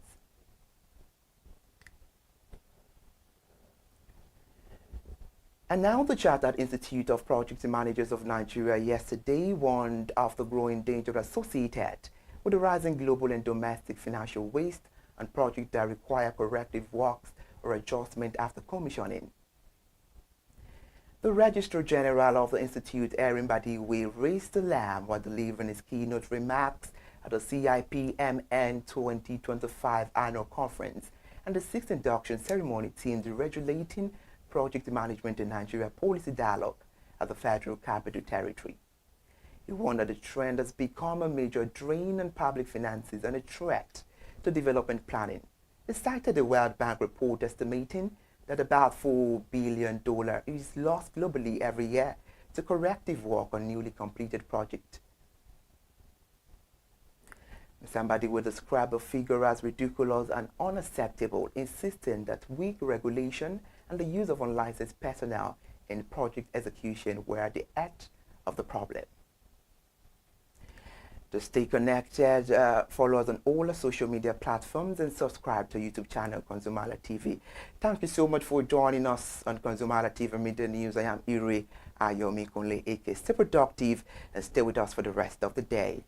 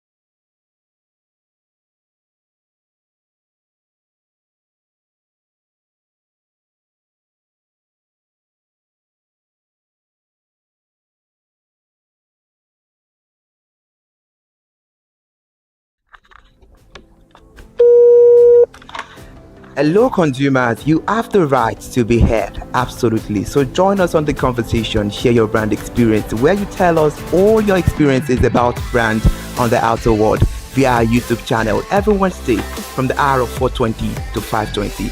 You can watch us via our YouTube channel, ConsumerHallaTV, and subscription is free. Follow us on all our social media platforms, ConsumerHallaTV. Share your brand experience. It's about storytelling. It's about experiences.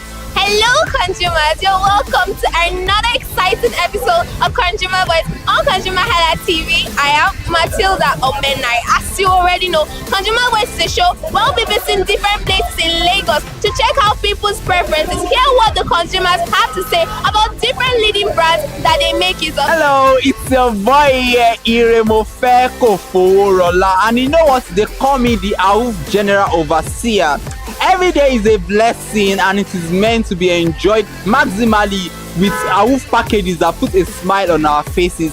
And guess what? That is why this show AWUF is for you. You can get to know about trendy market slashes, promos, offers and juicy deals that put a smile on your faces, and you can always enjoy them maximally. And you know one thing that is so interesting about this show? It is a blend of English and Pidgin. As I dey run you English, now I go dey marry am with Pidgin, make am spicy. So catch me every time on the show to enjoy more about trendy AWUF packages. Peace. Public service announcement. Hello consumers, I am Kikelomo Ajibola and welcome to the Scam Alert segment on ConsumerHallaTV. Scam Alert educates viewers about various scams affecting consumers. We learn tips on how to identify fraudulent activities and provide advice on protecting our personal information. We aim to raise awareness and empower viewers to avoid falling victim to scams. We cover various topics such as phishing, identity theft, fraudulent investment schemes, and many more. You want to catch up on how these scammers invade our lives? Join us every Tuesday by 12:30 p.m. for Scam Alert on our YouTube channel at ConsumerHallaTV. Subscription is absolutely free. And in case you're not following us across all our social media platforms, follow us on Instagram, Facebook, X, TikTok at ConsumerHallaTV. Don't say I didn't do anything for you this 2025. Bye. Welcome to In the Marketplace. We are taking you on a journey behind the scene of Nigeria's most vibrant market, from the sight and sound of the market to the stories of the people who makes it thrive. We will be sharing the untold stories that brings this market to life. Join us as we explore the history, challenges, and triumphs of the market vendors. We will dive into the daily lives of the people who call markets home and uncover the secret that makes this market special. You will get to see the passion, energy, and dedication that goes into making this market success. Tune in to the In the Marketplace on ConsumerHallaTV on Thursday by 11 a.m. to experience the sight and sound. Don't forget to follow us on all our social media and on ConsumerHallaTV. I am Elizabeth Abefe. Hello fellow consumers, are you looking for a program where we give analysis about brand and a program where we project the voice of the consumer? Join my team and I on Consumer Analytics and Resolution Box by calling on the program to get your issues resolved. And in case you are wondering where Consumer Analytics and Resolution Box will be showing, please join us on our YouTube channel at ConsumerHallaTV. Subscription is free by 2 p.m. to 4 o'clock p.m. every Mondays and Wednesdays. Consumer Analytics and Resolution Box will be airing and will be here to provide you any information on brands and also issues that you have pending for us to resolve. Also follow us across all our other social media platforms, Instagram, Facebook, X, TikTok at ConsumerHallaTV. And that is why at ConsumerHallaTV, you deserve to be heard. Hi everyone, I am Iri Ayomikunle Eke. Join me live on Perspective every Mondays to Friday from the hour of 9 to 10, where we have meaningful and engaging conversations about all the burning and pressing issues making the round. Issues related to our economy and consumers. It's conversing, it's relatable, it's beyond interview. We have expert analysts who gives updated analysis about all aspects of a conversation. Join the moving train by subscribing to our YouTube channel, ConsumerHallaTV, and do well to follow us on all our social media platforms, ConsumerHallaTV. Stay informed, Thank you. I am Matilda Omenai. As you already know, Market Today is the show where we visit different markets across Nigeria, Lagos, to check out the prices of different things, ranging from household items to foodstuffs to cosmetics, electronics, every other thing. In a world of hustle and bustle, entertainment keeps us alive, and that is why at ConsumerHallaTV, we ensure you enjoy all around 360-degree entertainment program. Screen Time is the show for you, where you enjoy top 5 countdown, celebrity of the week, exclusive interview, and other segments. Don't mind if it's just a jealous person. Oh, It's new movie release, update, and screen time. I'm going to enjoy myself because this is my favorite time on the program. I get to recommend good movie for you, and I'm also waiting for you to recommend movies to me also in the comment section. Screen time is not just all about entertainment, it is relaxing and also educational. So that is why we are bringing to you Screen Time on ConsumerHallaTV. And in case you're wondering where to join us every Mondays by 5 o'clock p.m. at ConsumerHallaTV on our YouTube channel. Subscription is very, very free. And in case you have not followed us across all our social media platforms, please do so. We are begging you, on Instagram, Facebook, Twitter, and also TikTok at ConsumerHallaTV. What are you waiting for? Click on that follow and subscribe right now. And from the I to the R to the E to the M to the F to the E, my name is Iremofe Koforola, the man always clothed in wealth and strength. And I am Kikelomo Ajibola. Toodles!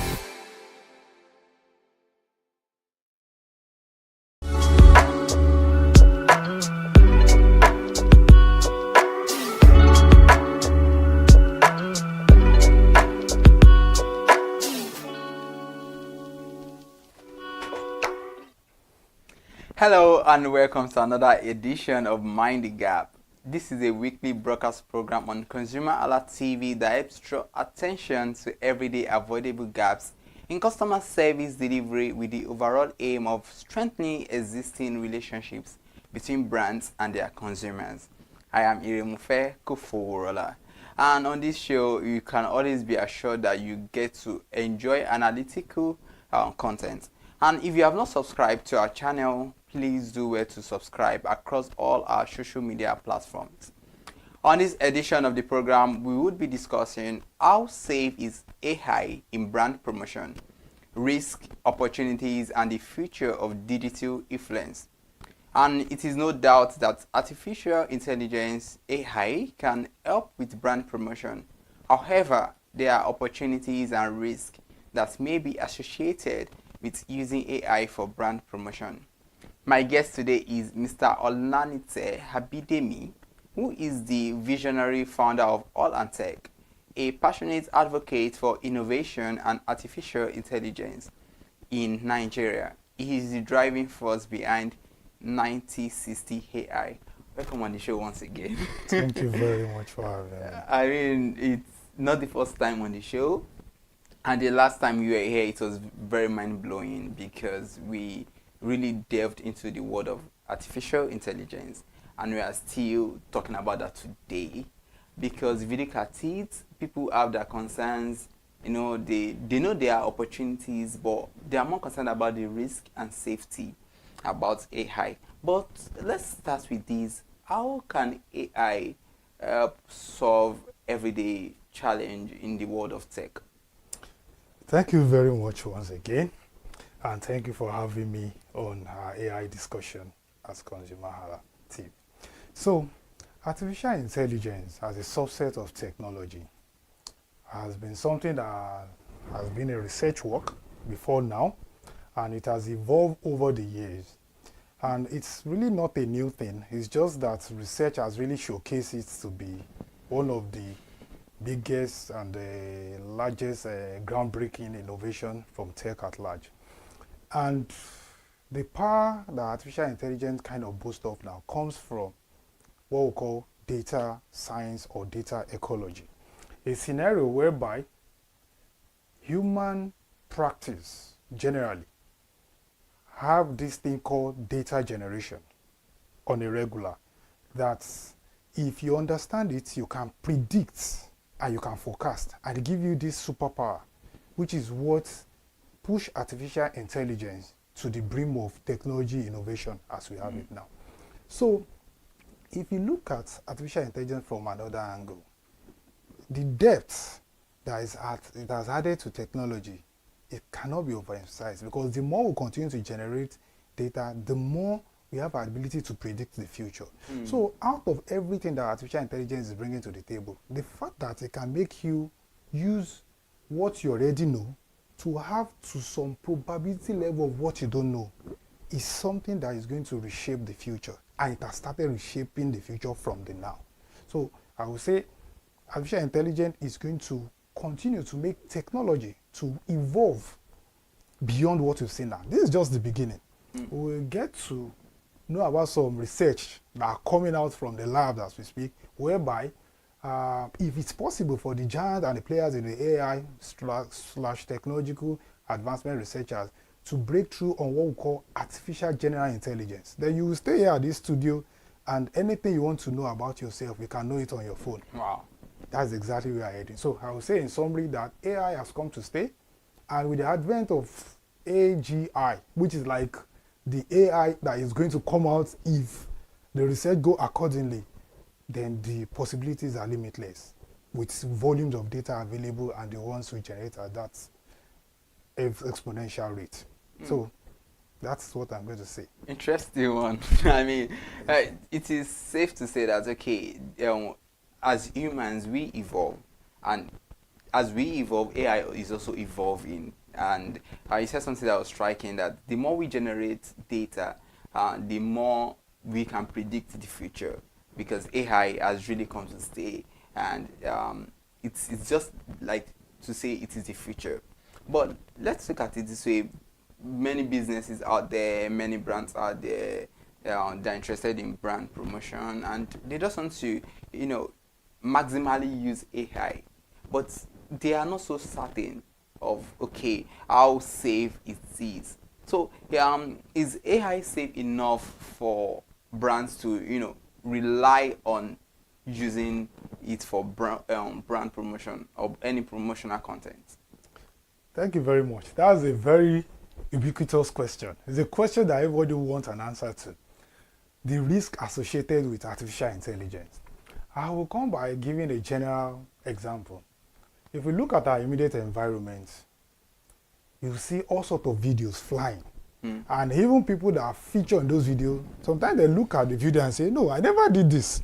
And it brings the risk of artificial intelligence to the poor view that, wait, if this thing continues to spiral unchecked, then there will be a misuse in artificial intelligence. That's exactly how it also applies to the brand.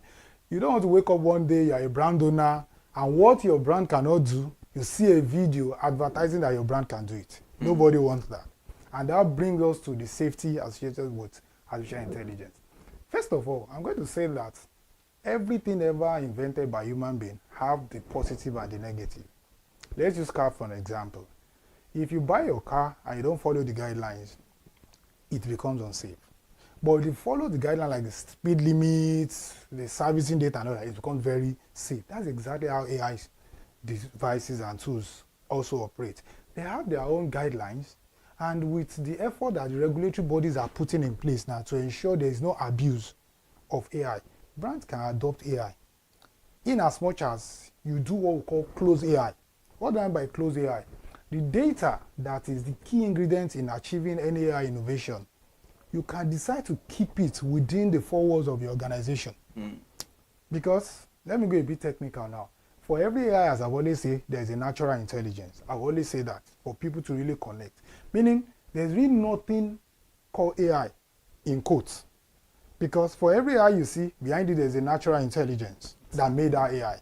It didn't just make itself. In fact, the aspect of AI that make that AI making AI is more like a reinforcement learning, which as it is now, it still needs somebody one way or the other to intervene, either feeding the data and all of that. So those videos we see as an example I've mentioned, that people get confused like, I never did this. Is somebody somewhere that use an AI tool to cook them up. I don't know if you get that. Meaning, AI cannot be destructive if there's no natural intelligence pusher that decide that I'm using this knowledge to make AI destructive. So a brand that is trying to adopt AI needs to watch out for, okay, how do I prevent someone that has ill intention for having an access to my data then feeding it into an AI to represent us ways we don't want to be represented. In as much as you can check all those balances and all of that, AI is out there to help us amplify brand and make you get so much data about your customers and your consumers and make predictive analytics whereby you can see the market trends, you can forecast and scale up your revenue. So summarily, I would say that AI is very safe to use in as much as you follow the guidelines, the do's and the don'ts of artificial intelligence at different levels, at the hardware level, at the software level, and you watch your brand scale up and compete favorably and outperform your competitors. Thank you very much. Thank you very much for that analysis. Because one thing I can pick out from what you've said is that AI is safe to use for brand promotion as long as you have what you call closed data. Because you know, we have, and I think it might be a concern for other people out there. Sometimes you see the magic, let me use the word magic, that's been created from AI. You see, you know, the lot of content that sometimes you can't really even tell if those people were humans. You understand? You see them talk, you see a lot of images, and like, first, I mean, like, is this real or it's so? Sometimes I can't even differentiate. So that might just be making you so curious, like, I don't think this is safe. You understand? As long as somebody can even generate a lot of content, even your voice, you are not so yes. exactly. So AI tools for all of that. So, but with that now, brands can be assured that okay, they can use AI for brand promotion. Now let's also look at, since we are talking about brands and promotions, all of that. So, what are the biggest risks brands face when using AI in marketing campaigns? Because you know, marketing campaigns are very important for any organization. You want your brand to be heard, you want your brand to be seen, to be recommended. Now you are using AI, but what are the biggest risks that you can face when you are trying to, you know, use AI? Thank you very much. So I'll pick it up from how I answered the first question, and from the plurality of the question are the biggest risk. The first of the biggest risks that we can talk about is what we call misrepresentation, which connects directly with viral videos we see, and you'll be wondering, how did they make this video? I never did this. Let me give a connecting analogy. Recently there's an event where a top official and a military personnel had to come head on and all of that. The event became amplified with different AI videos. What never even happened at the venue, thrown around, maybe for fun, maybe for fun or for whatever. But the main thing still remains calling our attention to the risk of AI in that scenario. Because if you go to the courts and they are gathering evidence, those things that people are doing for fun in the name of content, they are on the internet. Someone could use it and say, oh, I have this evidence, not knowing that it's just mere AI put together. So how can brands now prevent this risk from affecting their business? First of all, for everything that you see out there, it is still the same AI that we use to check AI. It's still the same AI. Yes. Let me say it again. Wow. The way things are going now, use technology to check technology. Because of the competitiveness in the AI space, there are what we call responsible AI vendors or advocates. And there are what we call, in quotes, irresponsible AI advocates. We can both classify anything you see that is AI generated. As soon as you see it, you can use your discretion to say, this is responsible AI use, or this is irresponsible AI use. Just the way if a driver drive past you now, you can say, this is a responsible driver, and this is what? An irresponsible driver. It's clear. Let's now pick the same analogy to artificial intelligence. How do you now know this video is AI? You need another AI to check. If you rely on your general intuition and how you feel, or you attach some sentiments, you may be misguided. But there are some AI you can use to verify that these are AI content. Maybe on our subsequent episode for our viewers, we will have this discussion extensively where we have a list of tools that brands need to practically achieve this objective. So if you see anything and you're not sure, there could be some URL website that you just paste that video or cite that video and tell you this is AI generated. Wow. And it can show you the original version that was modified to give that. So as a brand owner, I don't need to bother myself, because anything that misrepresents me out there, in as much as I can verify it, and there's a public awareness that everybody can verify it, you can easily pinpoint it and say, this is not authentic. And one way or the other, there's something we call digital footprint. It's just that this part of the world, our research capacity is just scaling up. Digital footprint is, for everything we do as individuals, we are traceable. If there's an AI content that somebody spring out and it is irresponsible, if we decide to investigate, we can track that person using the digital footprint. Because at one point or the other, for almost every AI tool that we use now, there's something we call sign up. You probably sign up before you can even use it. So if I generate an irresponsible AI content, and one way or the other I shared it on the internet, first one is I signed up with maybe my Gmail. I'm traceable. Second one could be I use my handle to post it, which I'm the primary source before reshare, retweet, and all of that. These things can be used against me to ensure the necessary legal actions are taken to prevent recurrence of such action.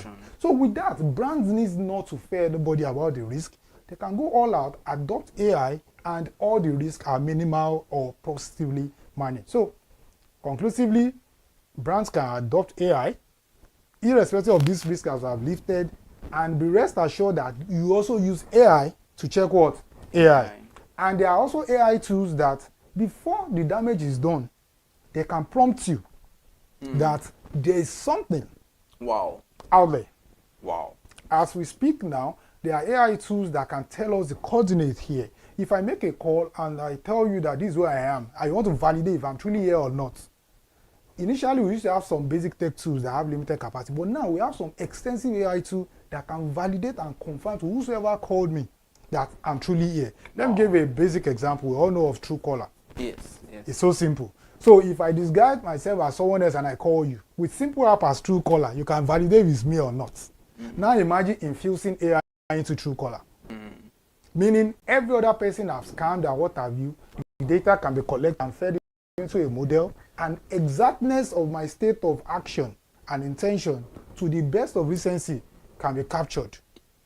So why will I be scared if anybody call me when I can just click on a button and every lie you want to lie that you've lied before, the database is created and the model can tell me that this is next lie before you even render the lie and bring it to me. So that is where AI is taking me, or is taking everybody and all of that. So thank you very much. Yeah, AI is taking us on a journey, and it's going to be a very interesting one, because I mean it's already an interesting one. And I love what I said.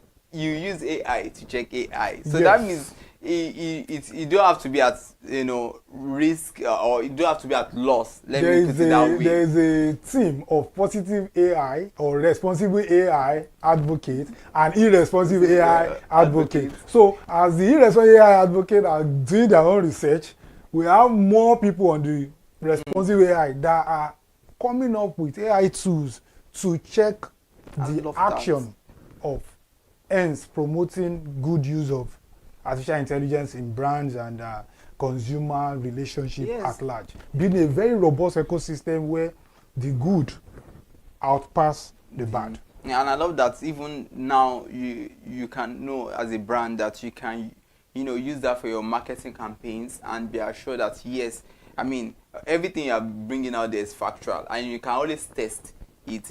If there's a counter content to whatever you have made, you can use AI to check, and even other individuals who can tap into this, not just brands alone. Individuals, that's why I say for me, yes, I am already doing that, because almost everything I do now, one way or the other, I use AI to support my decision.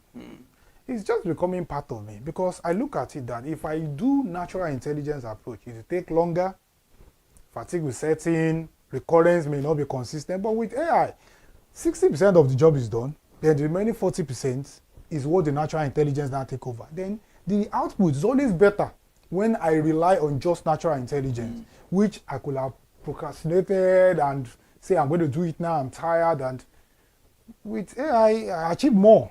And I'm using myself as a testament to that. Yeah, I love that, and I'm even more interested in yourself because I mean, there might be someone out there too who is watching and just specifically is interested in. So I would want to know, really delve more into that. How do you use it personally more for you? I mean, you mentioned that is on the surface level now, but I just want to know more interesting. Like, okay, what do you use it personally? Because I know sometimes you live in an age whereby people don't want to do things for themselves. Let's be realistic. You have students in schools. I mean, once they are giving assignments, they just I can use it for me personally. So irresponsible use and responsible use. You get where I'm coming to now. And some can also use it for fraudulent activities, like we mentioned. Irresponsible use. Yes, we are talking about the irresponsible. We know we have the responsible one. Now let's also look at it for personal use. Now everybody is a brand, whether we want it to affirm that or not. So how can you then use it personally? Because I'm really interested. I also want to use it personally. Good. Thank you very much. That's a very beautiful question. So I will answer that question at different technical level. First of all, carrying everybody along, the non-technical answer will be, now I have more skills in the tech field than I used to have last year because of artificial intelligence. Wow. Last year, I want to be very specific now. If I have anything to do within the graphics space, maybe I have to make logo, I have to make flyers, I have to make any other thing shareable. I have to go through some specific graphic tools which take longer. Maybe I need to launch my Corel Draw, Photoshop, and if you've ever used any of these tools, they are time consuming. Do you understand? Yes. But now, like of a tool like Canva, not just basic Canva. Canva now has artificial intelligence, whereby with prompts, I'm trying to be very specific. I just say, okay, I need a logo now. I just say, okay, Canva. Just instead of me using Canva the way Canva used to be possible. Very tedious to use. Picking layers, changing color. Now I can just prompt Canva and say, Canva, create a logo of yam and egg for me. I want to start a yam and egg business. And immediately, 50 to 60% of the job is done. It may not be perfect, but the time is going to save me in form of thinking, creativity. It's nothing to just throw away, because in another 30 minutes or 1 hour, I already have what I want and I can share. That's the one side. Another thing I'm going to talk about is, because of some of those things we do, we train and all of that, we prepare a lot of slides. And the nature of what we do, I can be called from this studio now that I have training in Abuja or I have training elsewhere, and the slide must be ready before next 2 or 3 hours. And I have a lot of things to do that are competing for the time. All I need to do is sit down, use the appropriate tool, pick something as a draft on which I can now use my natural intelligence to customize or acclimatize it to be purposeful for the training. And at the end of the day, it will be better than what I would have done with Microsoft PowerPoint, opening a blank document or a template, which I may even end up losing the client because I can't meet up the deadline of a 40-slide slider that I will have shared for that purpose. You get what I'm trying? I'm just picking tiny ones. And let me now go technical. We are in the era where we do something we call vibe coding. I'm a developer and I write programs, I develop applications and all of that. As a developer, one of those things we face the most is debugging. When you write codes and it's not working and something somewhere is not just making it working, I keep telling you, check line so. You fix that one, it tells you go to line 600 and something. Or sometimes it's not even showing you the clue. It's not just working. Sometimes you write code 1,400 and something and it's telling you the error is 6,000 and something, and maybe that one is from the library you have imported. Humanly, it takes hours and neck-breaking time to figure out what's wrong. But this time around, we have AI tools like Windsor and some other AI coding assistants that can help you with what we call autopiloting. As you are writing the code, it's just by your side. Just imagine an aircraft, you are the pilot, there's an autopilot. Wow. So it's watching out for you. So as soon as you write anything and there's an error, you know what you do? Just copy that code and feed it. And say, look for what is wrong with this. And it tells you that this is what is wrong. Sometimes it even go out of that to go to the internet to go and look for the solution and give you a corrected version of the code. Wow. Just imagine the manpower that is saved, that will have expended all to find out, oh, I didn't put a semicolon in this Java program or what have you. That on one side. Then on another side is AI is evolving from the responsive aspect of things, where we've reached an extent we have what we call multimodal AI. Multimodal AI means I don't need to always just type. I can even speak to it. I can just tell my computer now that, look, this code is not running. Can you show me why it's not running? And just run to the spot on the line, tell me this part is why it's not running. I say, okay, now that it's not running, can you import and correct the code and generate the version that will run based on this? Then the next thing is what? Generated. Now see how that is moving. But the caveat will be, don't rely on that. Don't just copy and paste that code, even though it's working. Still align and input your natural intelligence, because the AI cannot think out of the box. It's just going to think within the prompts and the instruction you're giving it. At that point, you say, why it's not working? It's not thinking about the security concern. It's only solving one problem at a time. Let me make this code work. But the vulnerability of the code is now your own responsibility to ensure it's working. Now it is also what? Safe to be deployed as an application. So summarily, it has come to stay, and it will always help, and we all need to adapt it to scale up in whatever you do, save resources and time. Thank you very much for that. Insightful. I mean, I've learned so much, and especially with the fact that as a personal brand, or personally, you can use AI to your advantage. And he said something that was striking, and I believe you can hold on to that. If you've not held on to anything, just hold this on that. With AI, you shouldn't lose that client. I mean, you should start making the money, and that doesn't mean that you shouldn't come with the natural intelligence as well. Don't just rely 100% on it and not do anything. But with it, I mean, you should get more clients. Skills. Yeah, yes, as I am here, I'm a trained developer, but I fill up spaces when my people are kind of lagging. When I tell them, please, I need someone to quickly do this. Gone are the days when I'll be so afraid. All I need to do is look for the AI from my list of seminars and other content I have, pick a particular AI tool that can save the minutes before I can now deploy a core professional. But at the end of the day, I will still have something to show, unlike total loss for me. So I advise everybody to also explore that. You can sit down here and learn a lot online with AI.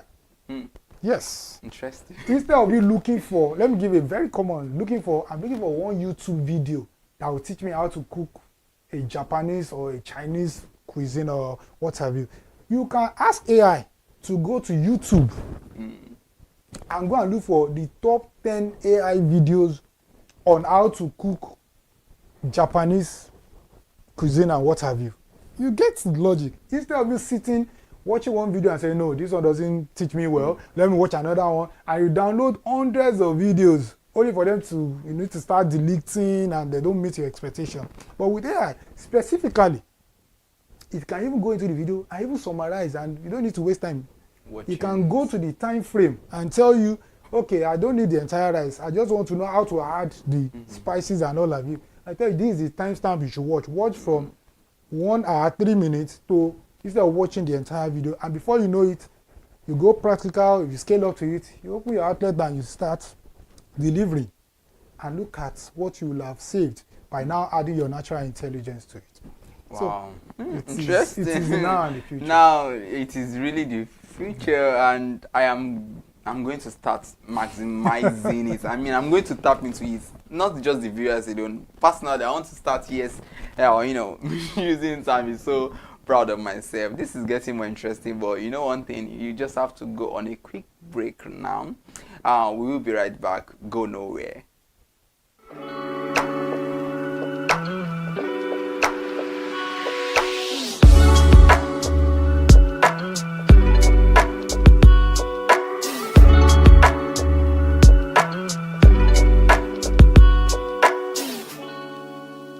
Hi people, my name is Mo Fakorede and I am a filmmaker and a film director, and you're watching ConsumerHalla TV.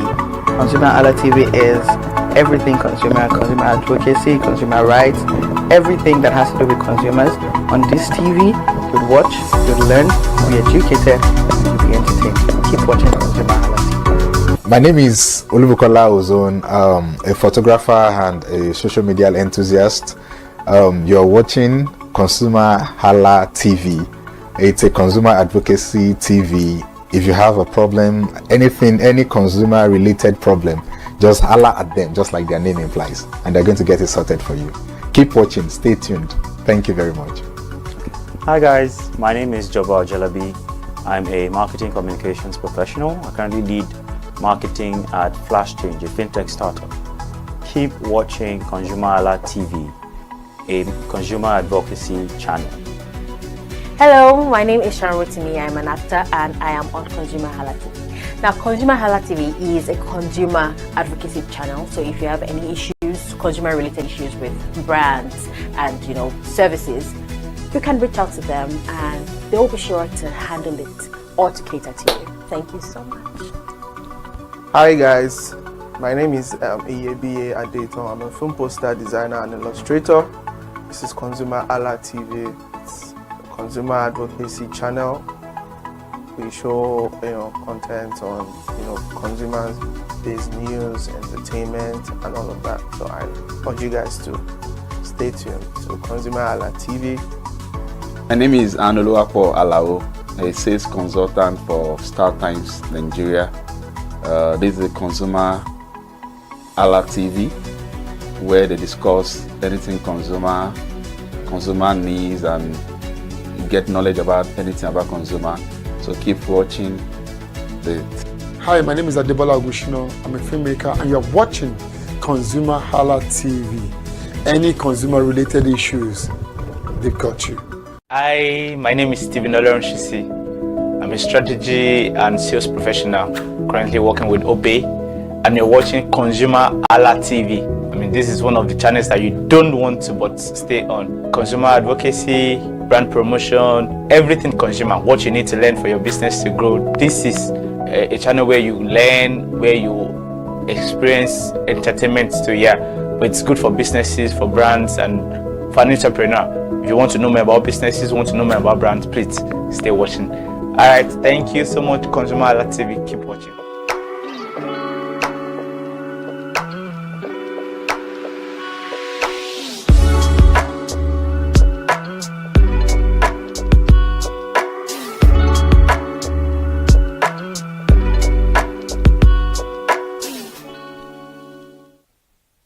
Welcome back and thank you for staying tuned. In case you are just joining us, you are watching Mind the Gap and we have been discussing how best you can use AI for brand promotion. How safe is AI in brand promotion?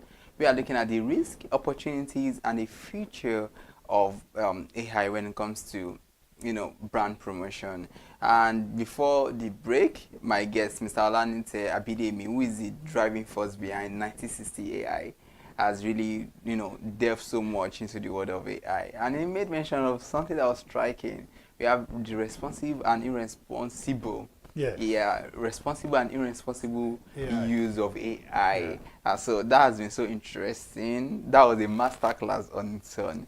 Now let us look at how brands can ensure that AI-generated content remains trustworthy and authentic.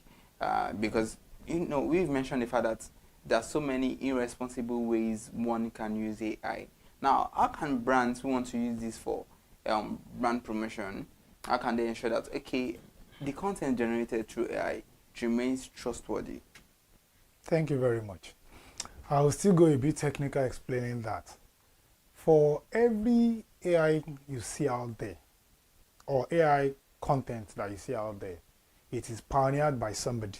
Somebody put it on the internet. Let me use the word internet because that is the open source where everybody manufactures something somewhere and put it in the public space. So before you adopt any AI content, ask yourself this question: what's the source? Interesting. What's the source? It's just like a physical word. Before somebody is allowed into your house, you ask yourself this question: who are you looking for? Should I open my door for this person or not? AI will not just jump into your system if you don't allow it. Sometimes you allow it unknowingly, maybe out of lack of knowledge and what have you. But if you set a standard that, okay, for every link you click, before you click it, you have to be sure where does this link, where does it lead you to? Yes, that is important. And I will share some cybersecurity tips now. The way content is going, they know that almost every WhatsApp status now that look funny, everybody wants to spend 10, 15 seconds on them. So cybersecurity experts are not really looking into that space very well. And cyber attackers are exploring all of that, funny skits and all of that.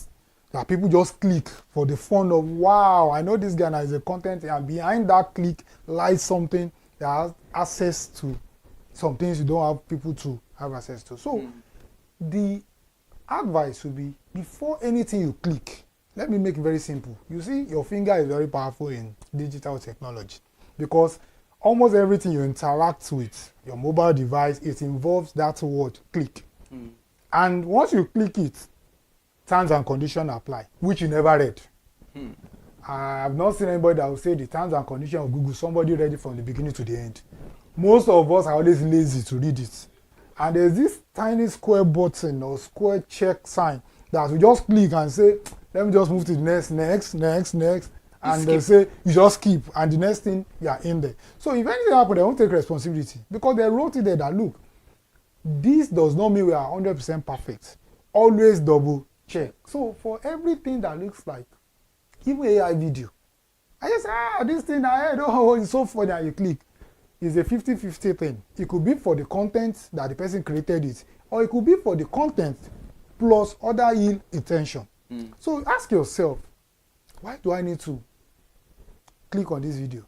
But sometimes you can't even know what's in the video. It's when you click, then like, oh, I've clicked already. Then get education on what you should do. Some of those things we are going to be rolling out for free now, which will be rolling out subsequent episode of this program for people to continue to learn and for brands to continue to stay tuned to know how they can deploy this AI and other technology are: one, there is a need for regular change of password. If I ask this question, how often do we change our passwords? That's one. Two, there's a need for regular change of file addressing. Because behind the scene, when attack happens, some of those things the attacker, they want to phish your password or your login details. Let me generalize. And the way computer is designed, everything you have on your phone or on your laptop, they are wired in a straight address.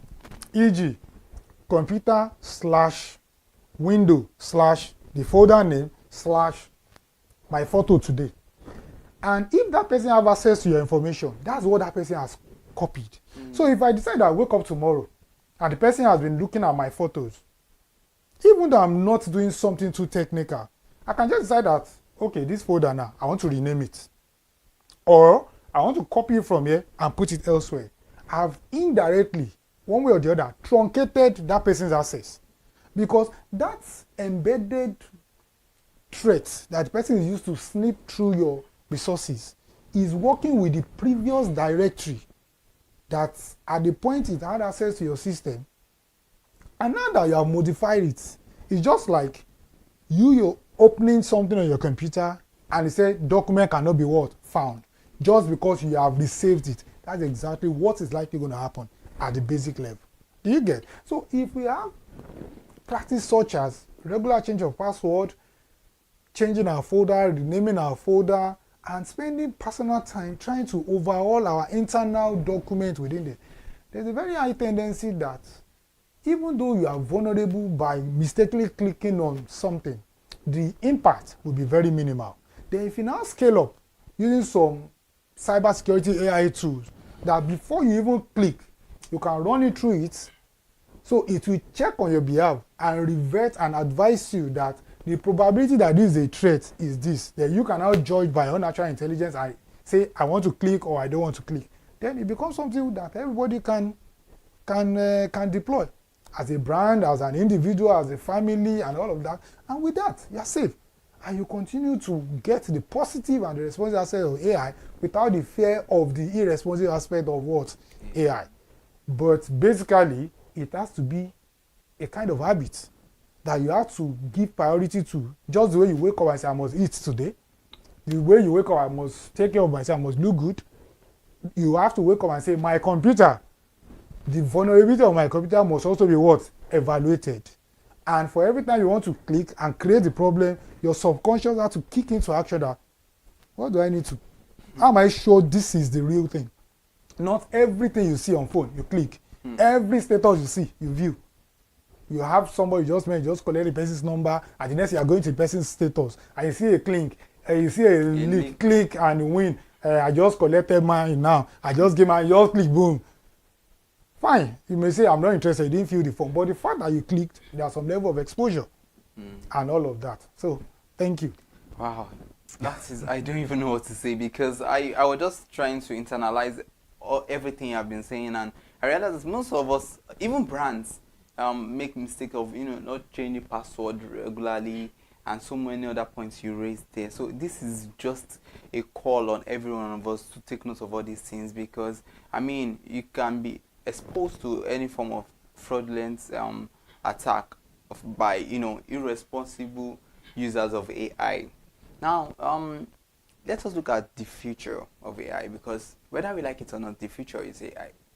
And what does the future of AI in brand promotion look like in the next 5 years? That's a very beautiful question. But before I will go straight to the question, I will make us look at the challenges that are kind of limiting the future of AI for now. Okay. Some of those challenges are, one, misrepresentation. AI can misrepresent. Two, hallucination. AI can be so sure of what is not correct. AI can tell you it's going to rain, and eventually it does not rain. And it tells you affirmatively it's going to rain. A conventional example could be Google Map telling you turn left, turn right, and then they say like, I know a shorter route now. Why don't you take me that route? I will have reached where I'm going. Because they are run based on the data available to the algorithm, which obviously natural intelligence is the better judge of data, but AI is a better cruncher of data. They can crunch more volume before they now make decision. But human being can make decision with the smallest data. And AI, the bigger the data, the smarter. ChatGPT is very smart because it's trained on billions of parameters. Let me take that again. ChatGPT, for instance, has different models.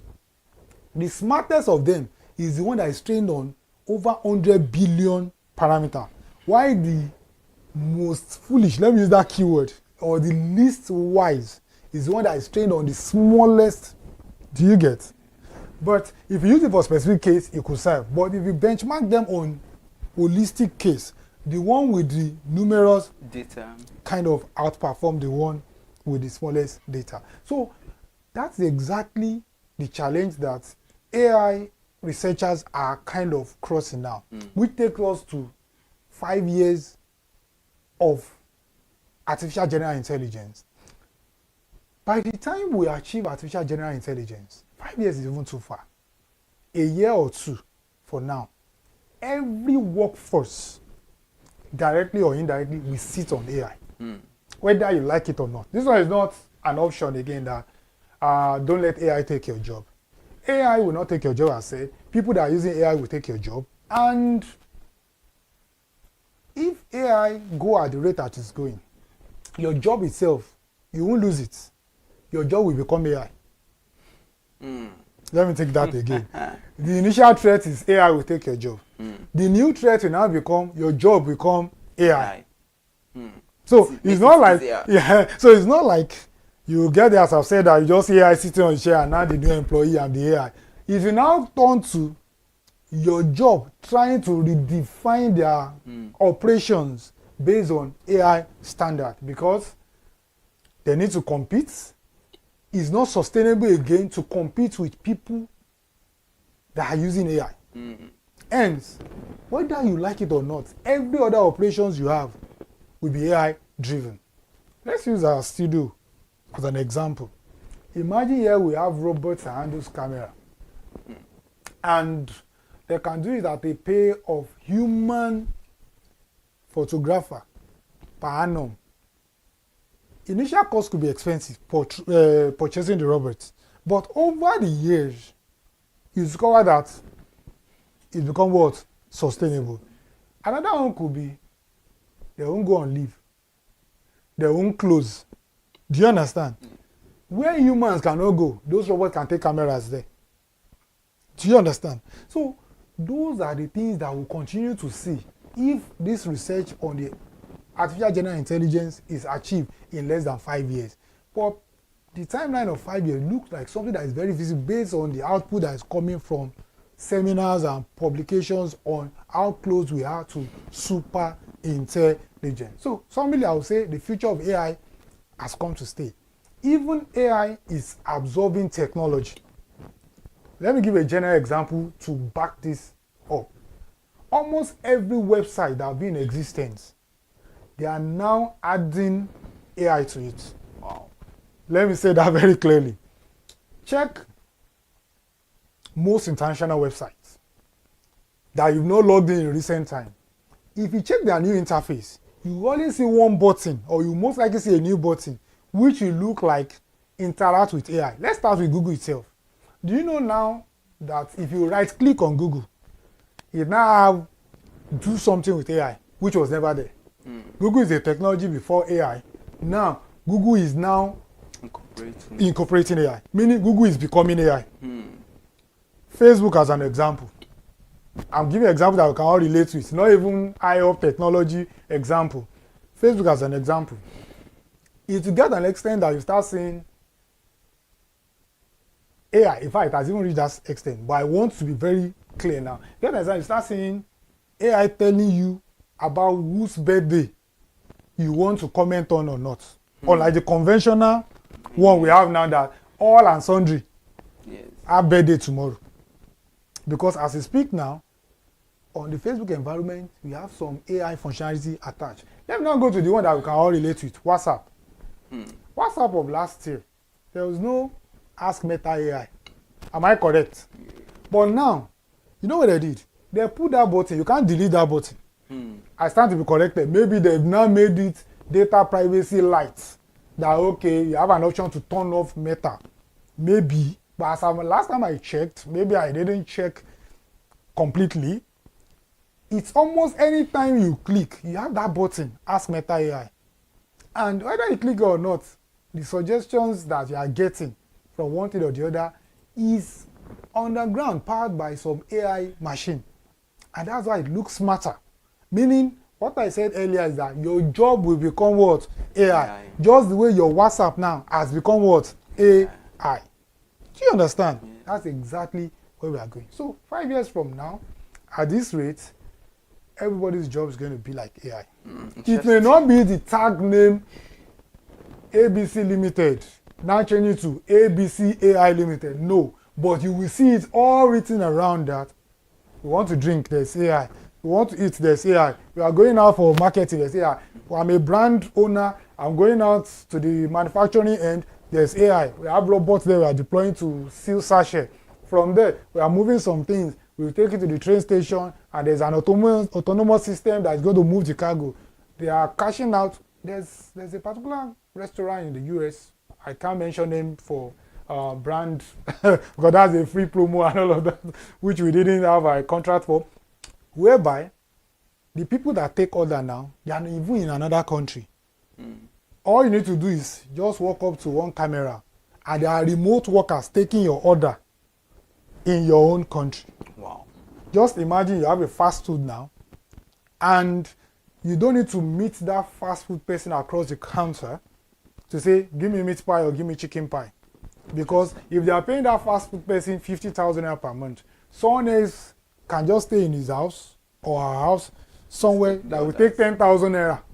And all you need to do is just mount a camera here, and that camera, the person take order remotely. It's cheaper.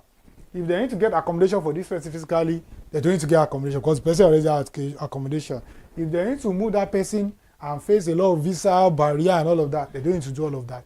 That's AI already filling up a gap. So what do you think someone that is currently working physically should do?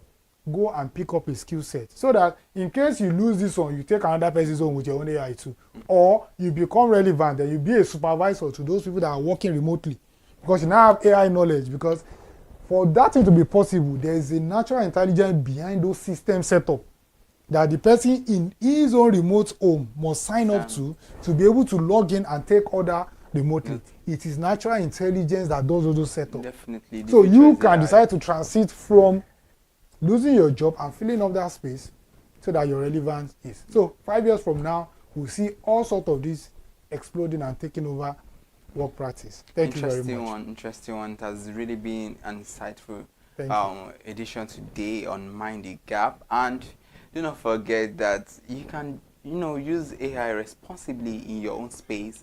AI won't take your job, but your job becomes AI. Initially, the people that use AI, but now your job will come what? AI. So the job will be there. Yes. Then it will have a coloration of AI. It depends on the kind of job you do. Yes. That's what will determine how obvious the coloration will be. That you will see that no, AI has come to take this job, and this AI is transferred to AI. E.g., if you drive, AI may not take it in the next 5 or 6 years. It can just help out with. Let me give you a practical example. Gradually, the kind of cars they produce now is already gradually taking the job of drivers. It has not taken it totally, because they are still driven around by executive drivers. But the driver is now doing. But the driver can just find a way to implement it, and his job becomes easier for him. The driver is even doing like 50% of what he's paid to do. Because of AI. Because of AI. Yes. Imagine a Danfo driver and a Rolls-Royce driver. A Danfo driver, you need to manually do this, do that, check. But now a Rolls-Royce have a 360-degree camera. So, which makes it easier for him. For the driver. Do you understand? Very interesting. That means very interesting.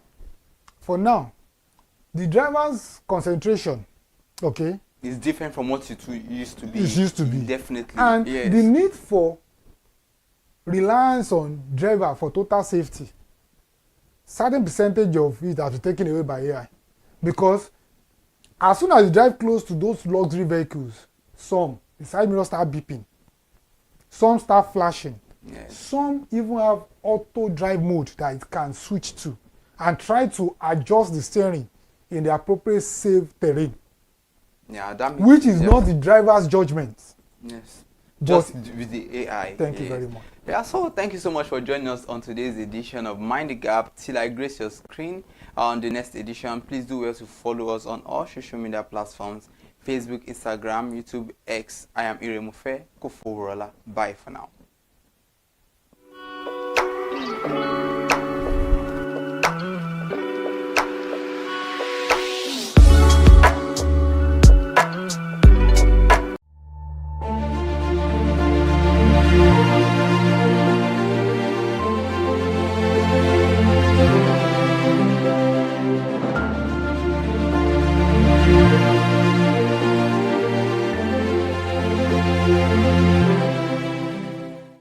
Good afternoon, and thank you so much for joining us. Welcome to Product Review on ConsumerHallaTV, and this is where we inform potential buyers about merit drawbacks, including all features of product.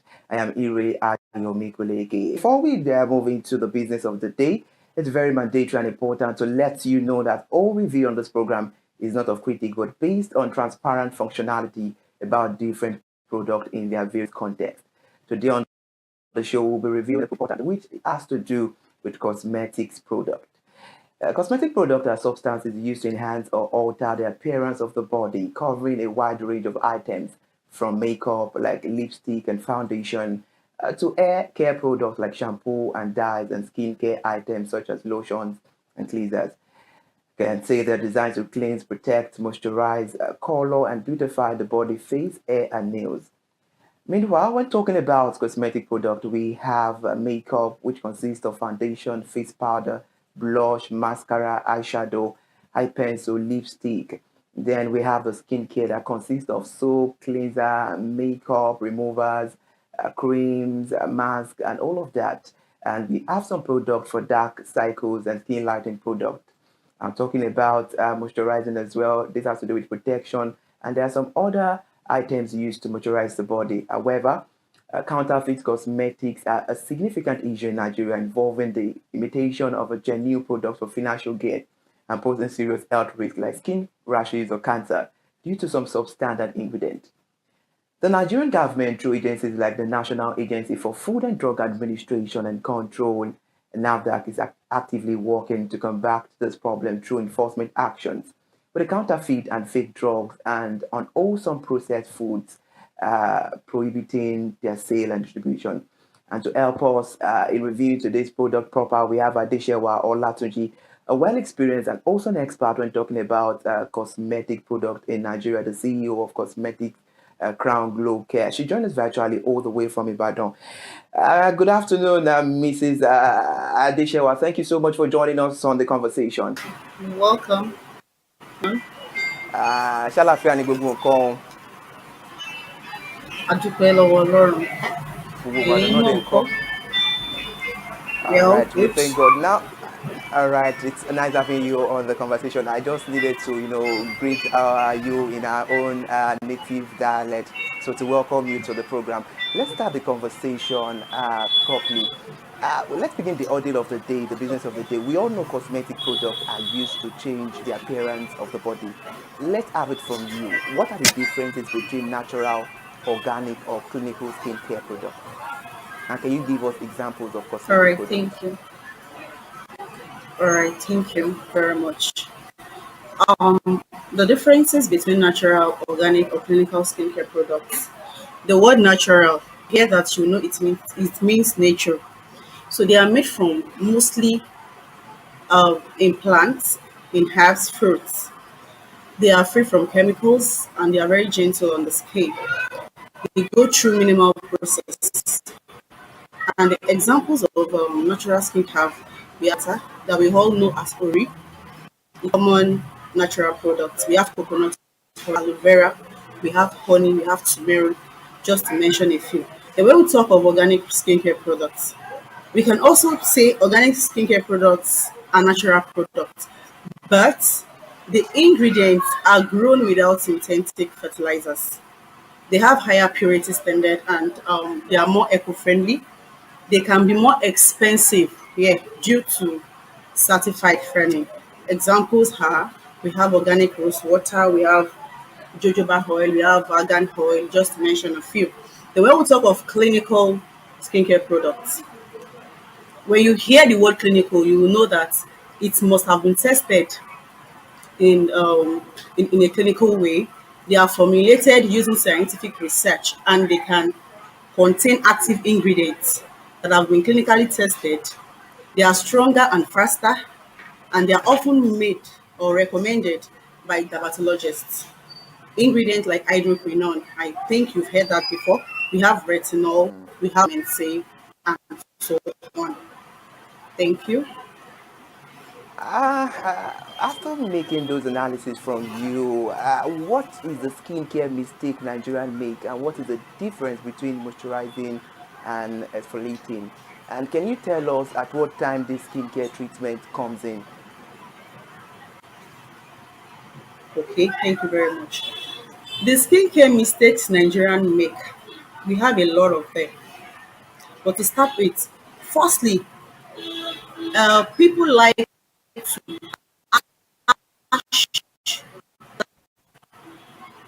I mean by that, they like to mix organic creams with tubes. Tubes like Fimbate, Skenil, Better Sol and Move It. We have a lot of tubes that are very ash. Why? Because the ingredient that has been made or that has been used to form these things, they are very ash. They are ash chemicals. So you can't just apply tubes on your face like that or your body. Do you get? People want people want to lighten their skin quickly. They want to get results on that. They want to get instant results, but they fail to understand that there are consequences for all these things. There are reactions for all these things. When they use ash products, it causes stretch marks. It causes dark knuckles. That's why you will see some people. You see some people on the road. You see people. Some people will have lighter face, dark body. We call them Coke and Fanta. Do you get? So those are the things those are the mistakes, one of the mistakes that they make. And also they fail to use sunscreen. Many people assume that sunscreen is for fair people, and it is not. Without it, sunburn can get worse. Then also they overuse organic mixtures. A lot of organic vendors, they mix acids, because you are not there when they are mixing those products, but they won't tell you. They mix acids, they mix steroids without proper formulation. So people end up with damaged skin. They end up with they end up with dark patches and skin. And also people like to copy from people instead of choosing the products that suit their own skin, because it's not all product that will suit your skin, because we have different kind of skin. So you can't say because Mrs. A is using this particular product, of course it will be good on my skin. To know, it's not possible. You wouldn't know the kind of skincare, the skin type you have, and what Mrs. A have. So you have to know what suits your skin before you start copying someone else. What works for someone with dry skin won't work for oily skin. So many people buy products because they are trending, not because they are suitable. And also, one of the mistakes they make, they sleep with makeup on. Some people, when they go to parties, when they come back, instead of them to remove the makeup they wore since morning, no, they will leave it like that. They will sleep over like that. Those kind of things, they will cause sunburn or skin reaction. And also they ignore ingredients. That is, many people only look at the organic whitening, because everybody wants to be fair in complexion now. I want to be fair, I want to be like Oyibo. They don't look at what ingredients they use in mixing those cream. They don't know if the chemicals are strong or not. They just want to, what they want to see is whitening glowing skin cream or lightening glowing cream. They don't want to check for strong chemicals like mercury. They don't want to check strong chemicals like steroids, like hydroquinone. You know, these are harsh chemicals which they fail to understand. And also there is what we call do it yourself. Do it yourself skincare is also a mistake, because what is do it yourself? yes, that's what I want to explain now. Do it yourself skincare is also a mistake some people make. They use lemon directly on, they will prescribe the product themselves, not that they seek a dermatologist or a skincare a skincare. They will take lemon directly and they will rub it on their faces. They will use lemon. While lemon is acidic in nature, it can cause sunburn. Many people fail to understand that when you use lemon on your face, it's very, very harsh. It is acidic and it causes sunburn. And also, they change product quickly simply because they didn't get results on time. Because many people want instant results, and skincare does not work like that. It takes time. Even if a particular product is not working on your skin, at least you should wait for like 6 to 8 weeks before you can say, okay, let me change to another product. But people wants to get instant results, and as a result of that, you start seeing rashes on their faces, on their skin. You see irritation, you see sunburn, you see dark knuckles, and all and so on. Then above all, they don't address internal factors. What do I mean by that? Many people have poor diets. The fact that you use cream on your skin does not mean that you should eat well, not feed well. You cannot rule out. Have a good diet, Okay. feed well. Are you listening? Please go on. Yeah, go on. So the internal factor I'm talking about, you have a good diet. Whatever you eat, if you eat well, definitely your skin will glow. If you don't feed well, my brother, you cannot see a glowing skin. Yes, the fact that you use a good product, if you don't feed well, if you don't drink good water, if you stress yourself too much, the product you are using will not work well on your skin. In fact, you can even rule out skincare products. You can just make sure you eat well. Let your diet be good. Let what you take, what you put inside of you, let it be healthy. So then you will get results. Many people fail to Interesting. understand that. They don't focus on that. They only focus on lifestyle care. That's interesting. You've mentioned so many areas, Mrs. Adeshewa. But while making your analysis the other time, you make mention of skin type. But now let's quickly talk about skin type. How many types of skin type do we have, and how can individuals, I mean the consumers, identify their skin type? Okay, thank you very much. We have different kinds of skin type. One, we have the oily skin, we have dry skin. Do you get? For oily skin, they need moisturizer because when you have an oily skin, it makes your skin smooth. It makes you stay healthy. Then, if you are the type that has dry skin, you need a moisturizer to stay hydrated. It is very very important because at times when a dry skin consumer, if the person did not use moisturizer, you just notice that there are some pores that will be coming out of the person's skin due to lack of hydration because water is not able to enter that particular skin due to lack of moisturizing cream.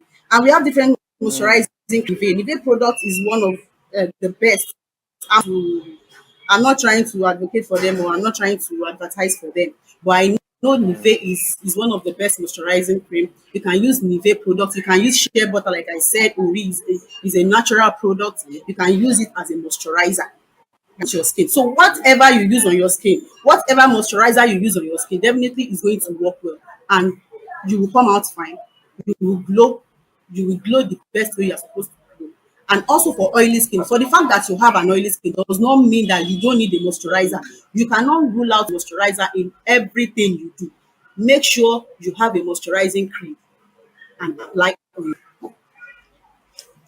All right, interesting. Now let's be realistic, Madam Adeshewa, because we hear a whole lot of speculations about people that are in your industry, most especially the cosmetic products. We hear these people just sell all these things; they don't use it on their skin. So now, let me put this question to you: do you test cosmetics on your skin before buying, or you bank on reviews? And what is your biggest skin trouble experience you've ever had with any consumer, whether with dryness, hyper pigmentation, and all of that? All right, thank you. Talking about testing cosmetics on my skin before buying or any other thing. Firstly, research. Yes, whatever you want to do, you make research, and first you get people's review. Review gives you other people's experience. It makes you learn about reactions. It makes you learn about irritation. You get to check if the product is suitable for your skin type or not. Especially today that we have so many counterfeit products. Yes, we have many counterfeit products everywhere. So when you research online on a particular product, you will get review. Out of 100%, at least if you can get 90% of good reviews, then I believe it will suit your skin. Acne is one of the most emotional skincare issues because it affects confidence and self-esteem. So you would not buy a product that will give acne, a product that will give you. So when you see people's review will convince you that it means you've made research already. Get so it's from people's review that you get to know that this particular product is suited for your skin. And also, people products too fast, like I said that time. I had experience with one of my consumers that had acne and dryness of the skin. Like I said the other time, they change too fast because they want to get instant result. Someone sees a small breakout, a little breakout, or a little acne. Thing she did was to switch her skincare products. The next thing she stopped it. The next thing she started trying new things. It does not work like that. Even if you get a particular product and you've not seen changes, that does not mean you should switch to another product. No, like I said, at least you should be able to wait for 6 to 8 weeks before you can decide if you should continue. And the most shocking transformation I've seen also, one client that I had then that I said she's severe acne, she was using different products, she was using different things, she was different treatments and all that. Well, fortunately for her, she got the results. She got good skincare products. Like I said, good skincare products can be quite expensive, but if you can take a pain to get a good one, definitely you will get results. All right, interesting. Now, your last lines talking about skincare is expensive. There is a question, there is a conversation that we would ponder on when it's about time for the expensiveness and the price. Okay. But while having your analysis the other time, you make mention of a lot of counterfeit products. And now this leads us to somewhere. We can see that of recent, it's now in norms that NAFDAC are banning counterfeit cosmetic products. And with the look of things, do you think this will end soon? And why do you think there are so much of cosmetic counterfeit product in the society? Please come again. I didn't hear that. Sorry, please. All right. Okay, no problem. With the look of things, we can see that there are a lot of numerous counterfeit cosmetic products, and we can see that NAFDAC in all the news, Okay. they are always banning. What happened in Ibadan recent, there are statistics that are always, high and all of that. With the look of things, you being in that industry, you being a cosmetic product guru, do you think counterfeit products can end anytime soon? And what are the reasons of cosmetic counterfeit products very much in the society?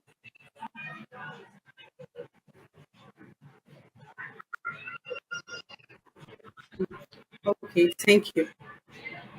Counterfeit cosmetics are a very big problem in Nigeria. Yes. And the second question, you said, will it end soon? Well, not completely, very soon. Because NAFDAC, the only thing NAFDAC can do, NAFDAC can only make efforts to reduce it and not eliminate entirely, because it is very, very big. And also, when we talk of counterfeit products or goods, it's a global issue. It's not just a Nigerian thing. As long as demand exists, some people will try to make it illegally. Then, however, with strong government and global, I believe it's over time. And why is counterfeit products common? I have different parts. One, high demand. Many people want affordable skincare products. They want affordable beauty products, yet. But originals can be expensive, like I said the other time. So fake product sellers, they take advantage of that by offering cheap versions. So when demand is high and they see that this particular brand is, it's when you will see a fake product, start taking advantages of advantage by offering cheaper versions of that particular product. We name it look alike. You start seeing different product that is similar to the original product. And also, we have weak regulation in the past. Yes, before now, regulation was not as strict. So many fake products entered the country without detection, and it's still happening. And also, we have high products for counterfeiters. What do I mean by that?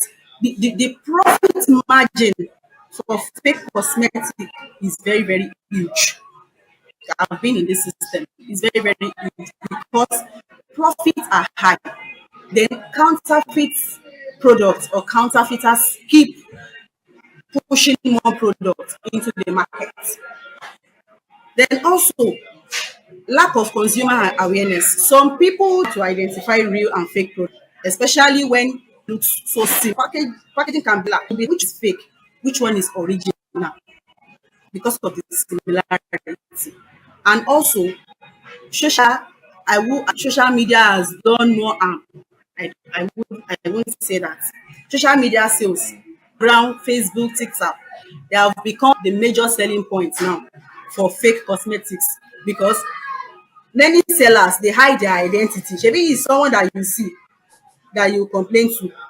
If you not see the person, someone you've not seen before, you want it online. Come and buy my this, come and buy my product. Is the person online? So if you have any complaint, you won't be able to trace the particular person. And also, the person is possible she might not have license. No licensing is required. Then sellers they hide their identity due to the fact that you cannot reach them because they say. Then also we have poor penalties for offenders. What do I mean? In many cases, when counterfeit sellers when they sell bad goods, they are not punished strong in Nigeria. Everybody knows that in Nigeria, they are not strongly punished enough. So this reduces the fear of engaging in illegal, because even when if they eventually um if they eventually get a counterfeiter, now there is bribery and corruption. If the person tips them that and out and all that, it will end there. So there's no strong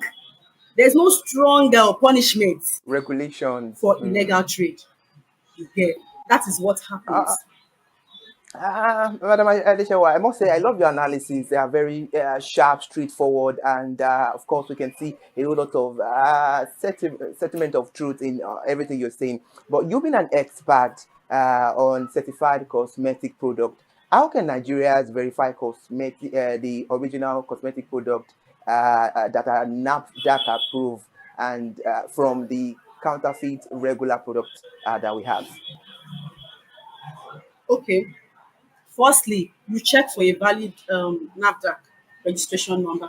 Of course, if your product is registered, definitely it will have a number. So you check for a valid NAFDAC registration number on the you check the packaging very well. If there is a NAFDAC number, it's always there. Then also, if you are not sure, then you can use the official page of NAFDAC, search for such product or brand. And also, after searching for the products, make sure you inspect the packaging carefully. That one is very, very important, because at times real products typically, of course, they have professionally printed labels, manufacturing dates, they have expiry dates as required under NAFDAC. But mistakes such as misspelled words, when you start saying that this word is not spelled very well, or maybe the print is faded on the products, those are common signs of fake products. Then Those are also the red you flags. buy only, yes, these are the red flags.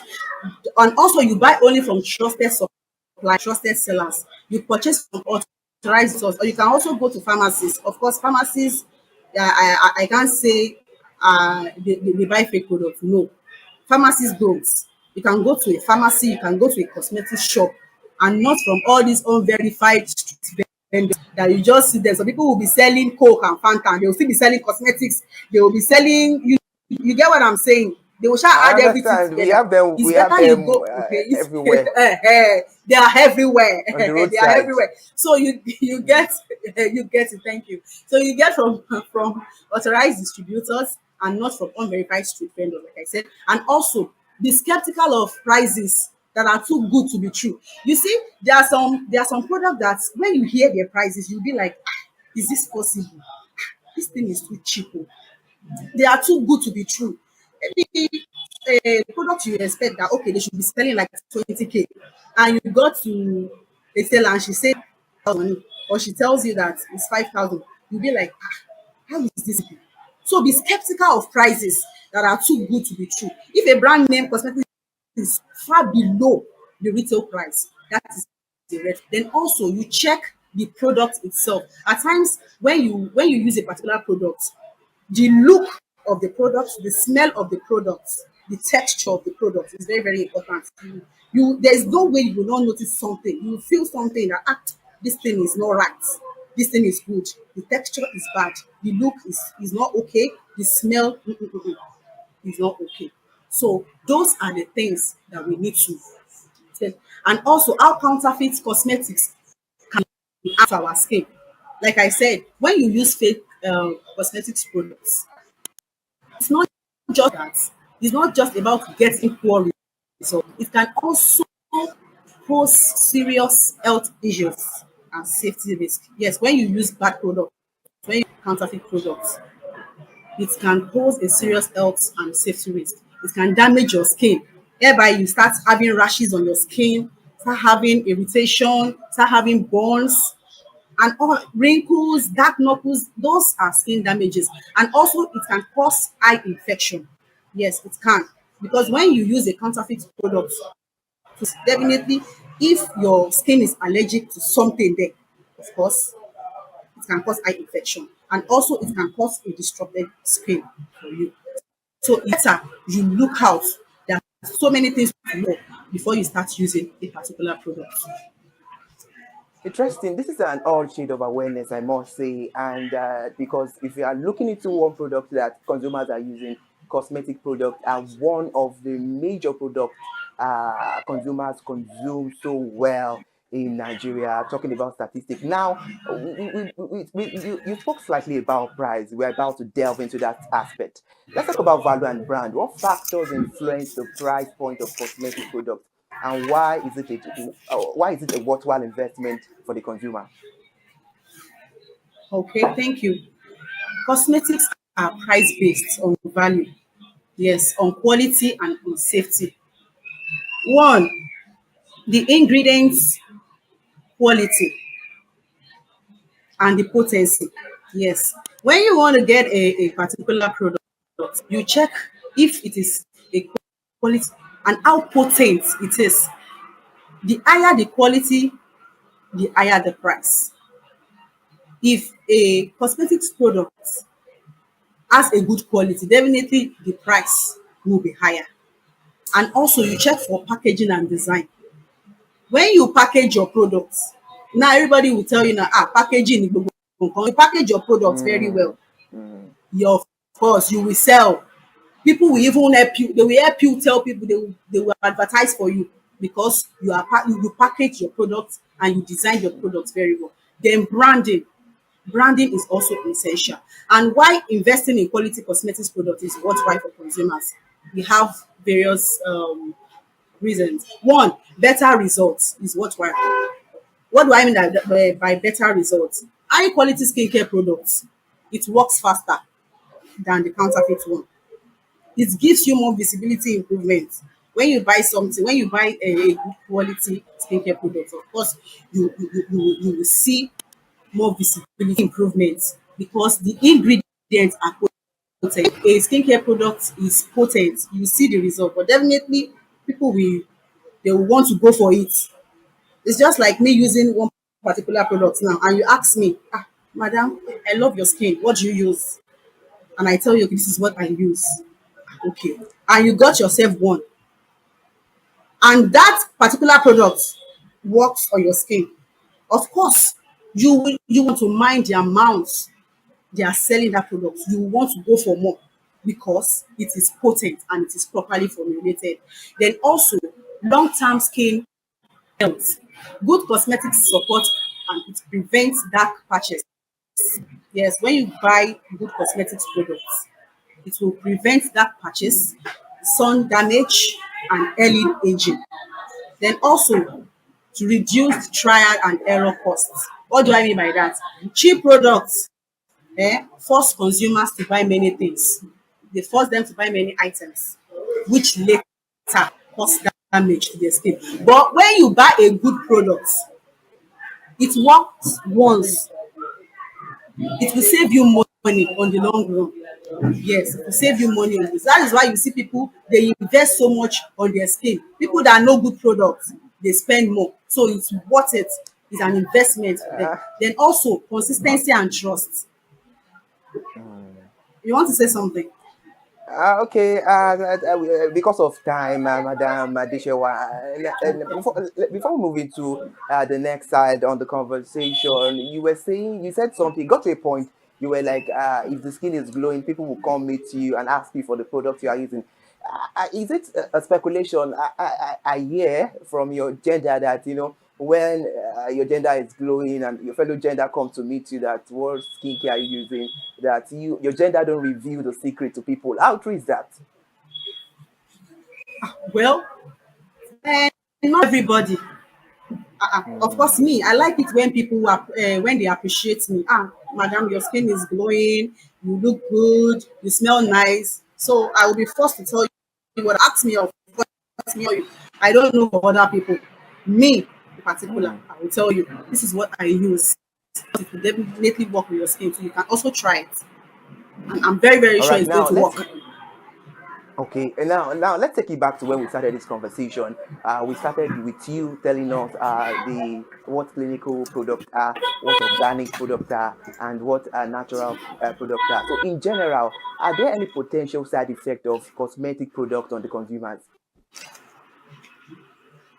Are there any potential side? Well, yes, I will say yes. Cosmetics products can cause side effects on consumers, especially if the product is wrong for their skin type. Like I said, we have different skin types, so what works for him might not work for you. So it can cause side effects. But when you use a correct product, of course, there's no side effect. But generally, it can cause side effects if you use it wrongly, you use it incorrectly. Because some of this product, like I said earlier, they contain ash chemicals, ash that causes skin irritation. Skin irritation is the most common reaction. Yes. So you start seeing redness on your skin, burning, you'll be feeling itchy due to ash chemical, due to ash soaps, fragrances. All these things can cause irritation. Then also allergic reactions. Some people are allergic to a particular thing. Some consumers are allergic to certain ingredients. That is why when you buy a product, you don't just check the lightning. Like I said the other time, many people want to see whitening, lightning, clinical, lightning, In glowing. just 7 days. But they will not check. You get 7 days. Thank you. 7 days lightning, glowing skin. But they fail to check the ingredients that are used in mixing all these things. They are so ash chemicals that are used in making all these things. So when you fail to look at those things, you wouldn't know if your skin will react, will be allergic to all these things. Then you start seeing them having rashes on their skin, swelling, redness, breakouts.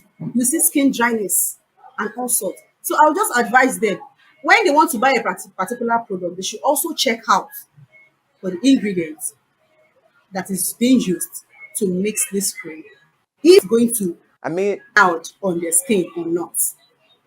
All right. Now, about this that we're about to let into the air, I know this varies on the particular cosmetic or it has to do with the brand of the cosmetic product the individuals or the consumers are using. But in an overview, what is the recommended application process or skincare routine for cosmetic product to achieve the maximum results? Okay, thank you. Achieve maximum. It's not only about the products you use. It's about the correct order of application. We call that skincare routine. That is what we call it in skincare something. So it's about the products you use. It's about how you are using that product and how consistent. Because get a good product and you are not consistent with it, you don't think and you are expecting a good result, it will not work. It does not work that way. It is a process. There is morning routine.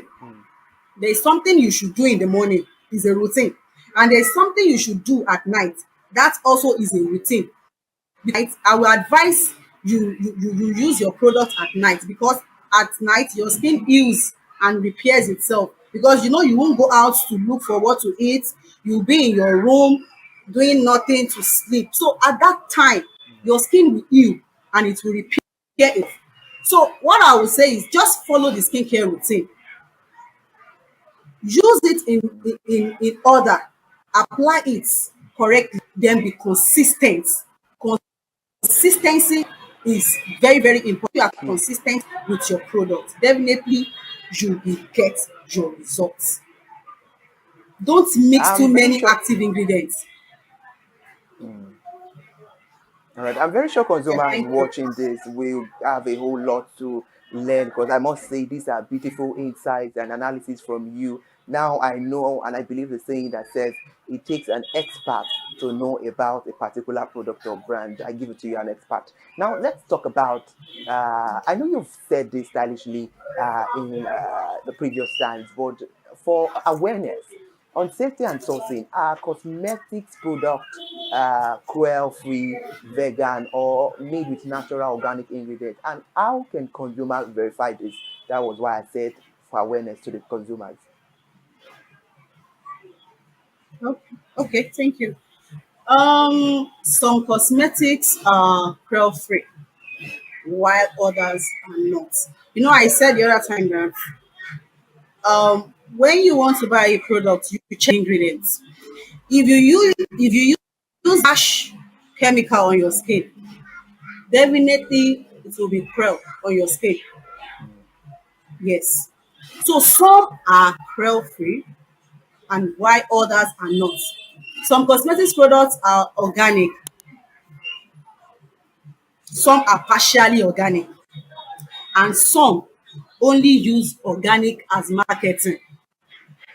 As like, wow, I sell organic, I didn't mix anything, it's a lie. Don't let anybody fool you. Don't let them brainwash you. It's a lie. Organic means ingredients grown without synthetic fats. Not all organic skincare truly organic unless they are certified. Do you get? So if someone is telling you that I didn't put anything, I didn't hide anything, it's a lie. No organic free is chemical free. I will not lie to you. So you look for official logos. A real certification logo should appear on websites and product labels. Legitimate brand display ingredients. Like I said the other time, they display transparency and details. And you can buy through app, go through their website, use sales, use the products that are cruelty free and some are not, like I said. Avoid red flag. And use phrase chemical free. Like I said, nothing is chemical free. 100% organic, but no certification. It may be misleading. If you see those things on your product, it is 100%. No, it's a lie. Nothing is chemical free. Let them know. Nothing is chemical free. So Yes. when they see products like that, they should japa. They should japa. Oh, they should japa. That is why I said it's not everything you see that you will use on your body. Because everybody wants to be fair. They want to go, I want to be like Olibo Pepper. I want to be like, that is what many people are doing outside there now. You will see them, ladies, fair. And you will start seeing veins on their skin. Veins, green veins. In fact, I don't even know what else to say. All right, now because of time, we need to bring everything to an end. How quickly can a user expect to see results? And is there any scientific data or clinical studies to support these claims? And are there any products designed for a specific skin type or concern? It takes time. The time it takes to see results depends on the type of skincare products. Okay. All right. It depends Thank on you the so active much. ingredients and the skin type. Yes, thank you. All right. Okay, thank you so much, Madam Adeshewa Olatunji, CEO of Cosmetic Crown Glow Care. In 1 minute, let's have your parting shot. To everyone listening to me out there, especially ladies, I just want to tell you that it is very good to look good. Yeah, to look good. But at the same time, during the course of doing that, make sure you don't do something that will cause harm to your skin. All right, thank you so much for joining us on the conversation, Mrs. Adeshewa Olatunji, the CEO of Cosmetic Crown Glow Care. I can tell you that all your insights and your analysis are very, very beautiful. And I know a lot of consumers will get more than one, more than two to learn from and to be very careful because, of course, you're absolutely right. We have a lot of counterfeit products out there. Thank you so much for joining us while it's the game. Do well to enjoy the rest of your day. You're welcome. And you too. Thank you very much. Bye. All right, bye.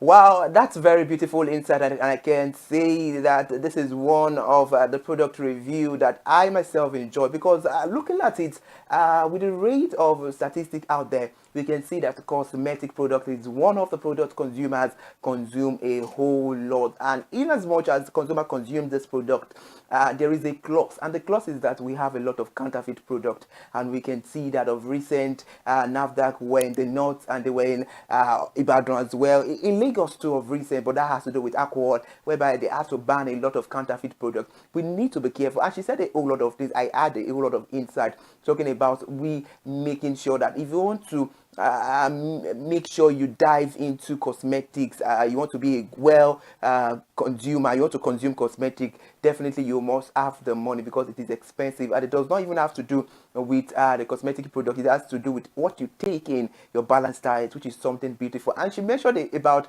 the clinical cosmetic product, the organic cosmetic product, and also the natural cosmetic product. That's a very beautiful insight. Thank you so much for joining us on the conversation. It's a very insightful one, I must say.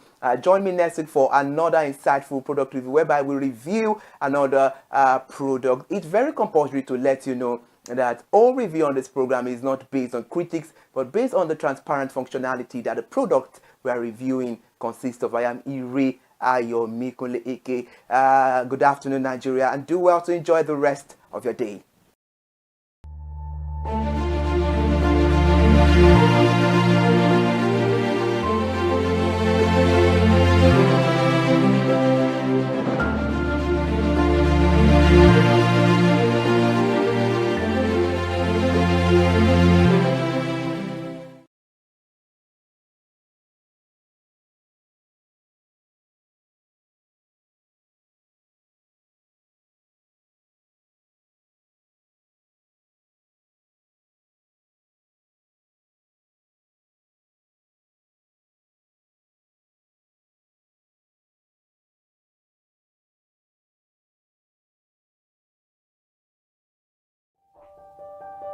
Hey there, do you know in the world today, everyone is a consumer, and as consumers, we all have the right to be heard. In Nigeria today, as a consumer, you have all right to product information, right to fair pricing, right to return goods, right to product labeling, right to fair dealings, and a lot more. Well then, have you heard about the new media channel? ConsumerHalla TV. ConsumerHallaTV. ConsumerHalla TV.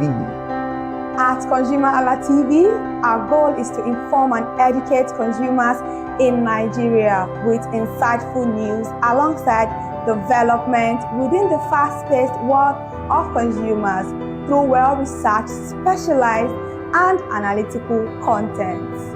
Our vision at ConsumerHallaTV is to create an engaging platform that provides right connections for meaningful brands in Nigeria, thus creating a more caring world for consumers where business thrive.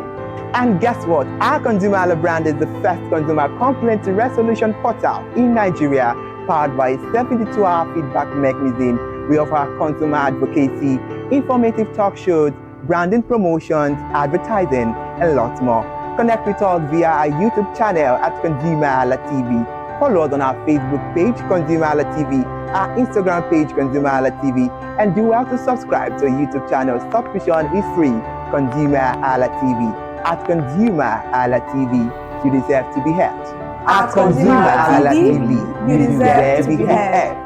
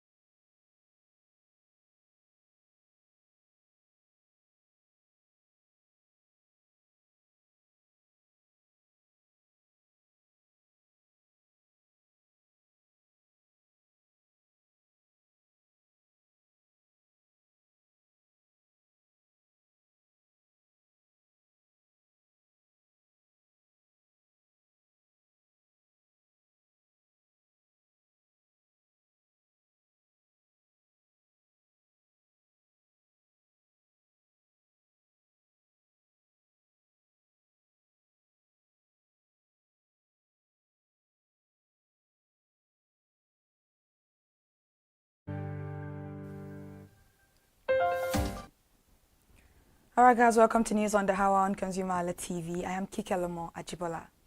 Local contractors under the All Indigenous Contractors Association of Nigeria returned to the Federal Ministry of Finance on Tuesday, blocking both entrances as they pressed for the payment of what they described as long overdue debts for completed projects, government projects. The protesters, led by the association's national secretary, Babatunde Sheun Oyeniyi, accused the federal government of repeatedly shifting its position on the issue and failing to honor commitments made during earlier meetings with officials. Speaking to journalists at the ministry's entrance, Oyeniyi said the government's failure to release funds after multiple assurances had forced contractors to resume protest. He said members of the association were owed more than 500 billion naira from projects already completed and commissioned.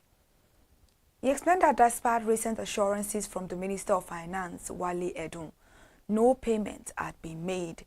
After the National Assembly intervened, they told us that they will sit the minister down over the matter.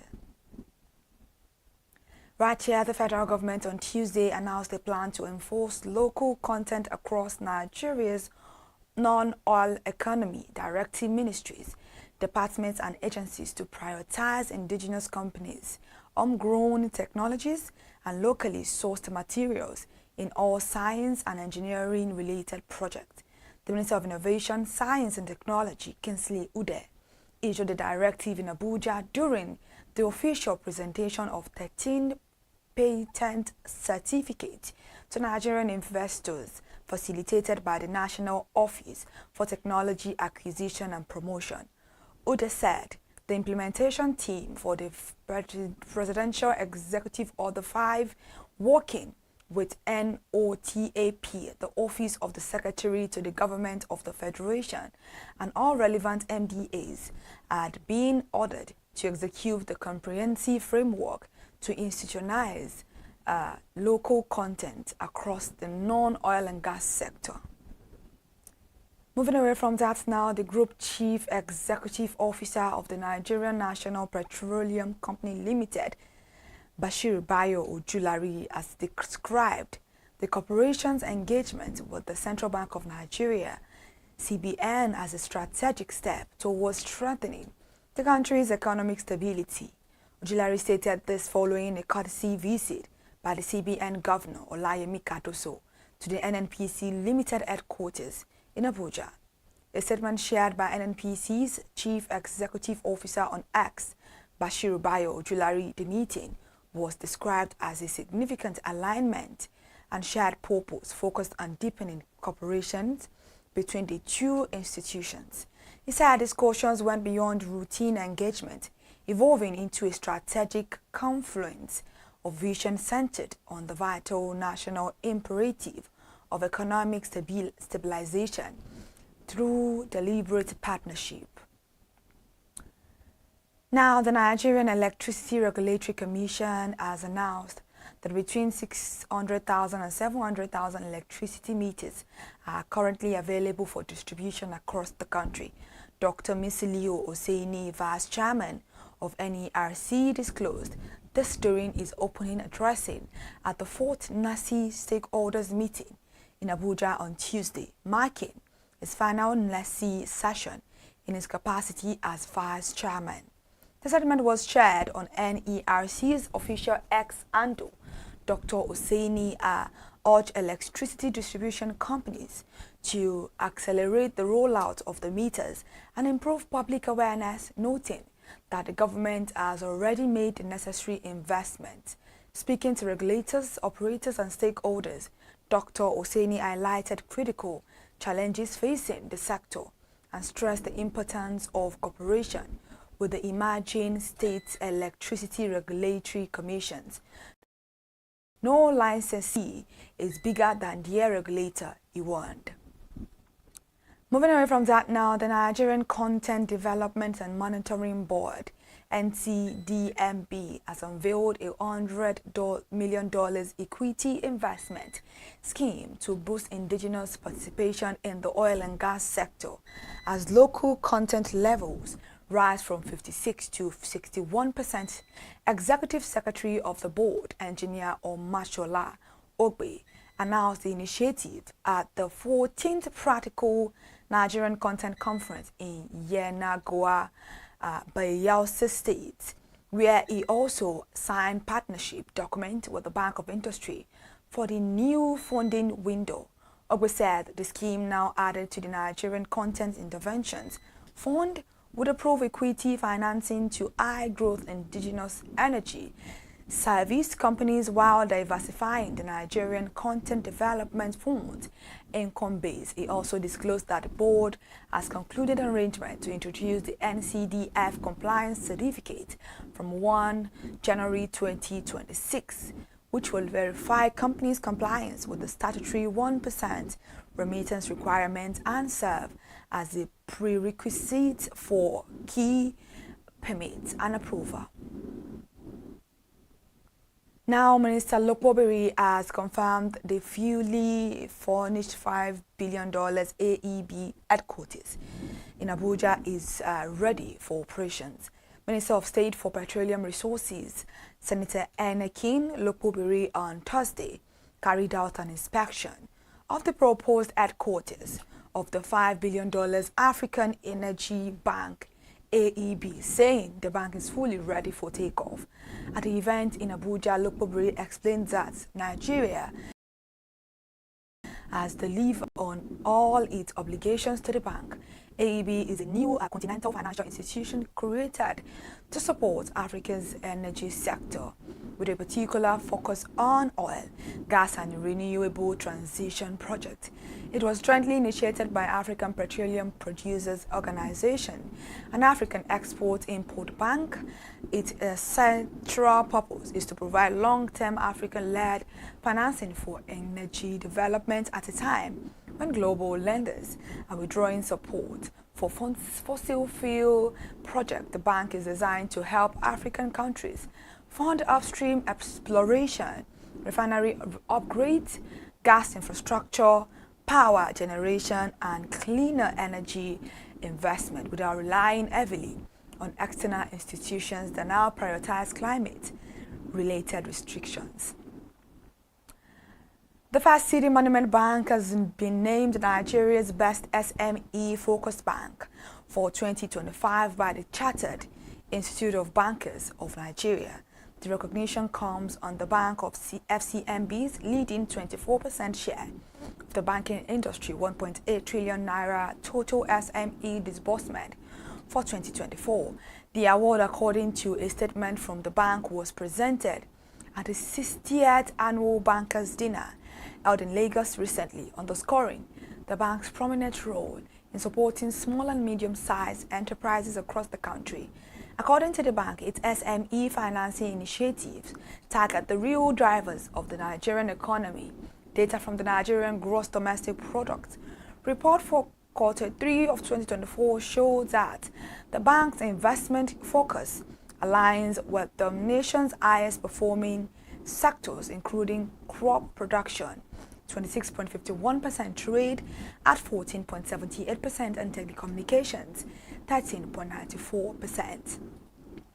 Managing Director / Chief Executive Officer of the Southwest Development Commission, Dr. Charles Akinola, has revealed that the Commission's push for the revival of many old unserviced oil lines in the Southwest is aimed at building a regional rail ecosystem that will reduce transportation costs, expand market access, enable rural prosperity, and create jobs for youth across the region, among others. Akinola made this known on Monday at an interaction session with journalists in Lagos. The SWDC MD commended the Managing Director of the Nigerian Railway Corporation, Dr. Kayode Okpaifa, for welcoming the Commission's proposal on Southwest rail connectivity during the Executive Management working visit to him last week. Akinola said Okoifa had assured the SWDC theme to positive consideration of the proposals, stressing that the NRC was excited to play its role in effort to make road transportation a cornerstone of economic development in Nigeria. According to Akinola, Okoifa had expressed the readiness of the NRC to review SWDC's application for an operational license, adding that he had instructed the directors to work with the Commission's technical team to draft the appropriate memorandum of understanding that will bring the request to life. Thank you so much for joining us for the news this afternoon on ConsumerHalla TV. To stay connected for more news updates, please follow us across all our social media platforms, Instagram, Facebook, X, TikTok, and on YouTube at ConsumerHalla TV. I am Kike Lomo Ajibola, and you've just watched the news on ConsumerHalla TV.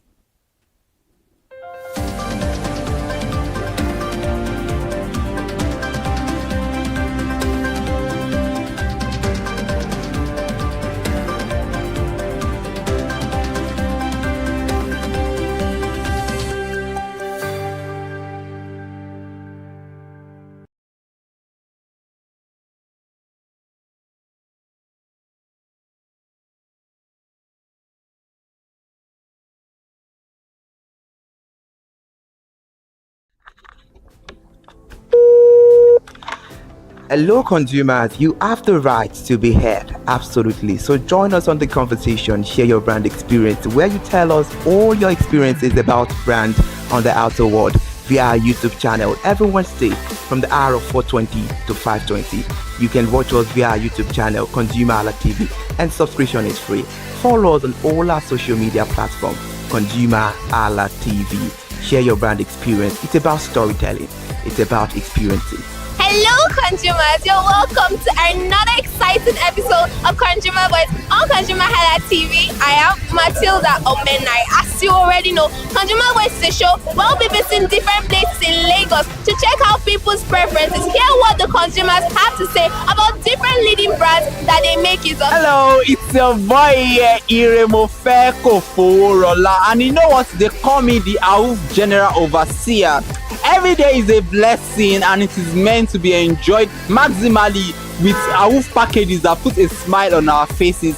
And guess what? That is why this show AUF is for you. You can get to know about trendy market slashes, promos, offers, and juicy deals that put a smile on your faces, and you can always enjoy them maximally. And you know one thing that is so interesting about this show? It is a blend of English and Pidgin. As I dey run you English, now I go dey marry am with Pidgin, make am spicy. So catch me every time on the show to enjoy more about trendy AUF packages. Public service announcement. Hello consumers, I am Kike Lomo Ajibola and welcome to the Scam Alert segment on ConsumerHalla TV. Scam Alert educates viewers about various scams affecting consumers. We learn tips on how to identify fraudulent activities and provide advice on protecting our personal information. We aim to raise awareness and empower viewers to avoid falling victim to scams. We cover various topics such as phishing, identity theft, fraudulent investment schemes, and many more. You want to catch up on how these scammers invade our lives? Join us every Tuesday by 12:30 p.m. for Scam Alert on our YouTube channel at ConsumerHalla TV. Subscription is absolutely free.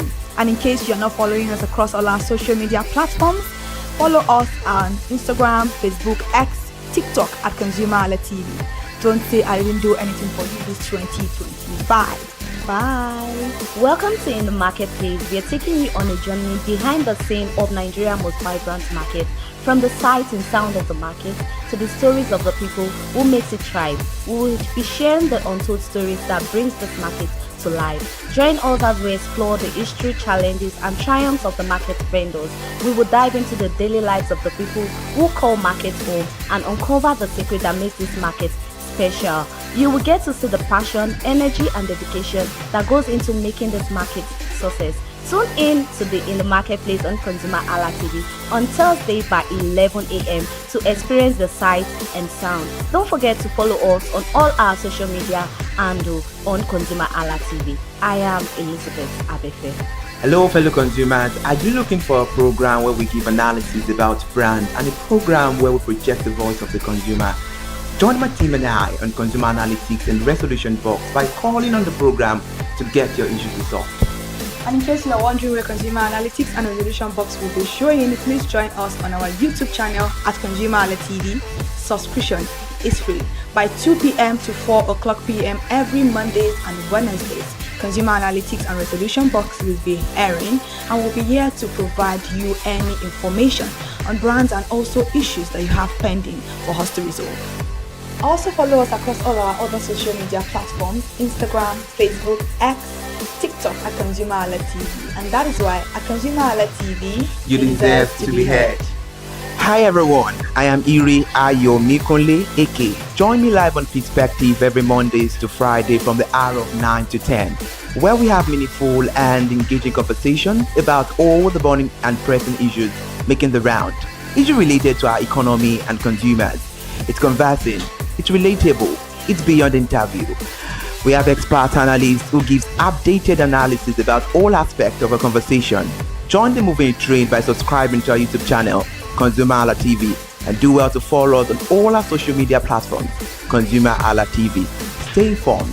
Thank you. I am Matilda Omenai. As you already know, Marketing is the show where we visit different markets across Nigeria, Lagos, to check out the prices of differences ranging from household items to foodstuffs to cosmetics, electronics, every other thing. In a world of hustle and bustle, entertainment keeps us alive, and that is why at ConsumerHallaTV, we ensure you enjoy all around 360-degree entertainment program. Screen Time is the show for you, where you enjoy top 5 countdown, celebrity of the week, exclusive interview, and other segments. Don't mind, it's just a jealous person. Oh, New God. movie release, updates, and screen time. I'm going to enjoy myself because this is my favorite time on the program. I get to recommend good movie for you, and I'm also waiting for you to recommend movies to me also in the comment section. Screen time is not just all about entertainment, it is relaxing and also educational. So that is why we are bringing to you Screen Time on ConsumerHallaTV. And in case you're wondering where to join us every Mondays by 5 o'clock p.m.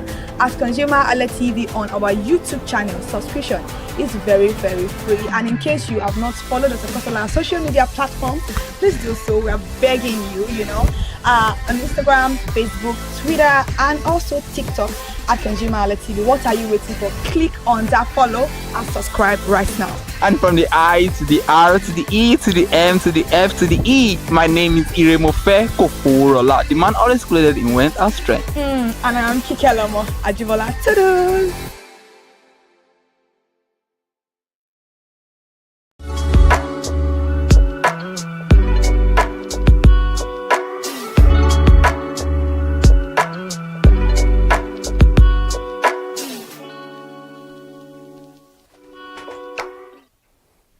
Hello and welcome to another edition of Mind the Gap. This is a weekly broadcast program on ConsumerHallaTV that helps draw attention to everyday avoidable gaps in customer service delivery with the overall aim of strengthening existing relationships between brands and their consumers. I am Iremofe Koforola, and on this show you can always be assured that you get to enjoy analytical content. And if you have not subscribed to our channel, please do well to subscribe across all our social media platforms. On this edition of the program, we would be discussing how safe is AI in brand promotion, risk, opportunities, and the future of digital influence. And it is no doubt that artificial intelligence, AI, can help with brand promotion. My name is Tunde Olufowora, and I'm the CEO of Van Eyck Communications. We are we call the publisher or the owner of the new initiative called ConsumerHallaTV. ConsumerHallaTV is actually Nigeria's first consumer-centered, or call it consumer-centric television platform that aims to bring voice to the over 220 million Nigerians. It was a vision that came to my heart about 10 years ago. I remember that I was traveling. I traveled out of the country, on airline, and I had this unpleasant experience. It was a trip to an African country from Nigeria, and I actually went with a local flight from Nigeria. I wouldn't want to mention the name of the airline, and then it was to South Africa, and we landed in South Africa, and let me just paraphrase it.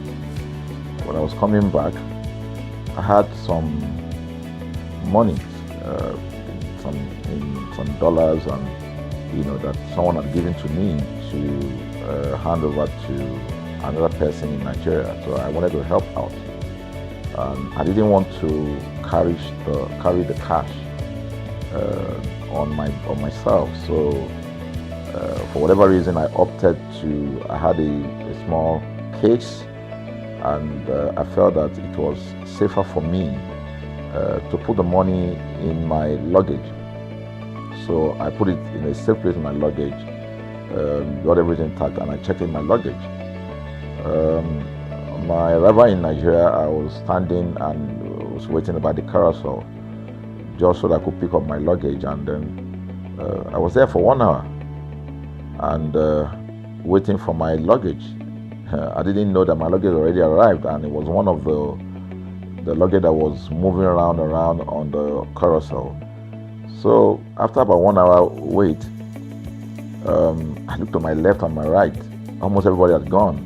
I think there were just about 2 or 3 left. So I beckoned on the woman that was on my side, and I noticed she was really in tears. Madam, what happened? She said, her bag has just been torn and a lot of things stolen. So I said, well, I've also been waiting for my own. She said, you better go and check those luggages there. Maybe yours is one of them. And lo and behold, I went around there. Mine was one of them. By the time I got it, everything inside my luggage was gone. All the valuable things there were gone. To cut the long story short, we felt there was need for us to report the case, at least to the airline. It was in the night, about 8 o'clock or 9 o'clock. We went in to go and see the officer that was in charge. As soon as we got in there, the officer said, "Oh, so sorry, but you will have to go to our head office in somewhere in Victoria Island, to lodge a complaint." Okay. So the next day we went to the Victoria Island and we lodged a complaint, and that was it.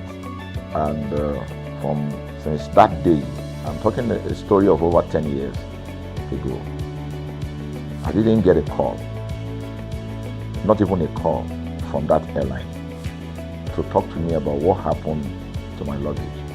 Now, about a month after that trip, I had another opportunity to travel out of the country. This time around it was to the US, and it was an official assignment. And I flew on, I will mention the airline this time around. I flew on a BA.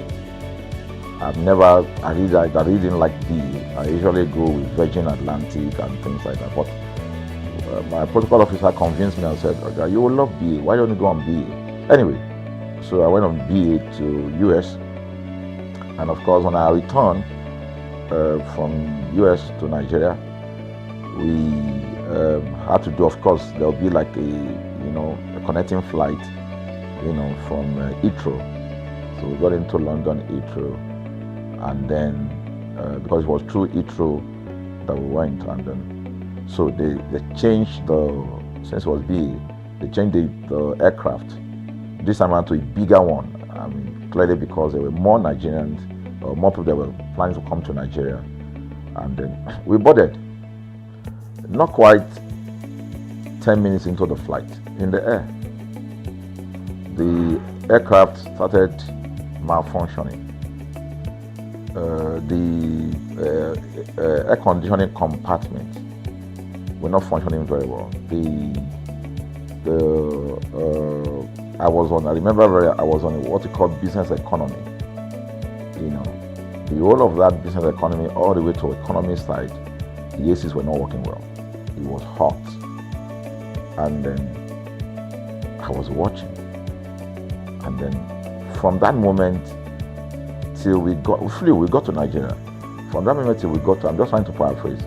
From that moment till we got to Nigeria, I could remember very well how many times the pilot, you know, broke into conversation and had to apologize and say, we're really very sorry about this. He was giving us almost every 10, I could almost say almost every 30 minutes. There's always a kind of update. So sorry, this is what we're doing now, this is what we're doing. While we were on that journey, I also remember an incident. So they came, the crew apparently couldn't resolve they couldn't manage the crisis or what was going on about it. They couldn't fix it. So they come up and said, you know, we're so sorry, but for all the inconvenience, we're declaring, you know, free lunch, free whatever it is you want, you can get. So trust Nigerians, you need to hear how everybody were jubilating, you know. But something struck me. The experience I had just about a month before, and this experience, somehow I started comparing them. I was trying to see how this matter will be managed. Again, to cut the story short, we landed in Nigeria on the BA. Before we landed, the pilot announced and said that for the inconvenience, they will be giving a voucher of £50 to everyone that flew on that aircraft.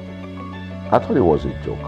I mean, it was my first time with BA, but for what I knew or know of the British man would never even play with his 1 penny, talking of £1. So I felt that must be a joke of the year.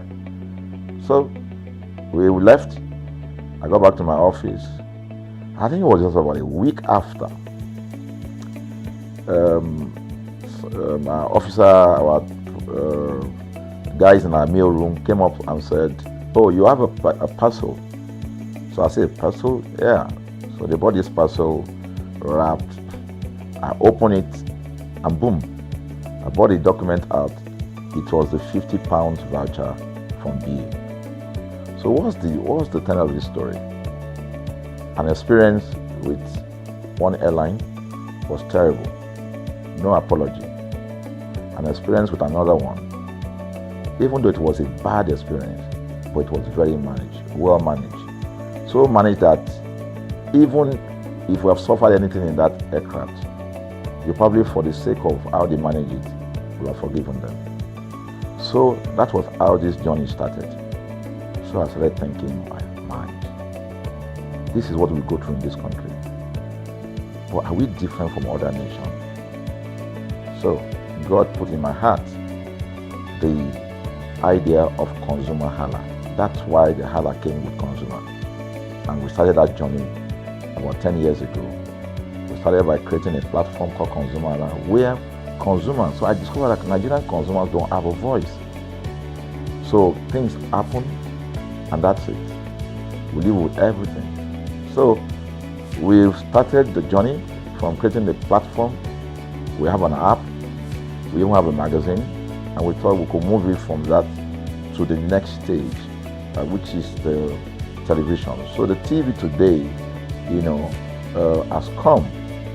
So I would say precept by precept, line upon line, we have been able to build on our aspiration, you know, to finally bring to birth this unique and exciting platform, you know. So it's a digital telecast, and our goal is to further connect consumers in Nigeria to brands with insightful news, development within the fast-paced world of consumers. The world of consumers is growing at a very fast pace, you know. So we want to inform Nigerians. We want to get them educated about their rights, you know. So our role is that we're going to educate consumers in Nigeria, all right. So by bringing them specialized and what you call analytical, research-based content generation, that will inform, educate, sensitize the audience, So that's ConsumerHalla TV. So I call it an offshoot of our ConsumerHalla brand. ConsumerHalla brand actually was the first we call it the first complaint or consumer complaint resolution portal. When we started it about 10 years ago, or about 7 years ago, it became the first complaint resolution portal. We created it so that Nigerians can actually lodge complaint on that portal. We spent a lot of resources to build a very robust platform where today, if you have any complaint, about any brand, any leading brands in Nigeria, and you go on that platform, you can actually click, just a click, you can find the brand, you can actually lodge your complaint, and once you submit it, that complaint will be routed to that organization, and within 72 hours, we will obtain feedback for you. We build it in such a way that we have connection to almost all the organizations, and it's been working. We've resolved several complaints for people without having to charge them any penny, because the idea is not to charge. So what we have done with ConsumerHalla TV is to take it to the next level. So we hope to change the narrative. We want to give the right direction. Nigeria has the largest consumer market in the world, with a population of over 220 million people. Why should we be the one that is suffering the most? Everywhere you turn to, it's as though Nigerian consumers don't have a voice. You're traveling, you buy a ticket. For whatever reason, an airline will wake up middle of the night,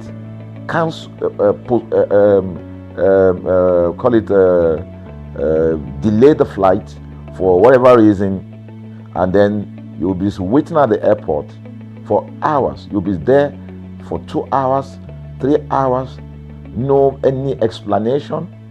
Then while you're there, they can even wake up and say, oh, flight has been cancelled. So everybody carry their luggage and go home. Nothing happened. Of course, things are changing.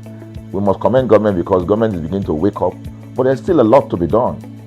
And we believe that we can help to make, bring about those right changes. So we offer deliberately, part of what we do is that we also offer advocacy, all right?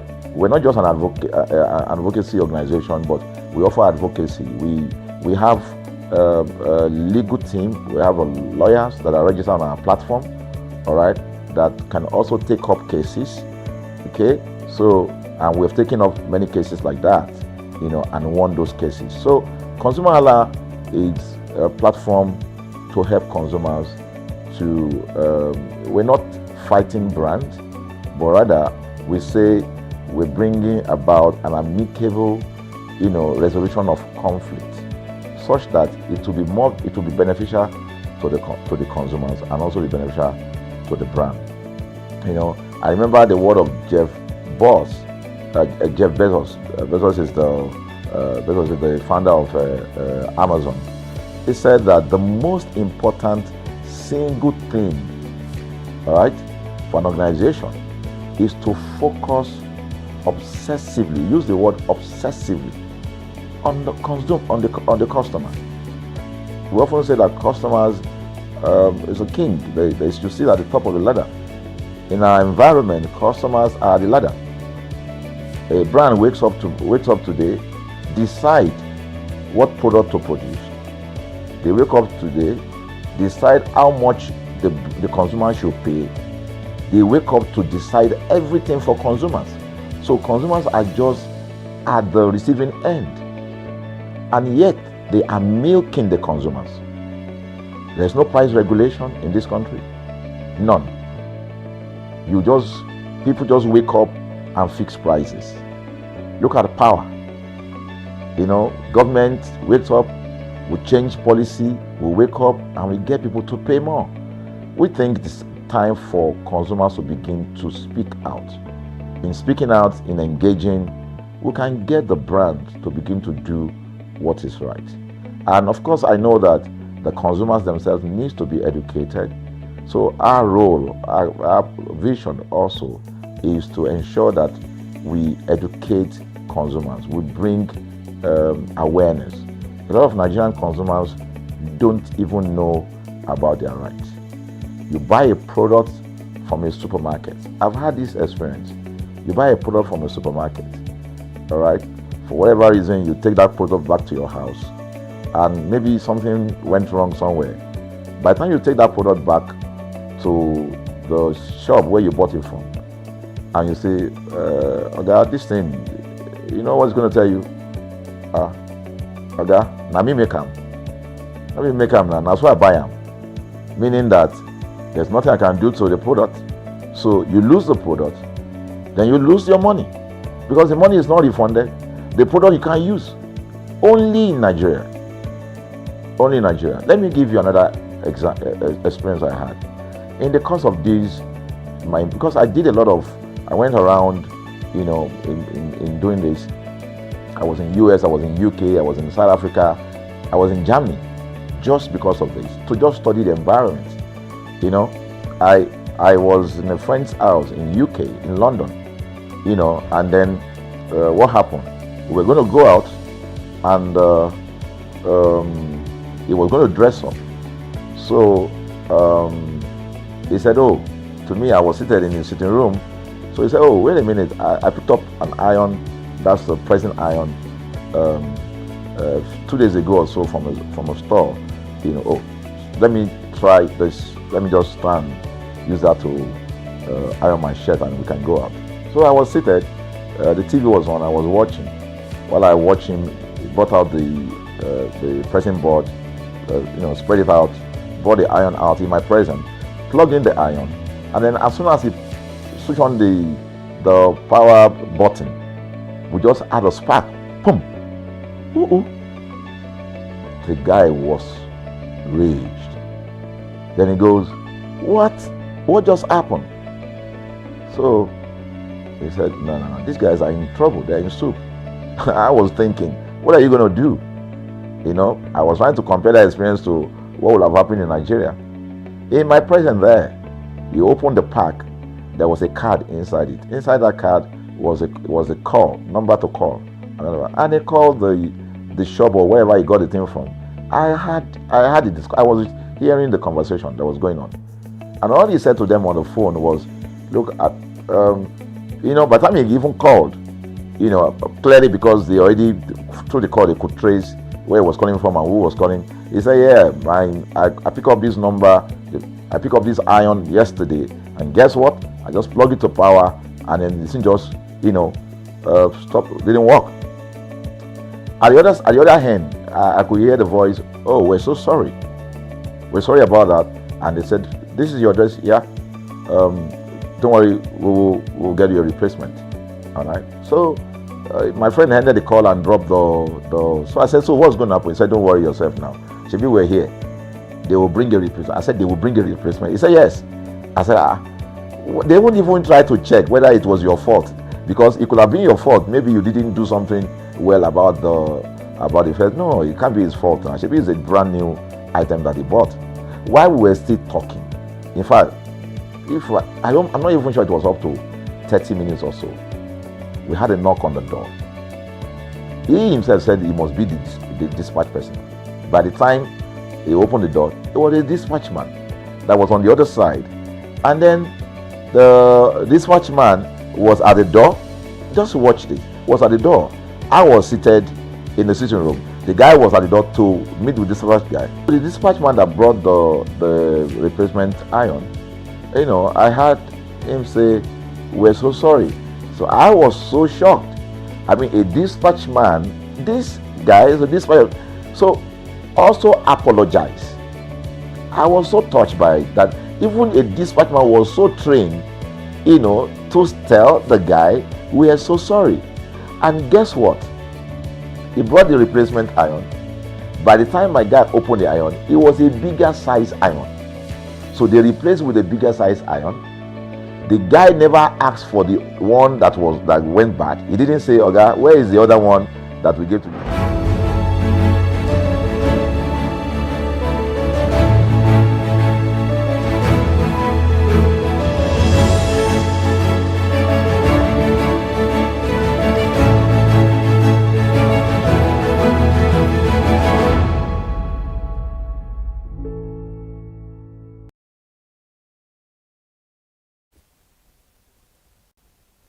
Thank you, beautiful people, for joining us on Today Consumer Analytics, where we preview, analyze what the consumer perspective, their opinion about brand is all about. This is ConsumerHalla TV, and Consumer Analytics is the program on ConsumerHalla TV. Thank you so much for joining us. This program is very insightful. You will enjoy yourself to the premium.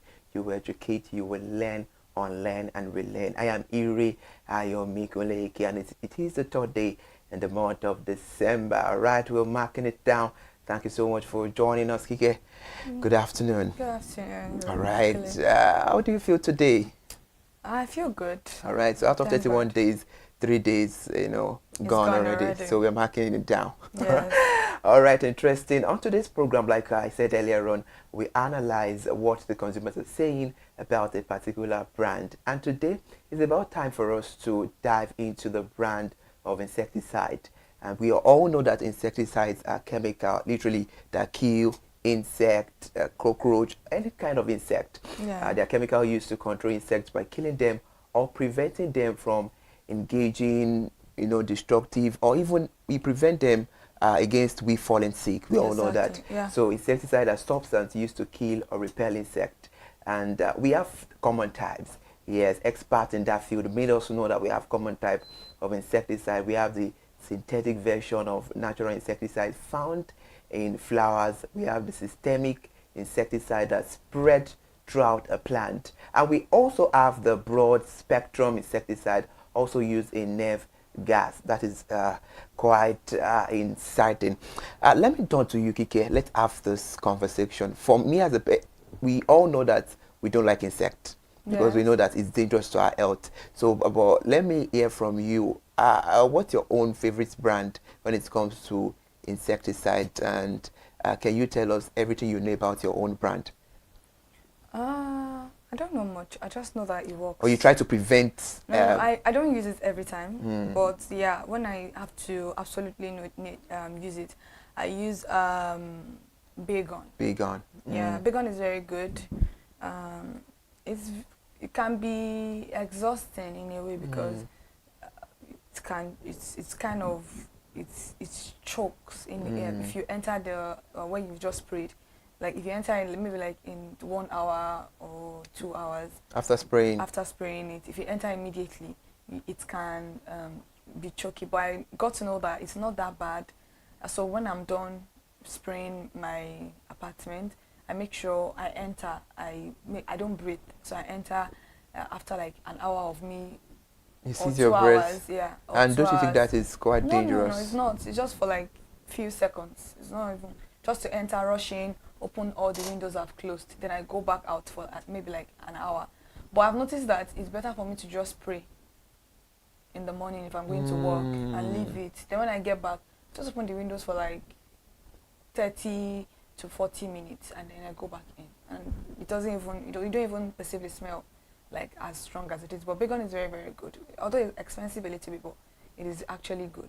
Thank you so much for making mention of that. I was about talking about the price because I right now I'm not using any brand of insecticide. I just make sure that I close my door. I don't open my door anyhow and all of that, and it really helps.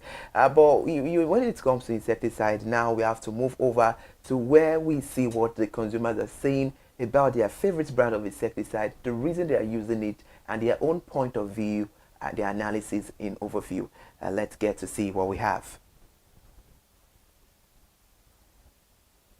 Hello, consumers, as the temperature rises, so does the population of mosquitoes. This tiny creature may seem harmless, but then they transmit a lot of diseases to the body, like malaria, Zika virus, and lots more. According to World Health Organization, these mosquitoes are responsible for numerous deaths each year. Yes, millions of deaths have been recorded each year by these tiny insects. But then, do not let them ruin your outdoor fun. We are here for you because we'll be asking consumers which insecticide do they use to navigate this.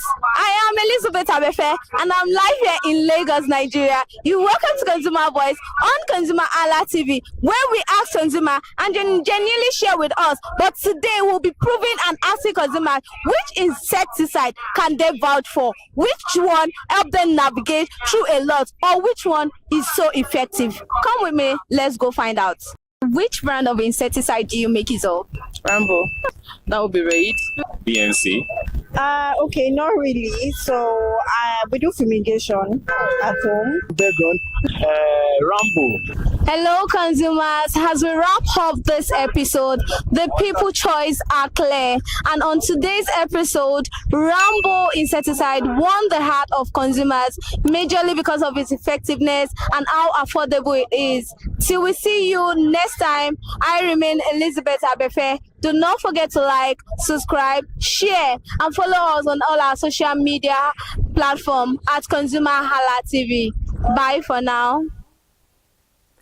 Elizabeth Abefe right there doing a job. Thank you so much for being on the survey to seek the consumers' analysis about their brand of insecticides. And, you know, this time it's Rambo doing the work for the consumers.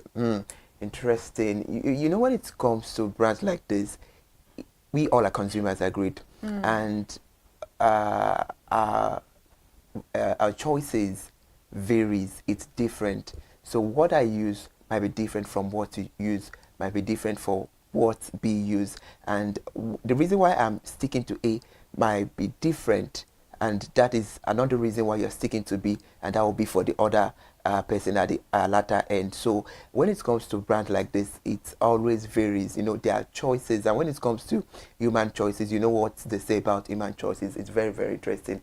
And about that, we have to get the analysis of what the consumer. But before that, it's very, very essential, and it's paramount for us to make sure that we read the prescriptions written on the insecticide. Is very, very important. Yeah, well, on Consumer Voice about this edition, a particular consumer was talking about his own brand of insecticide, and he said that he always makes sure that he reads the instructions, the prescriptions on the insecticide, that even if he's not, coupled with the fact that he has been on that brand, he has been using it for a while, he keeps on every now and then that he buys it, he keeps on reading it. Maybe there might be a new change, a new update, and all of that, and it gives me butterflies in my belly when I see consumers, you know, making the research, knowing about the brand they are using. That's the kind of, you know, it ties. It's not just that you are just consuming,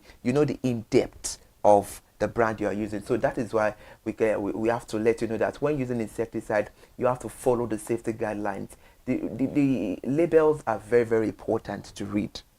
Yeah, you know, we get to see a lot of consumers whereby they give you a whole lot of insight, tell you about a lot of chemical used in this, using that, and you'll be surprised that were you in a factory when they were making this, and you'll be like, no, I read through the manual. You know, I give it to people who do that a whole lot. That means they know the value of what they are consuming. So please, reading of label is very, very careful. We'll get to that about insecticide, but let's get to see what the consumers are saying. Wow, interesting. We're starting with Star Girl. I'm also a Star Boy, and Kike is a Star Girl Pro. Interesting. All right then, Star Girl says, I use Rambo as my main insecticide. It's affordable and effective, but it takes some time before it starts working. Overall, it gets the job done, but could be faster. All right, usage duration 6 months, ratings, I guess that was 6/10. All right, I was right about that. Then we move over to Gift.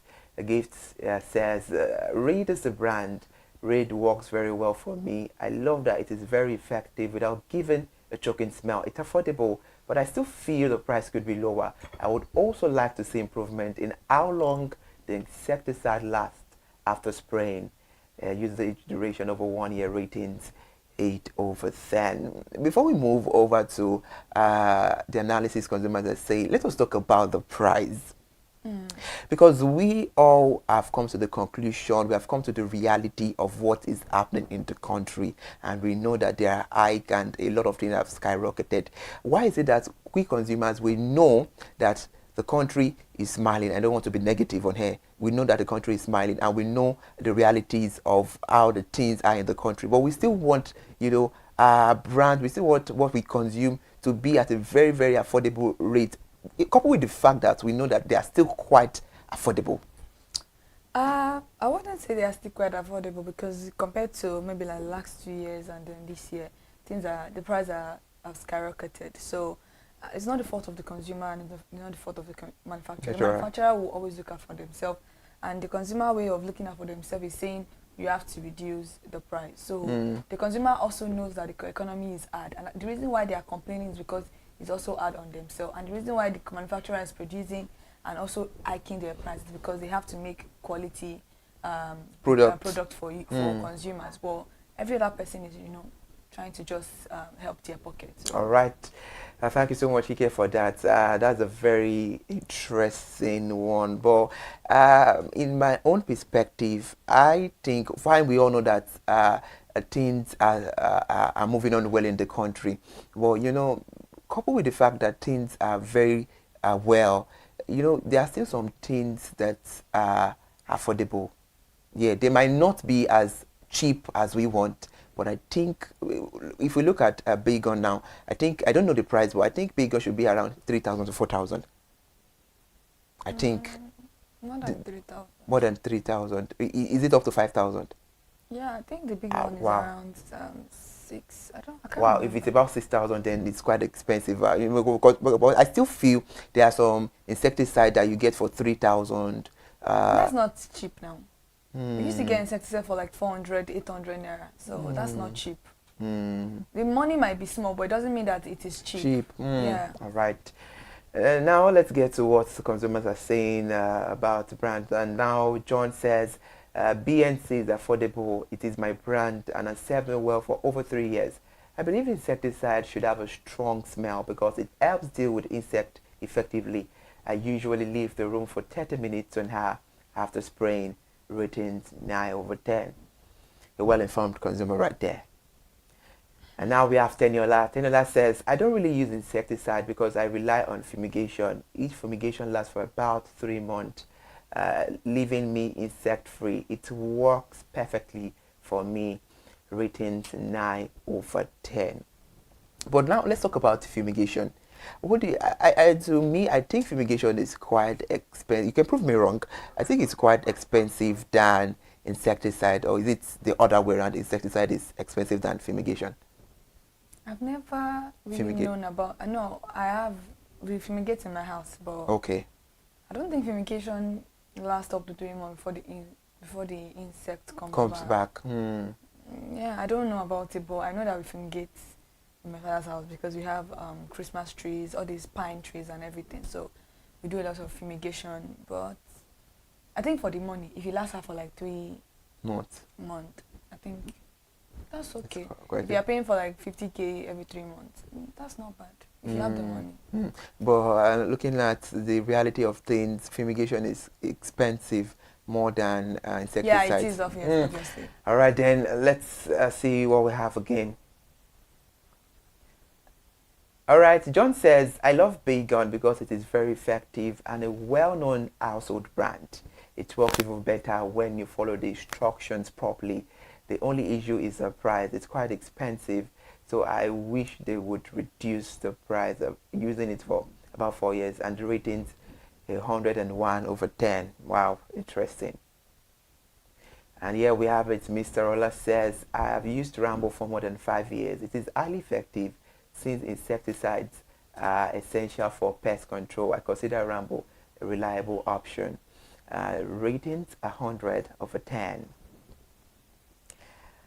Interesting one day, I must say. A lot of consumers, I guess they consumers, when it comes to insecticides, are well satisfied because the ratings, their preview and everything is top notch. So we must say kudos to all the brands of insecticide. It's just that it is the price they are talking about, and when it comes to the price, I still believe something can be done. We have some brands that they have the big size and they have the the economical. The economical size is around 2,800-3,000 most of the time. It's not as if it's that cheap. I still believe they can still do something like portable. I'm not talking about musician. But and then the money is not worth it. It's not worth it. So it's better to go for the biggest one. For the bigger one, the medium one. Or the medium one. All right, interesting. So when it comes to insecticide, this I beg your pardon. Talking about insecticide this week, rather, consumers are well satisfied. You people are doing a very beautiful job. Baygon, BNC, Rambo, whatever, Shino. You people are doing a very fantastic job, and you people can still do better because a lot of people are talking about some brands, but the consumers didn't mention their name. They said it's very, very choking and all of that. So please, I guess I think it's high time. Towards the end of the year, where brand owner, industries experts and all of that know that okay, we are producing brands that consumers are consuming very well, should do a kind of a survey whereby they go to the street, maybe their market representative form to know, to just for analysis, okay, are you satisfied with our product, what are the shortcomings, what are the benefits to you, what do you think we can do better. While growing up, we saw while growing up for me, I knew some brands that did that. They just give you they beg you for a few minutes and all of that. We know that now everybody wants to get money. There is no time for that. But I think towards the end of the year that people are happy, the joyous mood and all of that, consumers will still step aside to do the filling. And and they can now, if they don't want to go that route too or that route, they can go via social media, whereby they do a lot of ratings to see because we know that's where the world revolves around now. So to see what the consumers are saying, so they can know where they can increase, where they can decrease, what they can do to for the betterment of the brand. So that's a very beautiful one there. And now we have to come to the end of Consumer Analytics, but please stay with us. The program is still going on and we are switching and moving further into Resolution Box. We'll be right back.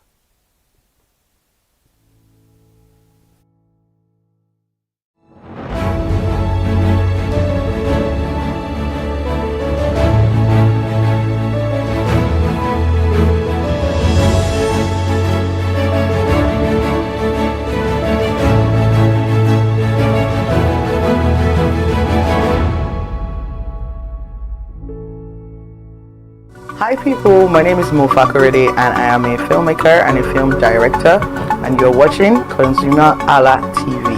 ConsumerHalla TV is everything consumer advocacy, consumer rights, everything that has to do with consumers. On this TV, you'd watch, you'd learn, be educated, and you'd be entertained. Keep watching ConsumerHalla TV. My name is Olubukola Ozone, a photographer and a social media enthusiast. You're watching ConsumerHalla TV. It's a consumer advocacy TV. If you have a problem, any consumer related problem, just holla at them, just like their name implies, and they're going to get it sorted for you. Keep watching, stay tuned. Thank you very much. Hi guys, my name is Jobal Jalabi. I'm a marketing communications professional. I currently lead marketing at Flash Change, a fintech startup. Keep watching ConsumerHalla TV, a consumer advocacy channel. Hello, my name is Sharon Rotimi. I'm an actor and I am on ConsumerHalla TV. Now, ConsumerHalla TV is a consumer advocacy channel. So if you have any issues, consumer-related issues with brands and services, you can reach out to them and they'll be sure to handle it or to cater to you. Thank you so much. Hi guys, my name is Iyebiye Adeton. I'm a film poster designer and illustrator. This is ConsumerHalla TV. It's a consumer advocacy channel. We show content on consumers-based news, entertainment, and all of that. So I urge you guys to stay tuned to ConsumerHalla TV. My name is Anoluwapo Alao, a sales consultant for StarTimes Nigeria. This is a ConsumerHalla TV, where they discuss anything consumer needs and get knowledge about anything about consumer. So keep watching the. Hi, my name is Adebola Ogushino. I'm a filmmaker, and you're watching ConsumerHalla TV. Any consumer-related issues, they've got you. Hi, my name is Stephen Shisi. I'm a strategy and sales professional, currently working with Obey, and you're watching ConsumerHalla TV. I mean, this is one of the channels that you don't want to but stay on. Consumer advocacy, brand promotion, everything consumer, what you need to learn for your business to grow. This is a channel where you learn, where you experience entertainment too, yeah. But it's good for businesses, for brands, and for an entrepreneur. If you want to know more about businesses, want to know more about brands, please stay watching. Alright, thank you so much, ConsumerHalla TV. Keep watching. Hey there, do you know in the world today, everyone is a consumer, and as consumers, we all have the right to be heard. In Nigeria today, as a consumer, you have all right to product information, right to fair pricing, right to return goods, right to product labeling, right to fair dealings, and a lot more. Well then, have you heard about the new media channel? ConsumerHalla TV. ConsumerHalla TV. ConsumerHalla TV. At ConsumerHalla TV, our goal is to inform and educate consumers in Nigeria with insightful news alongside development within the fast-paced world of consumers through well-researched, specialized, and analytical content. Our vision at ConsumerHalla TV is to create an engaging platform that provides right connections for meaningful brands in Nigeria, thus creating a more caring world for consumers where business thrive. And guess what? Our ConsumerHalla brand is the first consumer complaint resolution portal in Nigeria, powered by a 72-hour feedback mechanism. We offer consumer advocacy, informative talk shows, branding promotions, advertising, and lots more. Connect with us via our YouTube channel at ConsumerHalla TV. Follow us on our Facebook page, ConsumerHalla TV, our Instagram page, ConsumerHalla TV, and do well to subscribe to our YouTube channel. Subscription is free. ConsumerHalla TV. At ConsumerHalla TV, you deserve to be heard. At ConsumerHalla TV, you deserve to be heard. Hello, good day. My name is Tunde Balogun. I'm the lead pastor at the Kingsborough Church in London. And you're watching ConsumerHalla TV, which is a new initiation into the TV industry in Nigeria, the first of its kind in Nigeria. And I know that it's going to bring value and quality into the service industry. ConsumerHalla TV is here to offer value to service industry and to give a voice to consumers, bring awareness to the brand industry, and also bring education to what it is to have quality for what you paid for. I know that through ConsumerHalla TV, you are going to be able to get what you have paid for quality-wise and also give a voice to you in wherever it is that you do. I am here to support and give a shout out to say that keep watching ConsumerHalla TV and we'll have a better quality for value in Nigeria and in the global space. Please continue to watch ConsumerHalla TV because it is here to make things work better for you. It is on this note that I would like to say a big congratulations to the chairman and CEO of ConsumerHalla TV, Pastor Tunde Olufowora, and all the staffs of this great organization. Thank you for what you do. You are making things happen for us, and I pray that God bless you.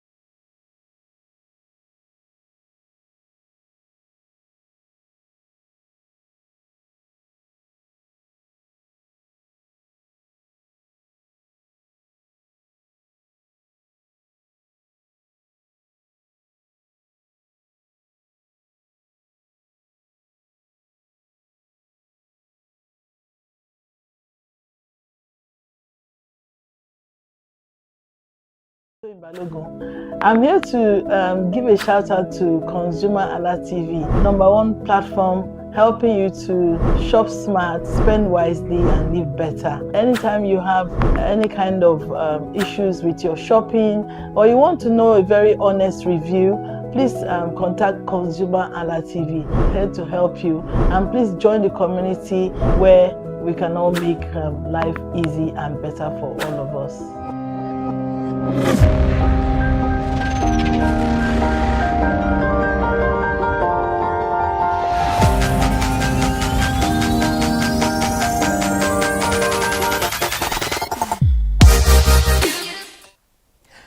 Thank you so much for still staying with us. This is Resolution Box on ConsumerHalla TV, the extension of Consumer Analytics. And this program is a well-packed program for every eyes watching this as a consumer. Definitely there will be that particular time where we are having issues. So any consumer-related issues that you have and is not sorted out by the brand you are having this issue with, and you're quite confused, in mixed feelings with uncertainty and doubt that how am I going to get this solved, I can tell you that Joy to the World ConsumerHalla is here and you get everything resolved. Please reach out to us via the numbers displaying on your screen.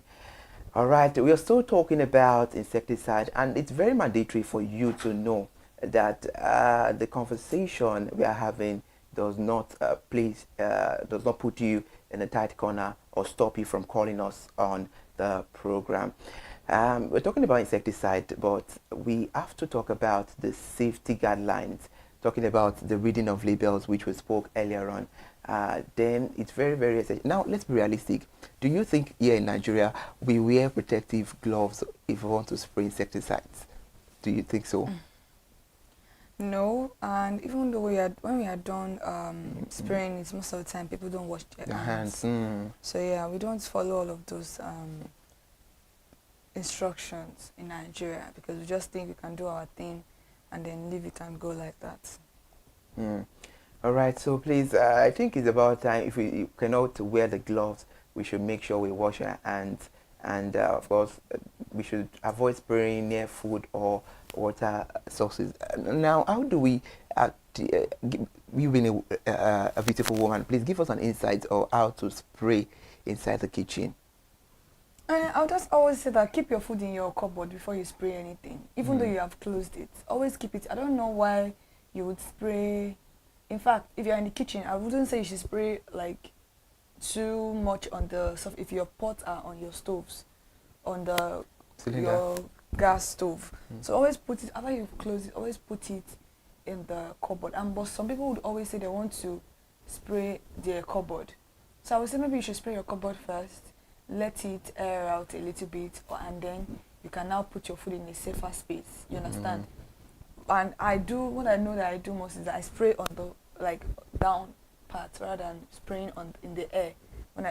What I do in my parlor or in my sitting room area, my space. But when it gets to my kitchen, I make sure I just spray it like on the lower part of the kitchen so that it wouldn't contaminate my food. Just make sure your food are covered. I don't know why your food is actually open in the first place, but keep it in the corner that it can't get to.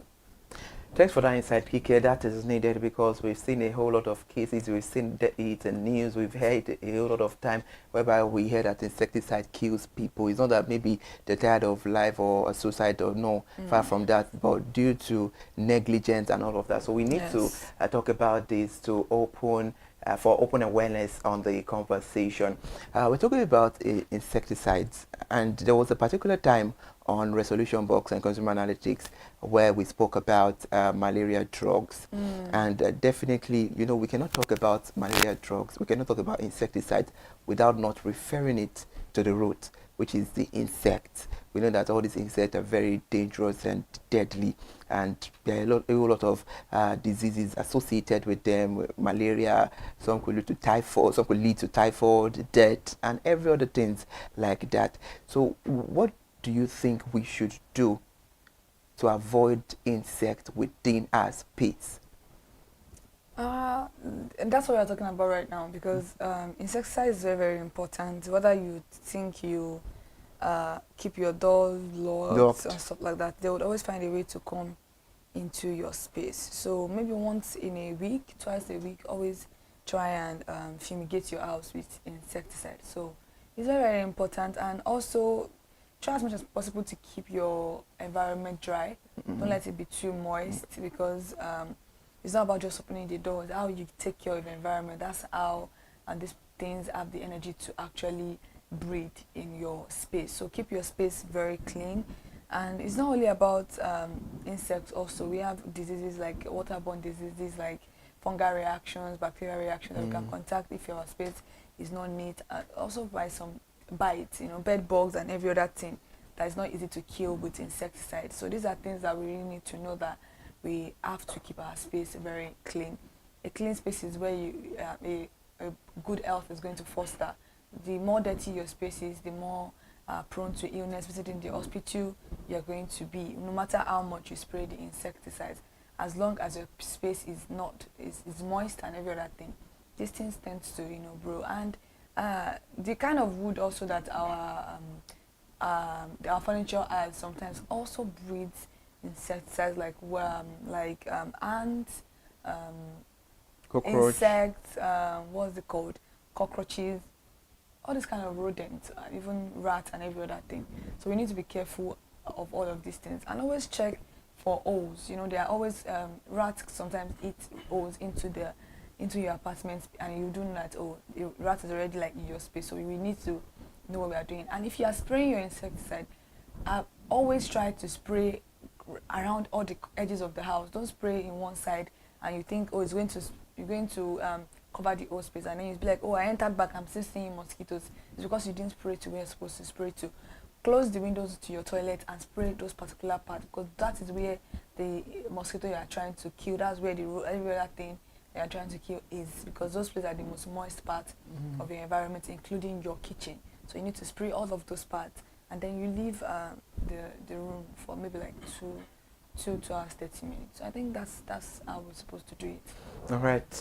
Thank you for those insights. We watch the TV, we watch a whole lot of awareness done by government, health parastatal, talking about how to avoid insects and all of that. We just have to make sure we emulate a good sanitation lifestyle, which is very, very important, just what she said. And we cannot talk about insecticides without referring to the brands of insecticides in Nigeria. And now we need to talk about some. We have Reed.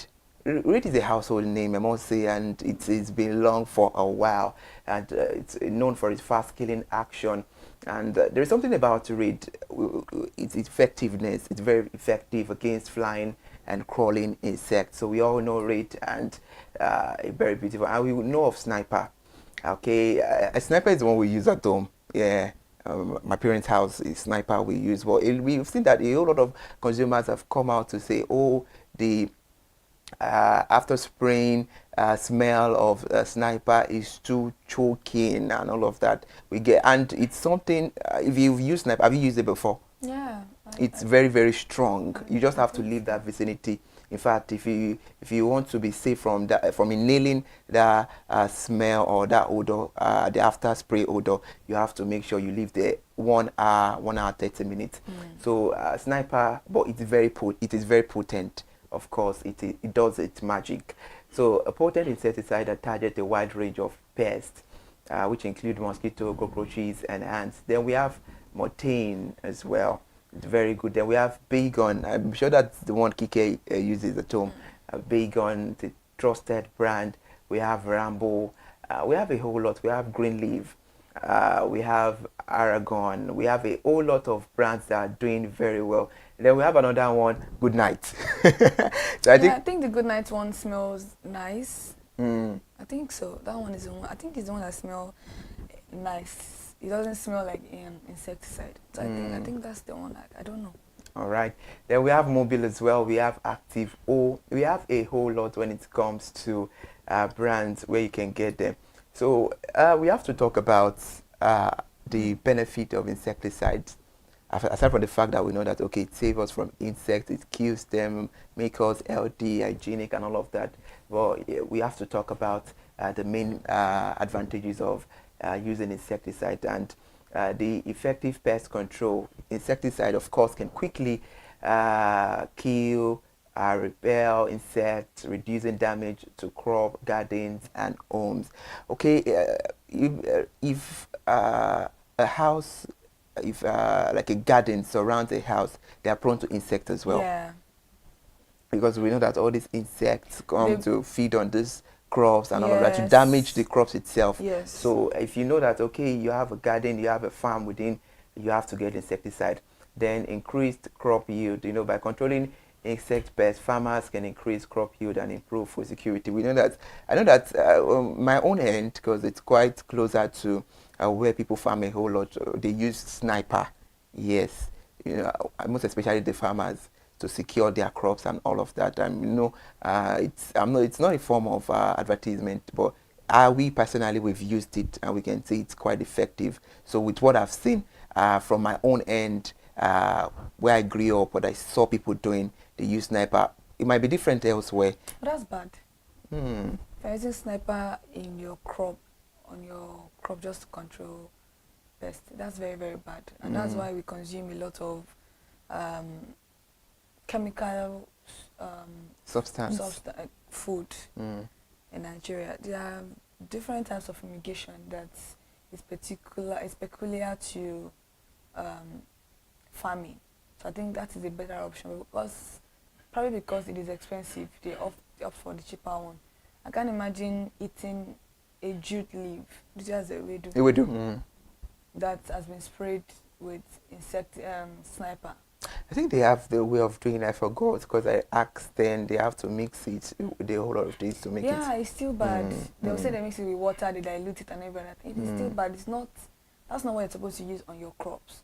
You see them putting it inside bins, like, because they don't want the insects to actually come. They'll put it inside the bins, which is very, very bad. Yeah, it is even to people that sell fish, smoked fish. They spray sniper on the... okay, you've seen that too? Yeah, a lot of them like that.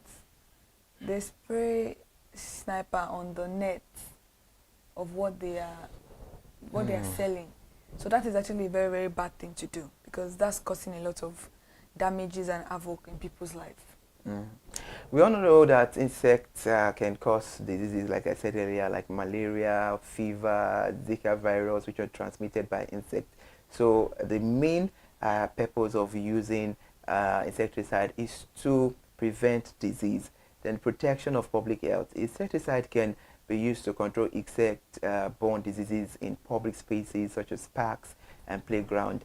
Then convenient and easy to use. We all know that it's very, very convenient to apply. You just spray and a lot of that. Then let's talk about the disadvantages of insect. That's one of the disadvantages, is that sickness. And if proper care is not taken, definitely it leads to death. So we have to make sure that we keep an eagle eye when applying insecticides. When we're talking about the disadvantages, we know that the environmental impact that insecticides can contaminate the soil, the water, the air, and harming the non-target species and ecosystem. That's what I'm talking about with the farm. Earlier on. So even though most of our farmers say they've diluted it and all of that, I think it doesn't work that way. There's a particular one designed for your farm. So we know that insecticides are very toxic to human and animals. Many insecticides are toxic to humans, which we know can cause health problems if not handled properly. And that is the most reason why after spraying, you're advised to just open around and leave the space. And leave that space for maximum 1 hour, 1 hour 30 minutes. It depends on the brand you use, because a consumer was analyzing Beacon or Raid, I've forgotten, but she was being specific about the brand, and she said she's using one currently. She just started using it because the aftermath after spraying is not too choking, but the one she uses before is very, very effective. But after an hour, you still enter inside your space, you still inhale that smell, and of course it's not advisable to health and all of that. That is why she stopped using it. So please, we all have to be careful. Then as well, we have to look at the impact on beneficial insects. You know, we all know that insecticide can harm the beneficial insects such as bees and butterflies and all of that. Then the contamination of water, and that is, now we have to take it back to when I asked you that how do we spray insecticide in our kitchens and all of that. We have to be very, very careful when we know that it's in our kitchen, something that has to do with we consuming our food, our water. You know, all these things are very, very sensitive and prone to, you know, diseases. So we have to be very, very careful. So insecticide can contaminate food and water, so the posing rather a risk to human health. So the use of insecticide definitely regulated by the government agencies and not compliance with regulations that can result in fines and penalties. Then the price as well, that's one of the disadvantages, is on the high side. A little bit. Yeah, a little bit is on the high side and all of that. So please, I think we said it earlier on, but I believe there is still something the manufacturers can do, you know, to reduce the price a bit. If you're just joining us, it is Resolution Box on ConsumerHalla TV, and this program is meant and solely for you as a consumer. If you have any consumer-related issues with any brand, any industry, any organization, and you've tried your way around it for all this issue to be settled, but all is not yielding well, I can tell you that now you have nothing to worry about. No worries, we got you covered on this on the issue that you are having here at ConsumerHalla TV. So please call the numbers displaying on your big screen. Let's go on a short break. When we come back, we dive into more matters on the topic at hand, looking into insecticides. Thank you so much for still staying. We'll be right back.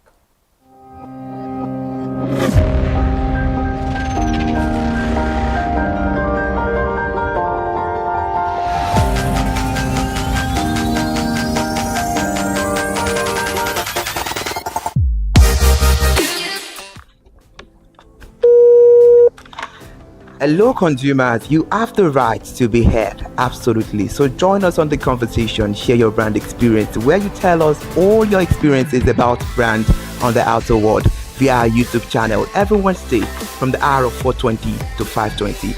You can watch us via our YouTube channel, ConsumerHalla TV, and subscription is free.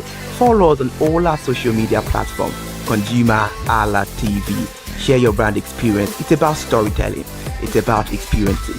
Hello consumers, you're welcome to another exciting episode of Consumer Voice on ConsumerHalla TV. I am Matilda Omenai. As you already know, Consumer Voice is a show where we'll be visiting different places in Lagos to check out people's preferences, hear what the consumers have to say about different leading brands that they make use of. Hello, it's your boy here, Iremofeko Foworola, and you know what? They call me the AUF General Overseer. Every day is a blessing and it is meant to be enjoyed maximally with AUF packages that put a smile on our faces.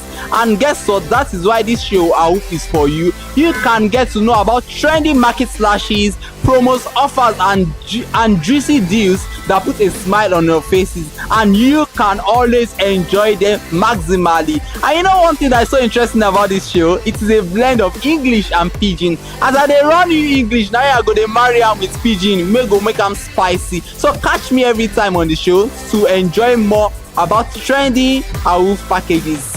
Peace. Public service announcement. Hello consumers, I am Kikelomo Ajibola and welcome to the Scam Alert segment on ConsumerHalla TV.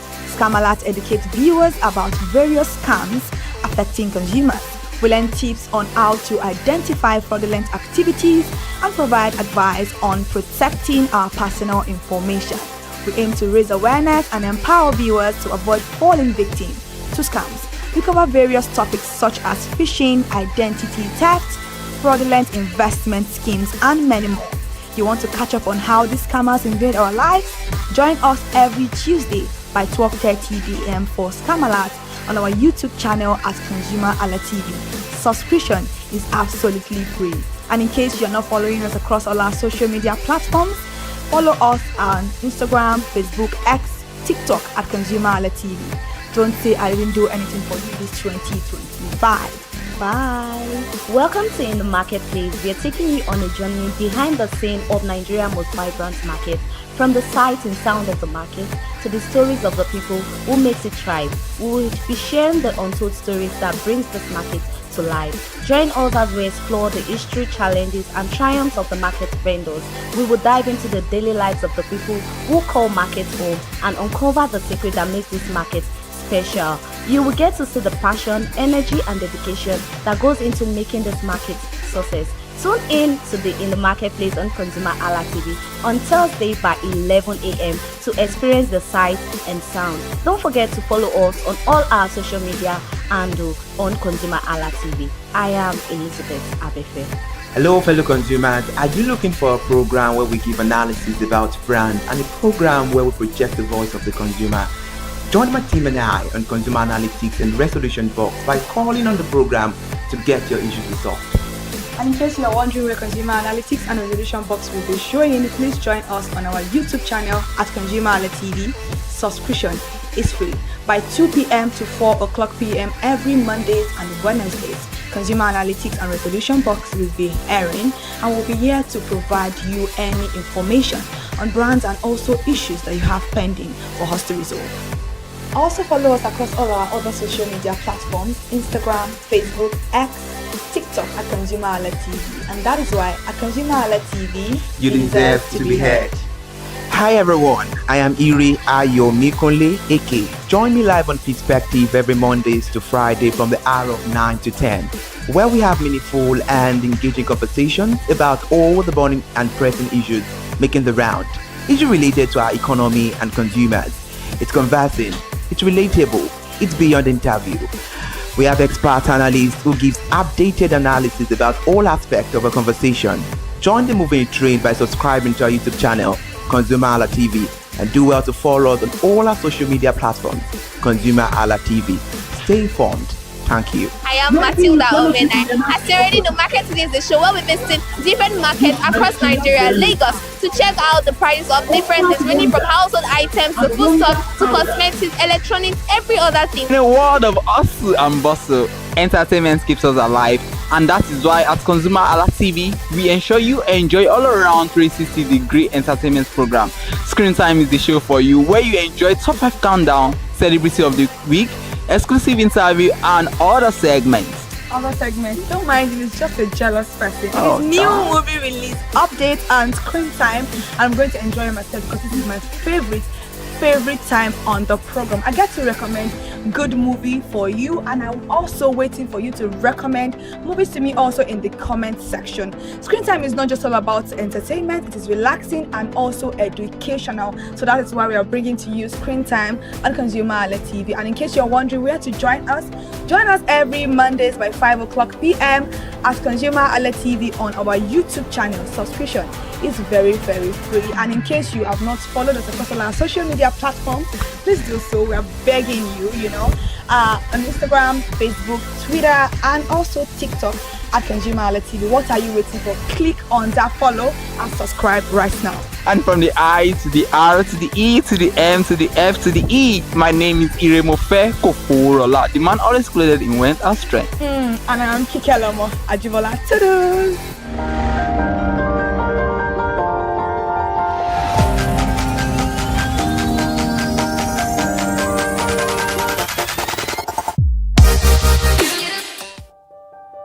Hey there, do you know in the world today, everyone is a consumer, and as consumers, we all have the right to be heard. In Nigeria today, as a consumer, you have all right to product information, right to fair pricing, right to return goods, right to product labeling, right to fair dealings, and a lot more. Well then, have you heard about the new media channel? ConsumerHalla TV. ConsumerHalla TV. ConsumerHalla TV. At ConsumerHalla TV, our goal is to inform and educate consumers in Nigeria with insightful news alongside development within the fast-paced world of consumers through well-researched, specialized, and analytical content. Our vision at ConsumerHallaTV is to create an engaging platform that provides right connections for meaningful brands in Nigeria, thus creating a more caring world for consumers where business thrive. And guess what? Our ConsumerHalla brand is the first consumer complaint resolution portal in Nigeria, powered by a 72-hour feedback mechanism. We offer consumer advocacy, informative talk shows, branding promotions, advertising, and lots more. Connect with us via our YouTube channel at ConsumerHallaTV. Follow us on our Facebook page, ConsumerHallaTV, our Instagram page, ConsumerHallaTV, and do well to subscribe to our YouTube channel. Subscription is free. ConsumerHallaTV. At ConsumerHallaTV, you deserve to be heard. At ConsumerHallaTV, you deserve to be heard.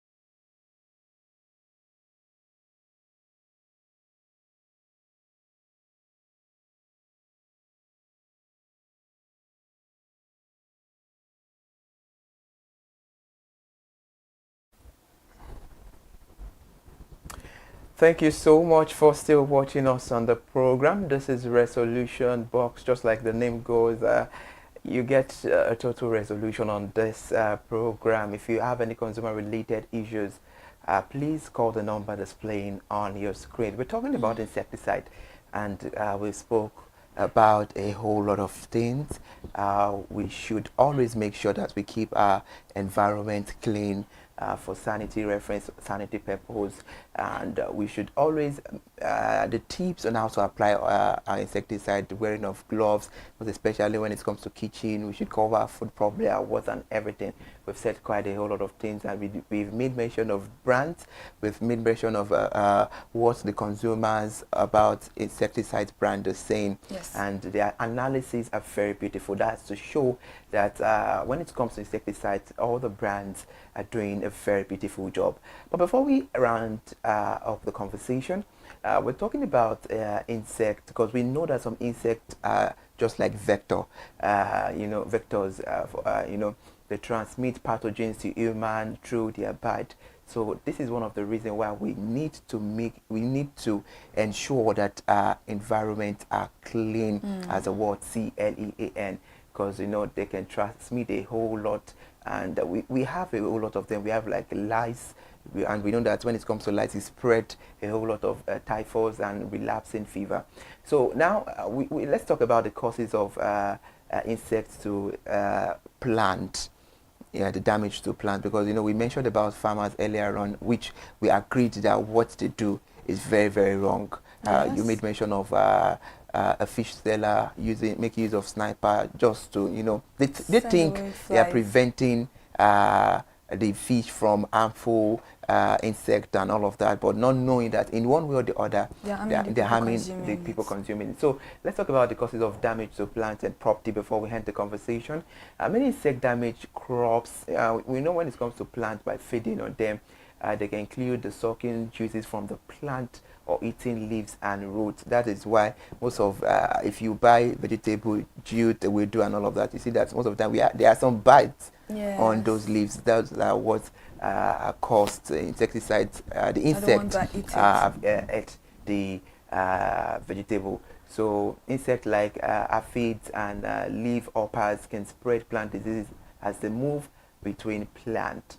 So, but don't you think it's about time that we all know that there are some parastatals that the government have raised, you know, to food scientists in North to make sure that, okay, this food before it's being delivered to the consumers, let's check how healthy it is and all of that. But don't you think this is the high time they need to get more on their toes, because we all see what the farmer find, it's of the good interest. I'm talking about the farmers, it's of the good interest. I don't say it's of a good interest. But it's, I'd say more of like the selfish interest. Yeah, because the reason why they are putting insecticide on most of these things is so that their own crop will not go bad and they can sell their crops. They know that very well that what they are doing is bad. They know. Because it's a recurrence education on it, that stop doing this, stop doing that. And they are still doing it. Because if you did it one time and then you claim that you didn't know that it was a bad thing to do, or the awareness has been going on and you all know that this is bad. And so I would say it's more of a selfish interest for you to still do that if you are still doing it currently. So it's not of a good interest. All right, so about that, I think it's about high time government raise food scientists, people that check the proper status of the food we consume, to make sure that are there chemicals in what the consumers are about to eat, because definitely by doing that it will save a whole lot. And if we look at it critically, a whole lot of sickness that we get does not have to do with STD or something. Most of them has to do with what we take in. So that means I think the government have to do a whole lot of fine. We know that there are awareness about this. We have parastatals, we have bodies, we have NGOs, or making sure that this food is safe and all of that. But I think they need to be more active. We know that they are active, but they need to be on their toes to make sure consumers are very, very safe. So please, when it comes to insecticides, please make sure, because we no doubt there are chemicals, so please let's make sure that we spray them appropriately. Yes. There's a Yoruba just says, do it right so you can get the right results. So please, let's make sure we wear our gloves, we do the needful and all of that. And please, if as a consumer, please, all these brands, I can say they are open to feedback. So if you feel that, okay, this brand, I'm not comfortable with the after spray, aftermath smell and all of that, you can reach out to them, give them your feedback. Feedbacks are always welcome, definitely, and I know they will put all these things to check to make sure that their next production is very satisfiable. I don't know what the manufacturers are supposed to do about the smell of insecticide. It is chemical, so chemicals are supposed to have a very unpleasant smell. Just use it the way they ask you to use it, and I'm very sure you get your result. If you want to use insecticide, you don't want to smell it, sit in the morning and go out of your house. If you are a working class person, I think that's go out of your house. You cannot. This is what we've been using, like, and it has always been like this. So I don't know what you want. You want manufacturers to reduce the money. Price. You want manufacturers to sponsor. So what exactly are they supposed to give to you? So sometimes I think it's also on our own path. You don't like bacon, like I said, like bacon has a very, very strong, choky smell to it. But what do? I've noticed that once I don't want to smell it at all, I use it in the morning before I leave my house. And when I get back to my house, I just open all my windows down, close my door, and stay outside for like 30 to 40 minutes. And I go back and I don't smell it at all. And of the fact, do you know a consumer on Consumer Voice, he said he's using a particular brand, is very, very effective and all of that. He doesn't have a problem with it. Apparently, maybe what you said in the morning before leaving house and before he comes back, the smell would have been diluted and gone and all of that, cleared off. So they did not expect you to use insecticide and so he said there is a brand of insecticide that is very, very, the smell is welcome, it has some fragrance and all of that, but he has used it before, but it's not that strong. I've used those two before, but then they don't really, like, it's not a perfume, it's insecticide. Even if you fumigate your environment, most times for 3 days, 5 days, you have to vacate within that. Yes, you have to vacate sometimes for 3 days because that is just how it's supposed to smell. So I don't know what consumers really want at this point. So if you actually have issues with the smell or the odor, and I know it can be very annoying, can be unpleasant, leave your house for at least 3 hours. You don't want it, then start your spraying. We don't know. We never can say maybe the consumers are introverts and all of that. They are missing their space already. I don't have people wait till they want to sleep before they actually spray insecticide, which is not right. Spray it way before you want to sleep, maybe like 3 hours before you want to sleep. Then you will see that your environment will smell nice. You don't now like it, you are done spraying it. You can go back inside, open your windows down, spray a little bit of air freshener. With your air freshener, you don't even need to stay in the house with your air freshener because it's actually absolutely not right. Also, go out of the house for like 30 minutes. When you come back, your space will smell better than what you left it. All right, interesting. That's a very beautiful insight on the conversation. I'm always excited when it comes to consumer analytics and resolution, but because we see things differently from the way we're seeing it, because life, they say, is a two sides of a coin. The way I'm seeing things will be different from the way you are seeing things. It's a very beautiful one there. And we've cited a whole lot of things that you should make sure you do when using insecticides. Please let us make sure we are always careful and we apply all the tips and tricks and spraying insecticides. And to the farmers, please, I was told that there is a particular brand that are being used to make sure our crops are safe and not snipers, not all of that. No, they're very dangerous to our health and it's not advisable. Thank you so much for joining us. So we're about to go leave the conversation. Please stay with us for the rest of the day, and it's very, very important and mandatory to let you know that all reviews and analysis on this program is not of us, neither is it of ConsumerHallaTV, but that of the consumers, that their voice is golden and their voice will continue to project. Thank you so much for joining us on the conversations. Enjoy the rest of your day.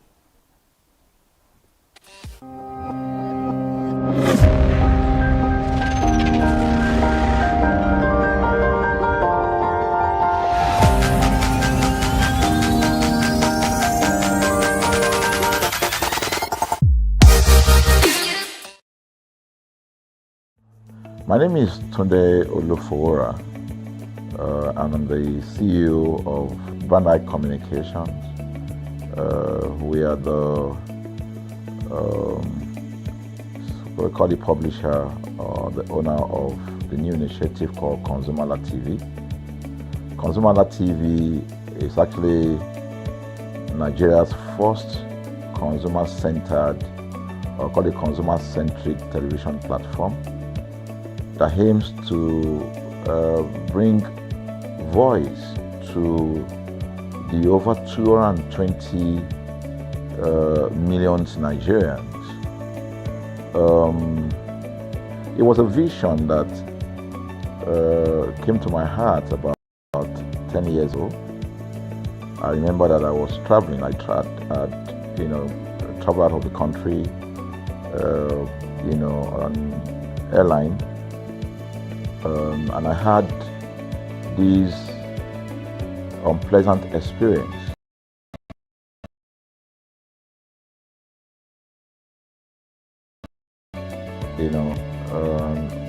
It was a trip to an African country from Nigeria, and I actually went with a local flight from Nigeria. I wouldn't want to mention the name of the airline. And then it was to South Africa. And we landed in South Africa. And let me just paraphrase it. When I was coming back, I had some money, some dollars, and that someone had given to me to hand over to another person in Nigeria. So I wanted to help out. I didn't want to carry the cash on myself. So for whatever reason, I had a small case, and I felt that it was safer for me to put the money in my luggage. So I put it in a safe place in my luggage, got everything intact, and I checked in my luggage. My arrival in Nigeria, I was standing and was waiting about the carousel just so that I could pick up my luggage, and then I was there for 1 hour and waiting for my luggage.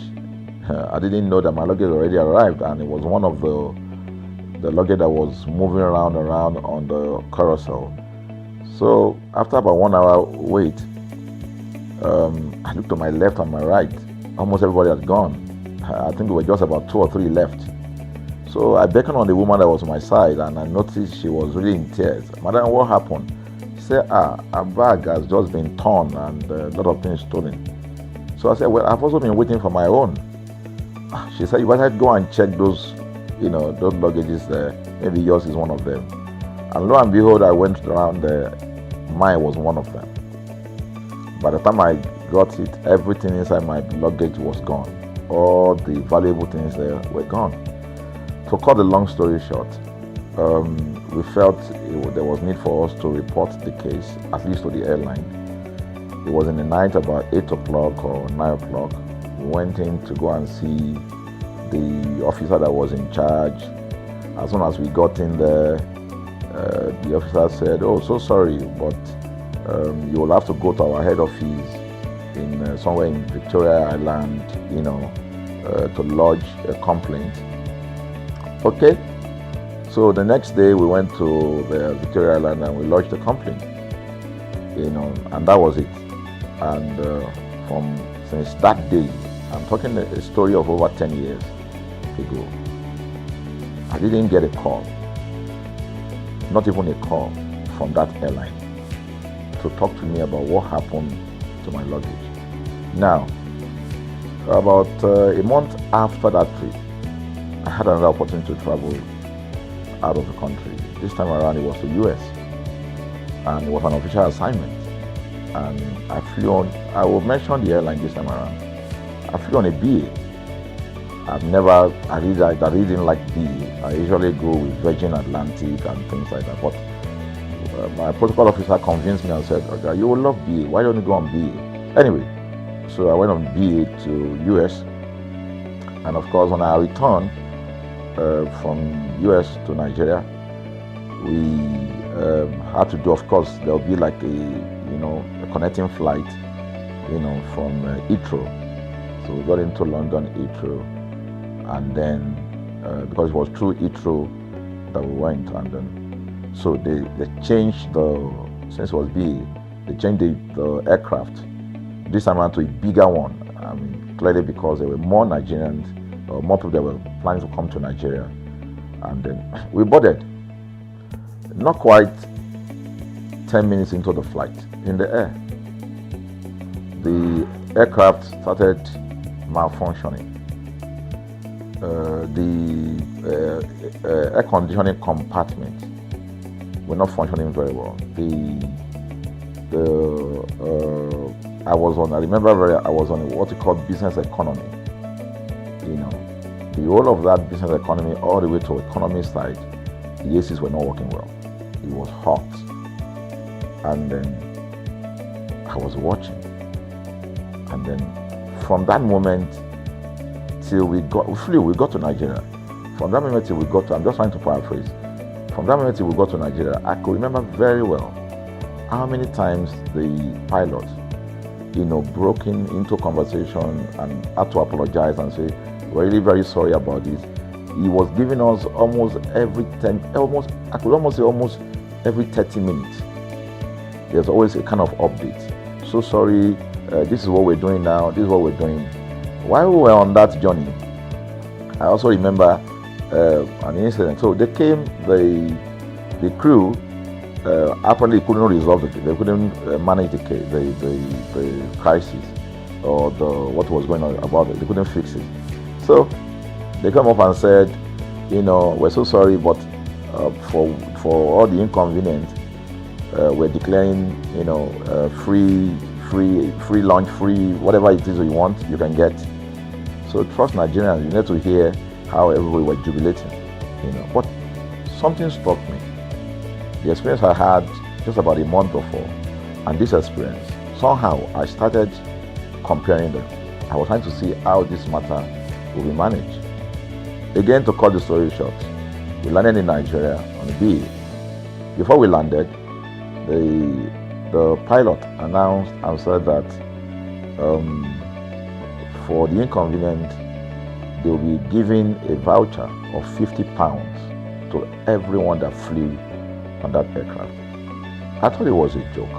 I mean, it was my first time with BA, but for what I knew or know of the British man, A British man would never even play with his 1 penny, talking of £1. So I felt that must be a joke of the year. So we left. I got back to my office. I think it was just about a week after.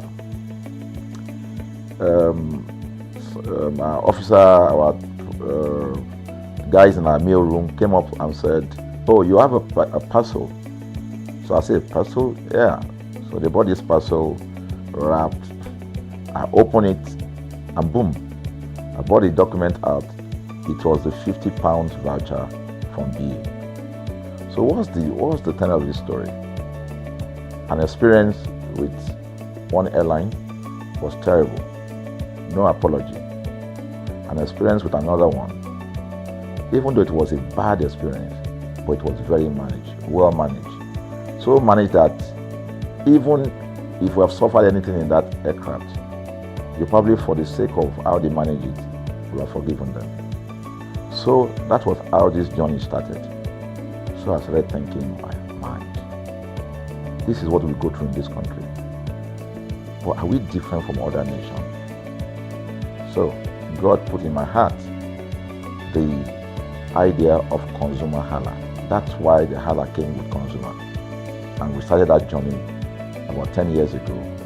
We started by creating a platform called ConsumerHalla, where consumers, so I discovered that Nigerian consumers don't have a voice. So things happen, and that's it. We live with everything. So we've started the journey from creating the platform.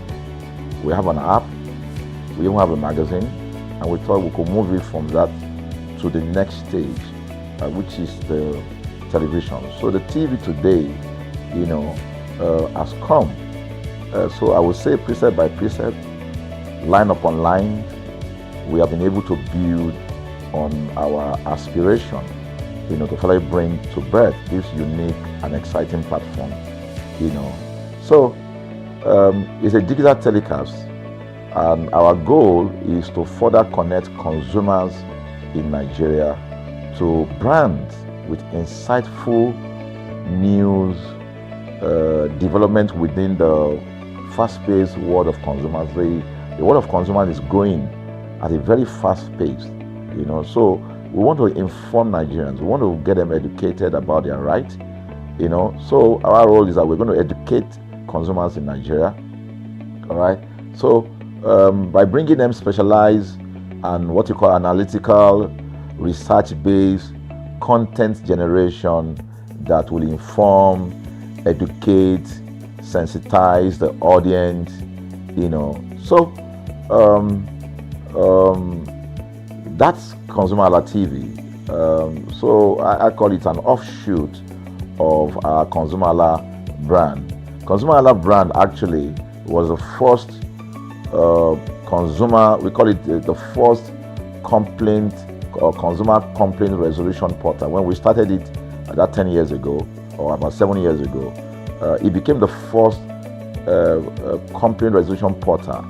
We created it so that Nigerians can actually lodge complaint on that portal. We spent a lot of resources to build a very robust platform where today, if you have any complaint, about any brand, any leading brands in Nigeria, and you go on that platform, you can actually click, just a click, you can find the brand, you can actually lodge your complaint, and once you submit it, that complaint will be routed to that organization, and within 72 hours, we will obtain feedback for you. We build it in such a way that we have connection to almost all the organizations, and it's been working. We've resolved several complaints for people without having to charge them any penny, because the idea is not to charge. So what we have done with ConsumerHalla TV is to take it to the next level. So we hope to change the narrative. We want to give the right direction. Nigeria has the largest consumer market in the world, with a population of over 220 million people. why should we be the one that is suffering the most? Everywhere you turn to, it's as though Nigerian consumers don't have a voice. You're traveling, you buy a ticket. For whatever reason, an airline will wake up middle of the night,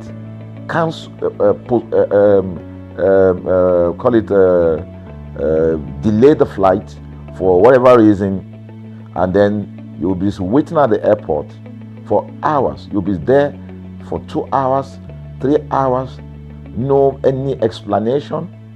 Then while you're there, they can even wake up and say, oh, flight has been cancelled. So everybody carry their luggage and go home. Nothing happened. Of course, things are changing. We must commend government because government is beginning to wake up, but there's still a lot to be done. And we believe that we can help to make, bring about those right changes. So we offer deliberately, part of what we do is that we also offer advocacy, all right? We're not just an advocacy organization, but we offer advocacy. We have a legal team, we have lawyers that are registered on our platform, all right, that can also take up cases, okay? So, and we've taken up many cases like that, and won those cases. So, ConsumerHalla is a platform to help consumers to, we're not fighting brands, but rather we say we're bringing about an amicable, resolution of conflict, such that it will be beneficial to the consumers and also be beneficial to the brand. I remember the word of Jeff Bezos. Bezos is the founder of Amazon. He said that the most important single thing, all right, for an organization is to focus obsessively, use the word obsessively, on the customer. We often say that customers is a king. They should sit at the top of the ladder. In our environment, customers are the ladder. A brand wakes up today, decide what product to produce. They wake up today, decide how much the consumer should pay. They wake up to decide everything for consumers. So consumers are just at the receiving end.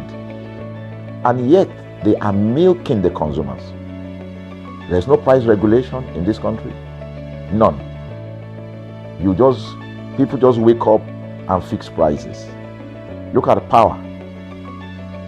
Government wakes up, we change policy, we wake up and we get people to pay more. We think it's time for consumers to begin to speak out. In speaking out, in engaging, we can get the brand to begin to do what is right. And of course, I know that the consumers themselves need to be educated. So our role, our vision also is to ensure that we educate consumers, we bring awareness. A lot of Nigerian consumers don't even know about their rights. You buy a product from a supermarket. I've had this experience. You buy a product from a supermarket, all right? For whatever reason, you take that product back to your house, and maybe something went wrong somewhere. By the time you take that product back to the shop where you bought it from, and you say, Oga, this thing, you know what's going to tell you? Oga, na me make am. Let me make am now. That's why I buy am. Meaning that there's nothing I can do to the product. So you lose the product, then you lose your money, because the money is not refunded. The product you can't use. Only in Nigeria. Only in Nigeria. Let me give you another experience I had. In the course of this, because I did a lot of, I went around, in doing this. I was in US, I was in UK, I was in South Africa, I was in Germany, just because of this, to just study the environment. I was in a friend's house in UK, in London, and then what happened? We were going to go out, and he was going to dress up. So he said, oh, to me, I was seated in his sitting room. So he said, oh, wait a minute, I picked up an iron, that's the present iron, 2 days ago or so from a store. let me try this. Let me just stand, use that to iron my shirt, and we can go out. So I was seated. The TV was on. I was watching. While I watched him, he brought out the pressing board, spread it out, brought the iron out in my presence, plugged in the iron, and then as soon as he switched on the power button, we just had a spark. Boom! Ooh. The guy was raged. Then he goes, "What? What just happened?" So he said, No, these guys are in trouble. They're in soup. I was thinking, what are you going to do? I was trying to compare that experience to what would have happened in Nigeria. In my presence there, he opened the pack. There was a card inside it. Inside that card was a call, number to call. And he called the shop or wherever he got the thing from.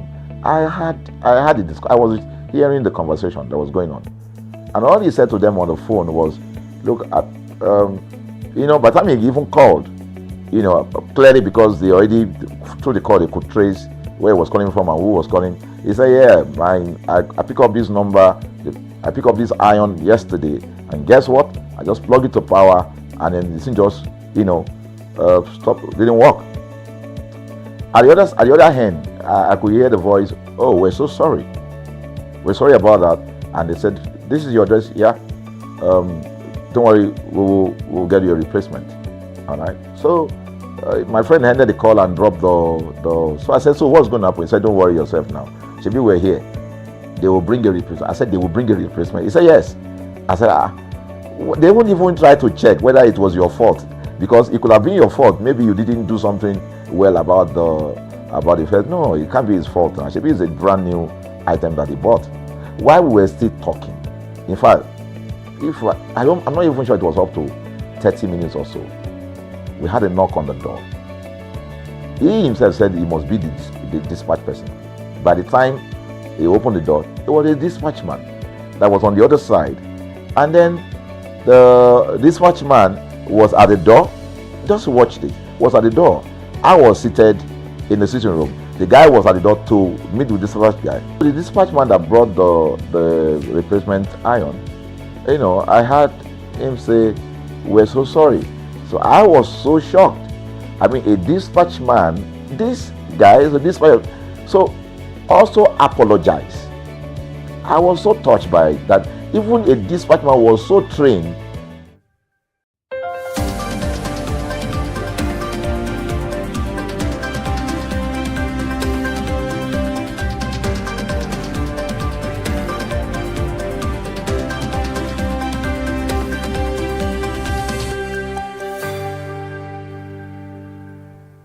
Hello everyone, and thank you so much for joining us on the news at 4. I am Ire Ayomikunle Eke. We'll start the news now as local contractors under the All Indigenous Contractors Association of Nigeria returned to the Federal Ministry of Finance yesterday, blocking both entrances as they pressed for the payment of what they described as long overdue debt for completed government project. The protesters, led by the association's National Secretary Babatude Shewoyeniyi, accused the federal government of repeatedly shifting its position on the issue and failing to honor commitment that was made during earlier meetings with officials. While speaking to journalists at the ministry's entrance, Mr. Oyeniyi said the government failure to release funds after multiple assurances had forced the contractors to resume protests. He said the members of the association were owed more than 500 billion naira for projects already completed and commissioned.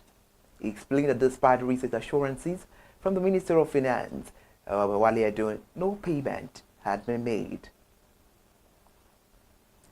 And now the federal government yesterday announced a new plan to enforce the local content across Nigeria's non-oil economy, directing ministries, departments, and agencies to prioritize indigenous components, homegrown technologies, and locally sourced materials in all science and engineering-related projects.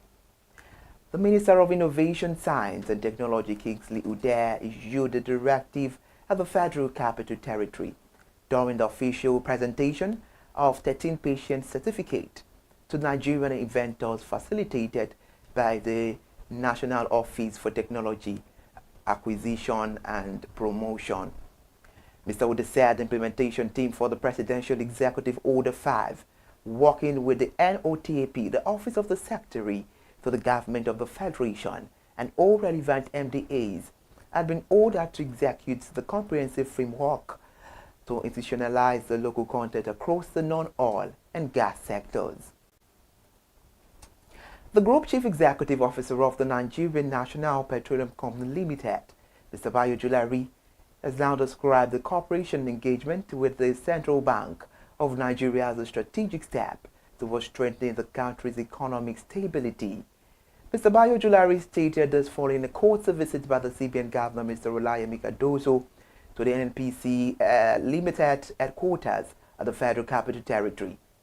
In a statement shared by Mr. Bayo Julari official X account, where he said the meeting was described as a significant alignment and shared purpose focused on deepening the cooperation between the two institutions. He further said that discussions went beyond the routine engagement, evolving into a strategic confluence of vision centered on the vital national imperative of economic stabilization through a deliberate partnership. And now NEC, the Nigerian Electricity Regulatory Commission, has announced that between 600,000 and 700,000 electricity meters are currently available for distribution across the country. The first chairman of NEC, Mr. Dr. Musalio, Seni, disclosed this during his opening address at the 4th NESI stakeholders meeting in Abuja yesterday, which marks his final NESI session in his capacity as vice chairman. The statement was shared on NEC official X handle, where Dr. Rusedi urged the electricity distribution companies to accelerate the rollout of the meters and improve the public awareness, noting that the government has already made the necessary investment. While speaking to regulators, operators and stakeholders, Dr. Rusedi highlighted the critical challenges facing the sector and also stressed the importance of cooperation with the emerging state electricity regulatory commissions. The Nigerian Content Development and Monitoring Board has unveiled a $100 million equity investment scheme to boost indigenous participation in the oil and gas sector as local content levels rise from 56 to 61%.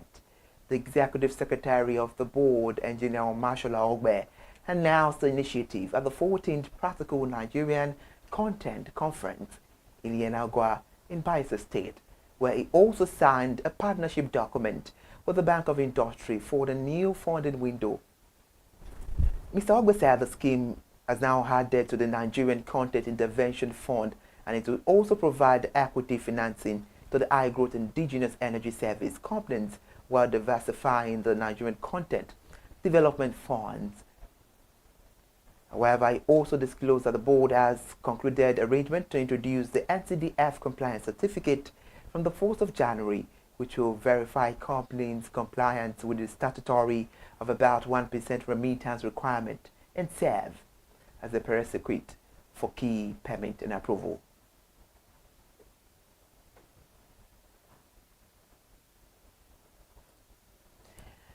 And now the Minister of State for Petroleum Resources, Senator Renike Lopabiri, has carried out an inspection of the proposed headquarters of the $5 billion African Energy Bank, saying the bank is fully ready for the takeoff. At the event in Abuja, the minister explained that Nigeria delivered on all its obligations to the bank. The African Energy Bank is a new continental financial institution created to support the Africa's energy sector with a particular focus on oil, gas, and renewable transition projects. It was jointly initiated by African Petroleum Producers Organization and African Export-Import Bank, and its central purpose is to provide a long-term Africa-led financing for energy development at a time when global lenders are withdrawing support for fossil fuel projects. The bank is designed to help African countries fund upstream exploration, refinery, upgrade the gas infrastructure, power generation, and a cleaner energy investment without relying heavily on external institutions, and now prioritize the climate-related restrictions. We're talking about the FCMB. The First City Monument Bank has been named Nigeria's best SME-focused bank for 2025 by the Chartered Institute of Bankers of Nigeria. The recognition comes on the back of FCMB's leading 24% share of the banking industry, 1.8 trillion naira total SME disbursement for the year 2024. The word, according to statement from the bank, was presented at the 60th Annual Bankers Dinner Round in Lagos State recently, which underscores the bank's prominent role in supporting small and medium-sized enterprises across the country. According to the bank, its SME financing initiatives target the real drivers of the Nigerian economy, and the data from the Nigerian Gross Domestic Product report for the third quarter of 2024 show the bank investment forecast aligns with the nation's highest performing sector, including the crop production, trade, and telecommunication. Before we end the news, the Managing Director and Chief Executive Officer of the Southwest Development Commission, Dr. Charles Akinola, has revealed that the Commission's push for the revival of many old unserviced rail lines in the Southwest is aimed at building a regional rail ecosystem that will reduce the transportation cost and as well expand market access, enable rural prosperity, and create jobs for youth across the region, among others. Dr. Akinola made this known on Monday at the interaction section with journalists in Lagos State. The SWDC Managing Director commanded the Managing Director of the Nigerian Railway Corporation, Dr. Kayode Okpeifa, for welcoming the Commission's proposal on Southwest rail connectivity during the executive management working visit to him last week. Dr. Akinola said Dr. Okpeifa had assured the SWDC team of a positive consideration of the proposal, stressing that the NRC was so excited to play its role in effort to make the rail transportation a cornerstone of economic development in Nigeria. According to Dr. Akinola, he said Dr. Okpeifa had expressed the readiness of the NRC to review the SWDC application for an operational license, adding that he had instructed the directors to work with the Commission's technical team to draft the appropriate memorandum of understanding that will bring the request to life. Thank you so much for joining us on the news at 4. I am Ire Ayo Mikunle Eke.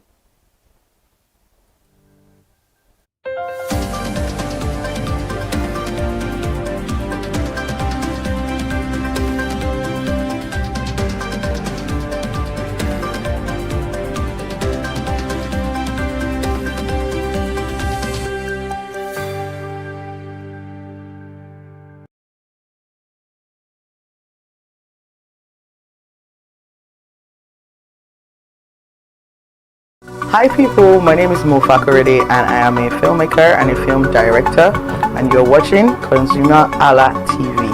ConsumerHalla TV is everything consumer advocacy, consumer rights, everything that has to do with consumers.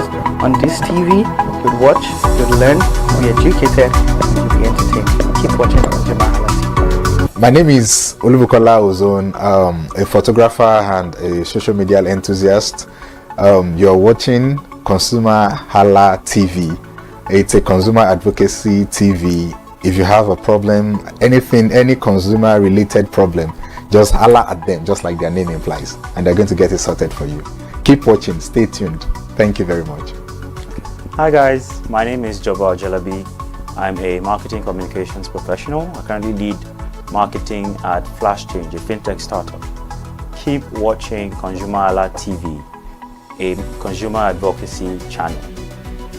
Hello, my name is Sharon Rotimi. I'm an actor and I am on ConsumerHalla TV. Now, ConsumerHalla TV is a consumer advocacy channel. So if you have any issues, consumer-related issues with brands and services, you can reach out to them and they'll be sure to handle it or to cater to you. Thank you so much. Hi guys, my name is Iyebiye Adeton. I'm a film poster designer and illustrator. This is ConsumerHalla TV. It's a consumer advocacy channel.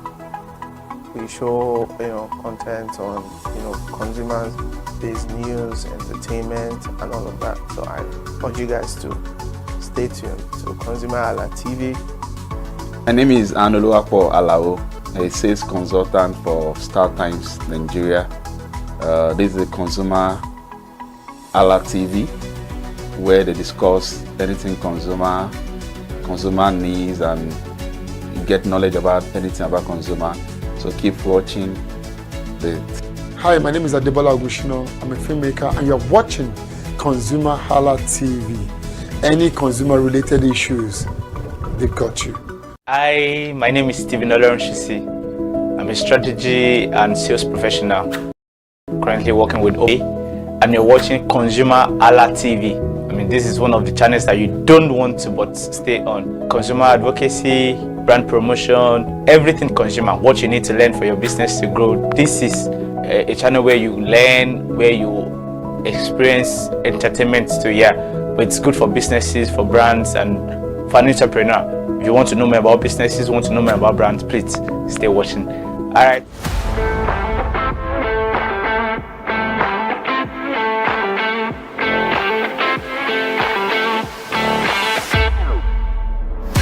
Hello and welcome to another exciting edition of our Wolf, your number one show on ConsumerHallaTV, where you get to know about exciting deals, mouth-watering deals, market slashes, and every juicy offers you can think of. I am Iremufe Koforola, and one thing about this show that it is a pure blend of English and Pidgin. That one means say as I speak English, I go to yarn you Pidgin too. And no mind my Lagos boy, I just try for my Pidgin. And I know say you go just assess me the as I be. But beyond all those ones, this show you go to enjoy every kind of deal you want to know about. As country people, you know, say every day na blessing for us, and we supposed to enjoy every deal we think of. Yes, and on top of this show, now you go to know. But you know one thing, if you never subscribe to our channel, now opportunity for you be this. May you just click on that subscription button and you go there, get notification for all the content where they come down to your screen on ConsumerHallaTV. But you know something one day more exciting, we say you go to know about our wolf packages from different sectors. As you do our wolf package for tech, you go to do for healthcare, even if they for even if courts decide say they want to do a wolf today, you go here on top of this program. And that one are just on a lighter note. So if you want to know about any of these deals, you can know. And if you've not subscribed on our channel across all social media platforms, on X, on Facebook, on Instagram, on TikTok as ConsumerHalla, you surely get to see us there. We are always available 247. Like I talked earlier, my name is Iremufe Koforola, picking where your mama like where. So today's show is going to be different because it's not the usual. Yeah, it's going to be different in every sense of the word because you know we are getting close to the end of the year, and I'm super excited. What are you most grateful for? 2025 has been a year of a roller coaster of different emotions. You know, it has taught us a lot as a nation, and individually, you must have learned one or two things. But above all things, be grateful to God that you're still here. There's a purpose for that life, and the greatest award for you say if you enjoy, now say you get breath in you. You know, say you know suppose they pay for that one, and thank God say now free. And as air they free, you just have to breathe it in and breathe it out. That is the only work where you supposed to do with that one. So on the show today, we are looking at Black Friday. It's Black Friday has become so common and it has come to stay because if you ask an average Nigerian now, they know about Black Friday. Many of us we get to know about Black Friday. But when the name pops up, what comes to your mind? What do you know about it historically? How did it come into something today we can all resonate with? Some people don't even know how Black Friday came into being. So we are looking at Black Friday today, the historical aspect of it, what you can get to enjoy during Black Friday, and what are the surprises for Black Friday? That means a lot has to, a lot comes in place. And as the years gradually come to an end, there are a lot of exciting activities, and Black Friday is one of it. As a Nigerian, come on, I am always excited to partake in this. So let us look at the historical aspect of Black Friday. The thing where they talk to them, one look how Black Friday is, the way we say it begins starts. Not be saying something we say it just starts. You get history, and all these important dates like this, they may important me, and now why this show they important for you, say you go know about all this kind of thing. So may I just take you through the history. So Black Friday didn't start as fun shopping day. Today we know that now it's all about fun, it's all about discounts, it's all about market slashes, one or two things like that. But it didn't start like that. Sometimes people feel think say, now just start. I know we say it starts 2005. No, something we start 1998. Some people they never even born there in that time. That one a lighter one. So it didn't just start as a fun shopping day. In the early 1960s, Philadelphia police came up with the name to describe the heavy traffic, huge crowds, and shoplifting problems that hit the city the day after Thanksgiving. So that means the whole thing started in the 1960s, and the name came as a result of what the Philadelphia police, what they observed during that time, during that period in the 1960s. How there was usually Thanksgiving. So they observed that there were some peculiar activities that always happened during the Thanksgiving, after the Thanksgiving, that sometimes there were usually heavy traffic, shoplifting, and also huge crowds. So they're like, oh, it's something black, for all those kind of activities to happen. Then the attempts to rename it Big Friday and Big Saturday in 1961 didn't catch on, and the terms slowly stuck. They made attempt to rename Big Friday and Big Saturday, but it didn't work because already Big Friday, Black Friday, I beg your pardon there, has come into place already. Yeah, what I mean is that they tried renaming it, yes, Big Friday, then Big Saturday also, but it didn't work. It didn't work, and all they just had to do is the name got stuck, Black Friday, instead of Big Friday, Big Saturday. So the name got stuck. So by the late 1980s, now it started gradually, 1960. Then by the late 1980, retailers flipped on the meaning. Now when they made attempt to change from Big Black Friday to Big Friday, it didn't work out. So the name got stuck. But retailers took advantage of that name, so they flipped it. So it was something on the flip side, and they began to use Black Friday to mark the moment businesses moved from loss to profit and to promote massive discounts. I love discounts. Who don't love discounts? So businesses at the time, different brands at the time, they realized that it was the time for them to move from losses to profit. So they just wanted to maximize that opportunity. So it was always having huge crowd, a lot of activities going on after the Thanksgiving. So they saw it as an opportunity to, tap into that and really make a lot of sales. So that was what happened. So they were promoting their massive discounts at the time. So it later inspired days like Cyber Monday and Small Business Saturday. So as a result of this Black Friday, it's also inspired every other day, like the Cyber Monday, which is also notable day, and also the Small Business Saturday. For small businesses who are trying to upscale, in Nigeria, Black Friday kicked off Can you make a guess? Can you make a guess? So looking at this, I love history because it reminds us of certain things which we might not really pay attention to. And it is very important to know that Black Friday didn't start historically in Nigeria. So it started with the Philadelphia police units.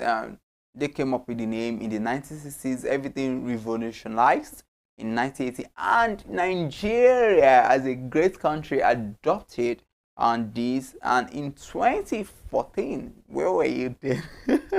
In 2014, the name stuck in Nigeria, and gradually became a long month style shopping season instead of a one-day event. In Nigeria, ours became different. We are unique people and we do things unique ways. So rather than it just being a day, like we have it in some parts of the world and in other climes, in Nigeria, it became a 1 month thing. It runs for a month. So it's something so interesting. So that's how Black Friday came into being, and today we are enjoying all of these days one way or the other. Yes, we are all enjoying it. So that is just the historical aspect of it. Okay, before I move to every other part of the show, let's go on a quick break.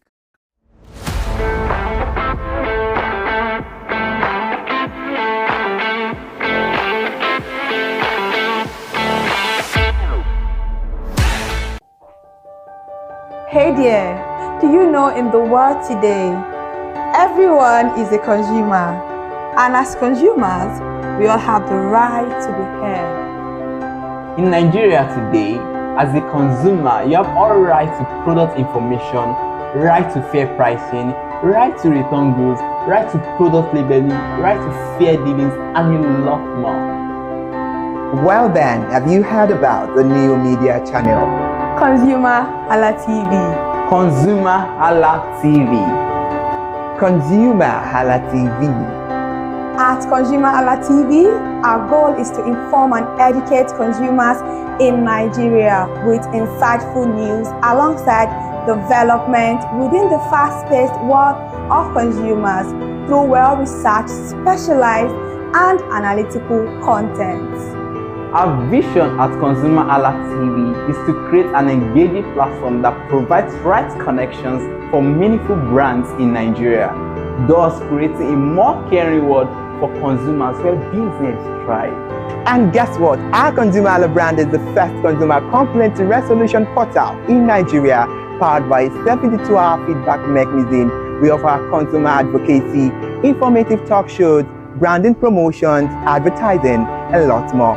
Connect with us via our YouTube channel at ConsumerHalla TV. Follow us on our Facebook page, ConsumerHalla TV, our Instagram page, ConsumerHalla TV, and do well to subscribe to our YouTube channel. Subscription is free. ConsumerHalla TV. At ConsumerHalla TV, you deserve to be heard. At ConsumerHalla TV, you deserve to be heard.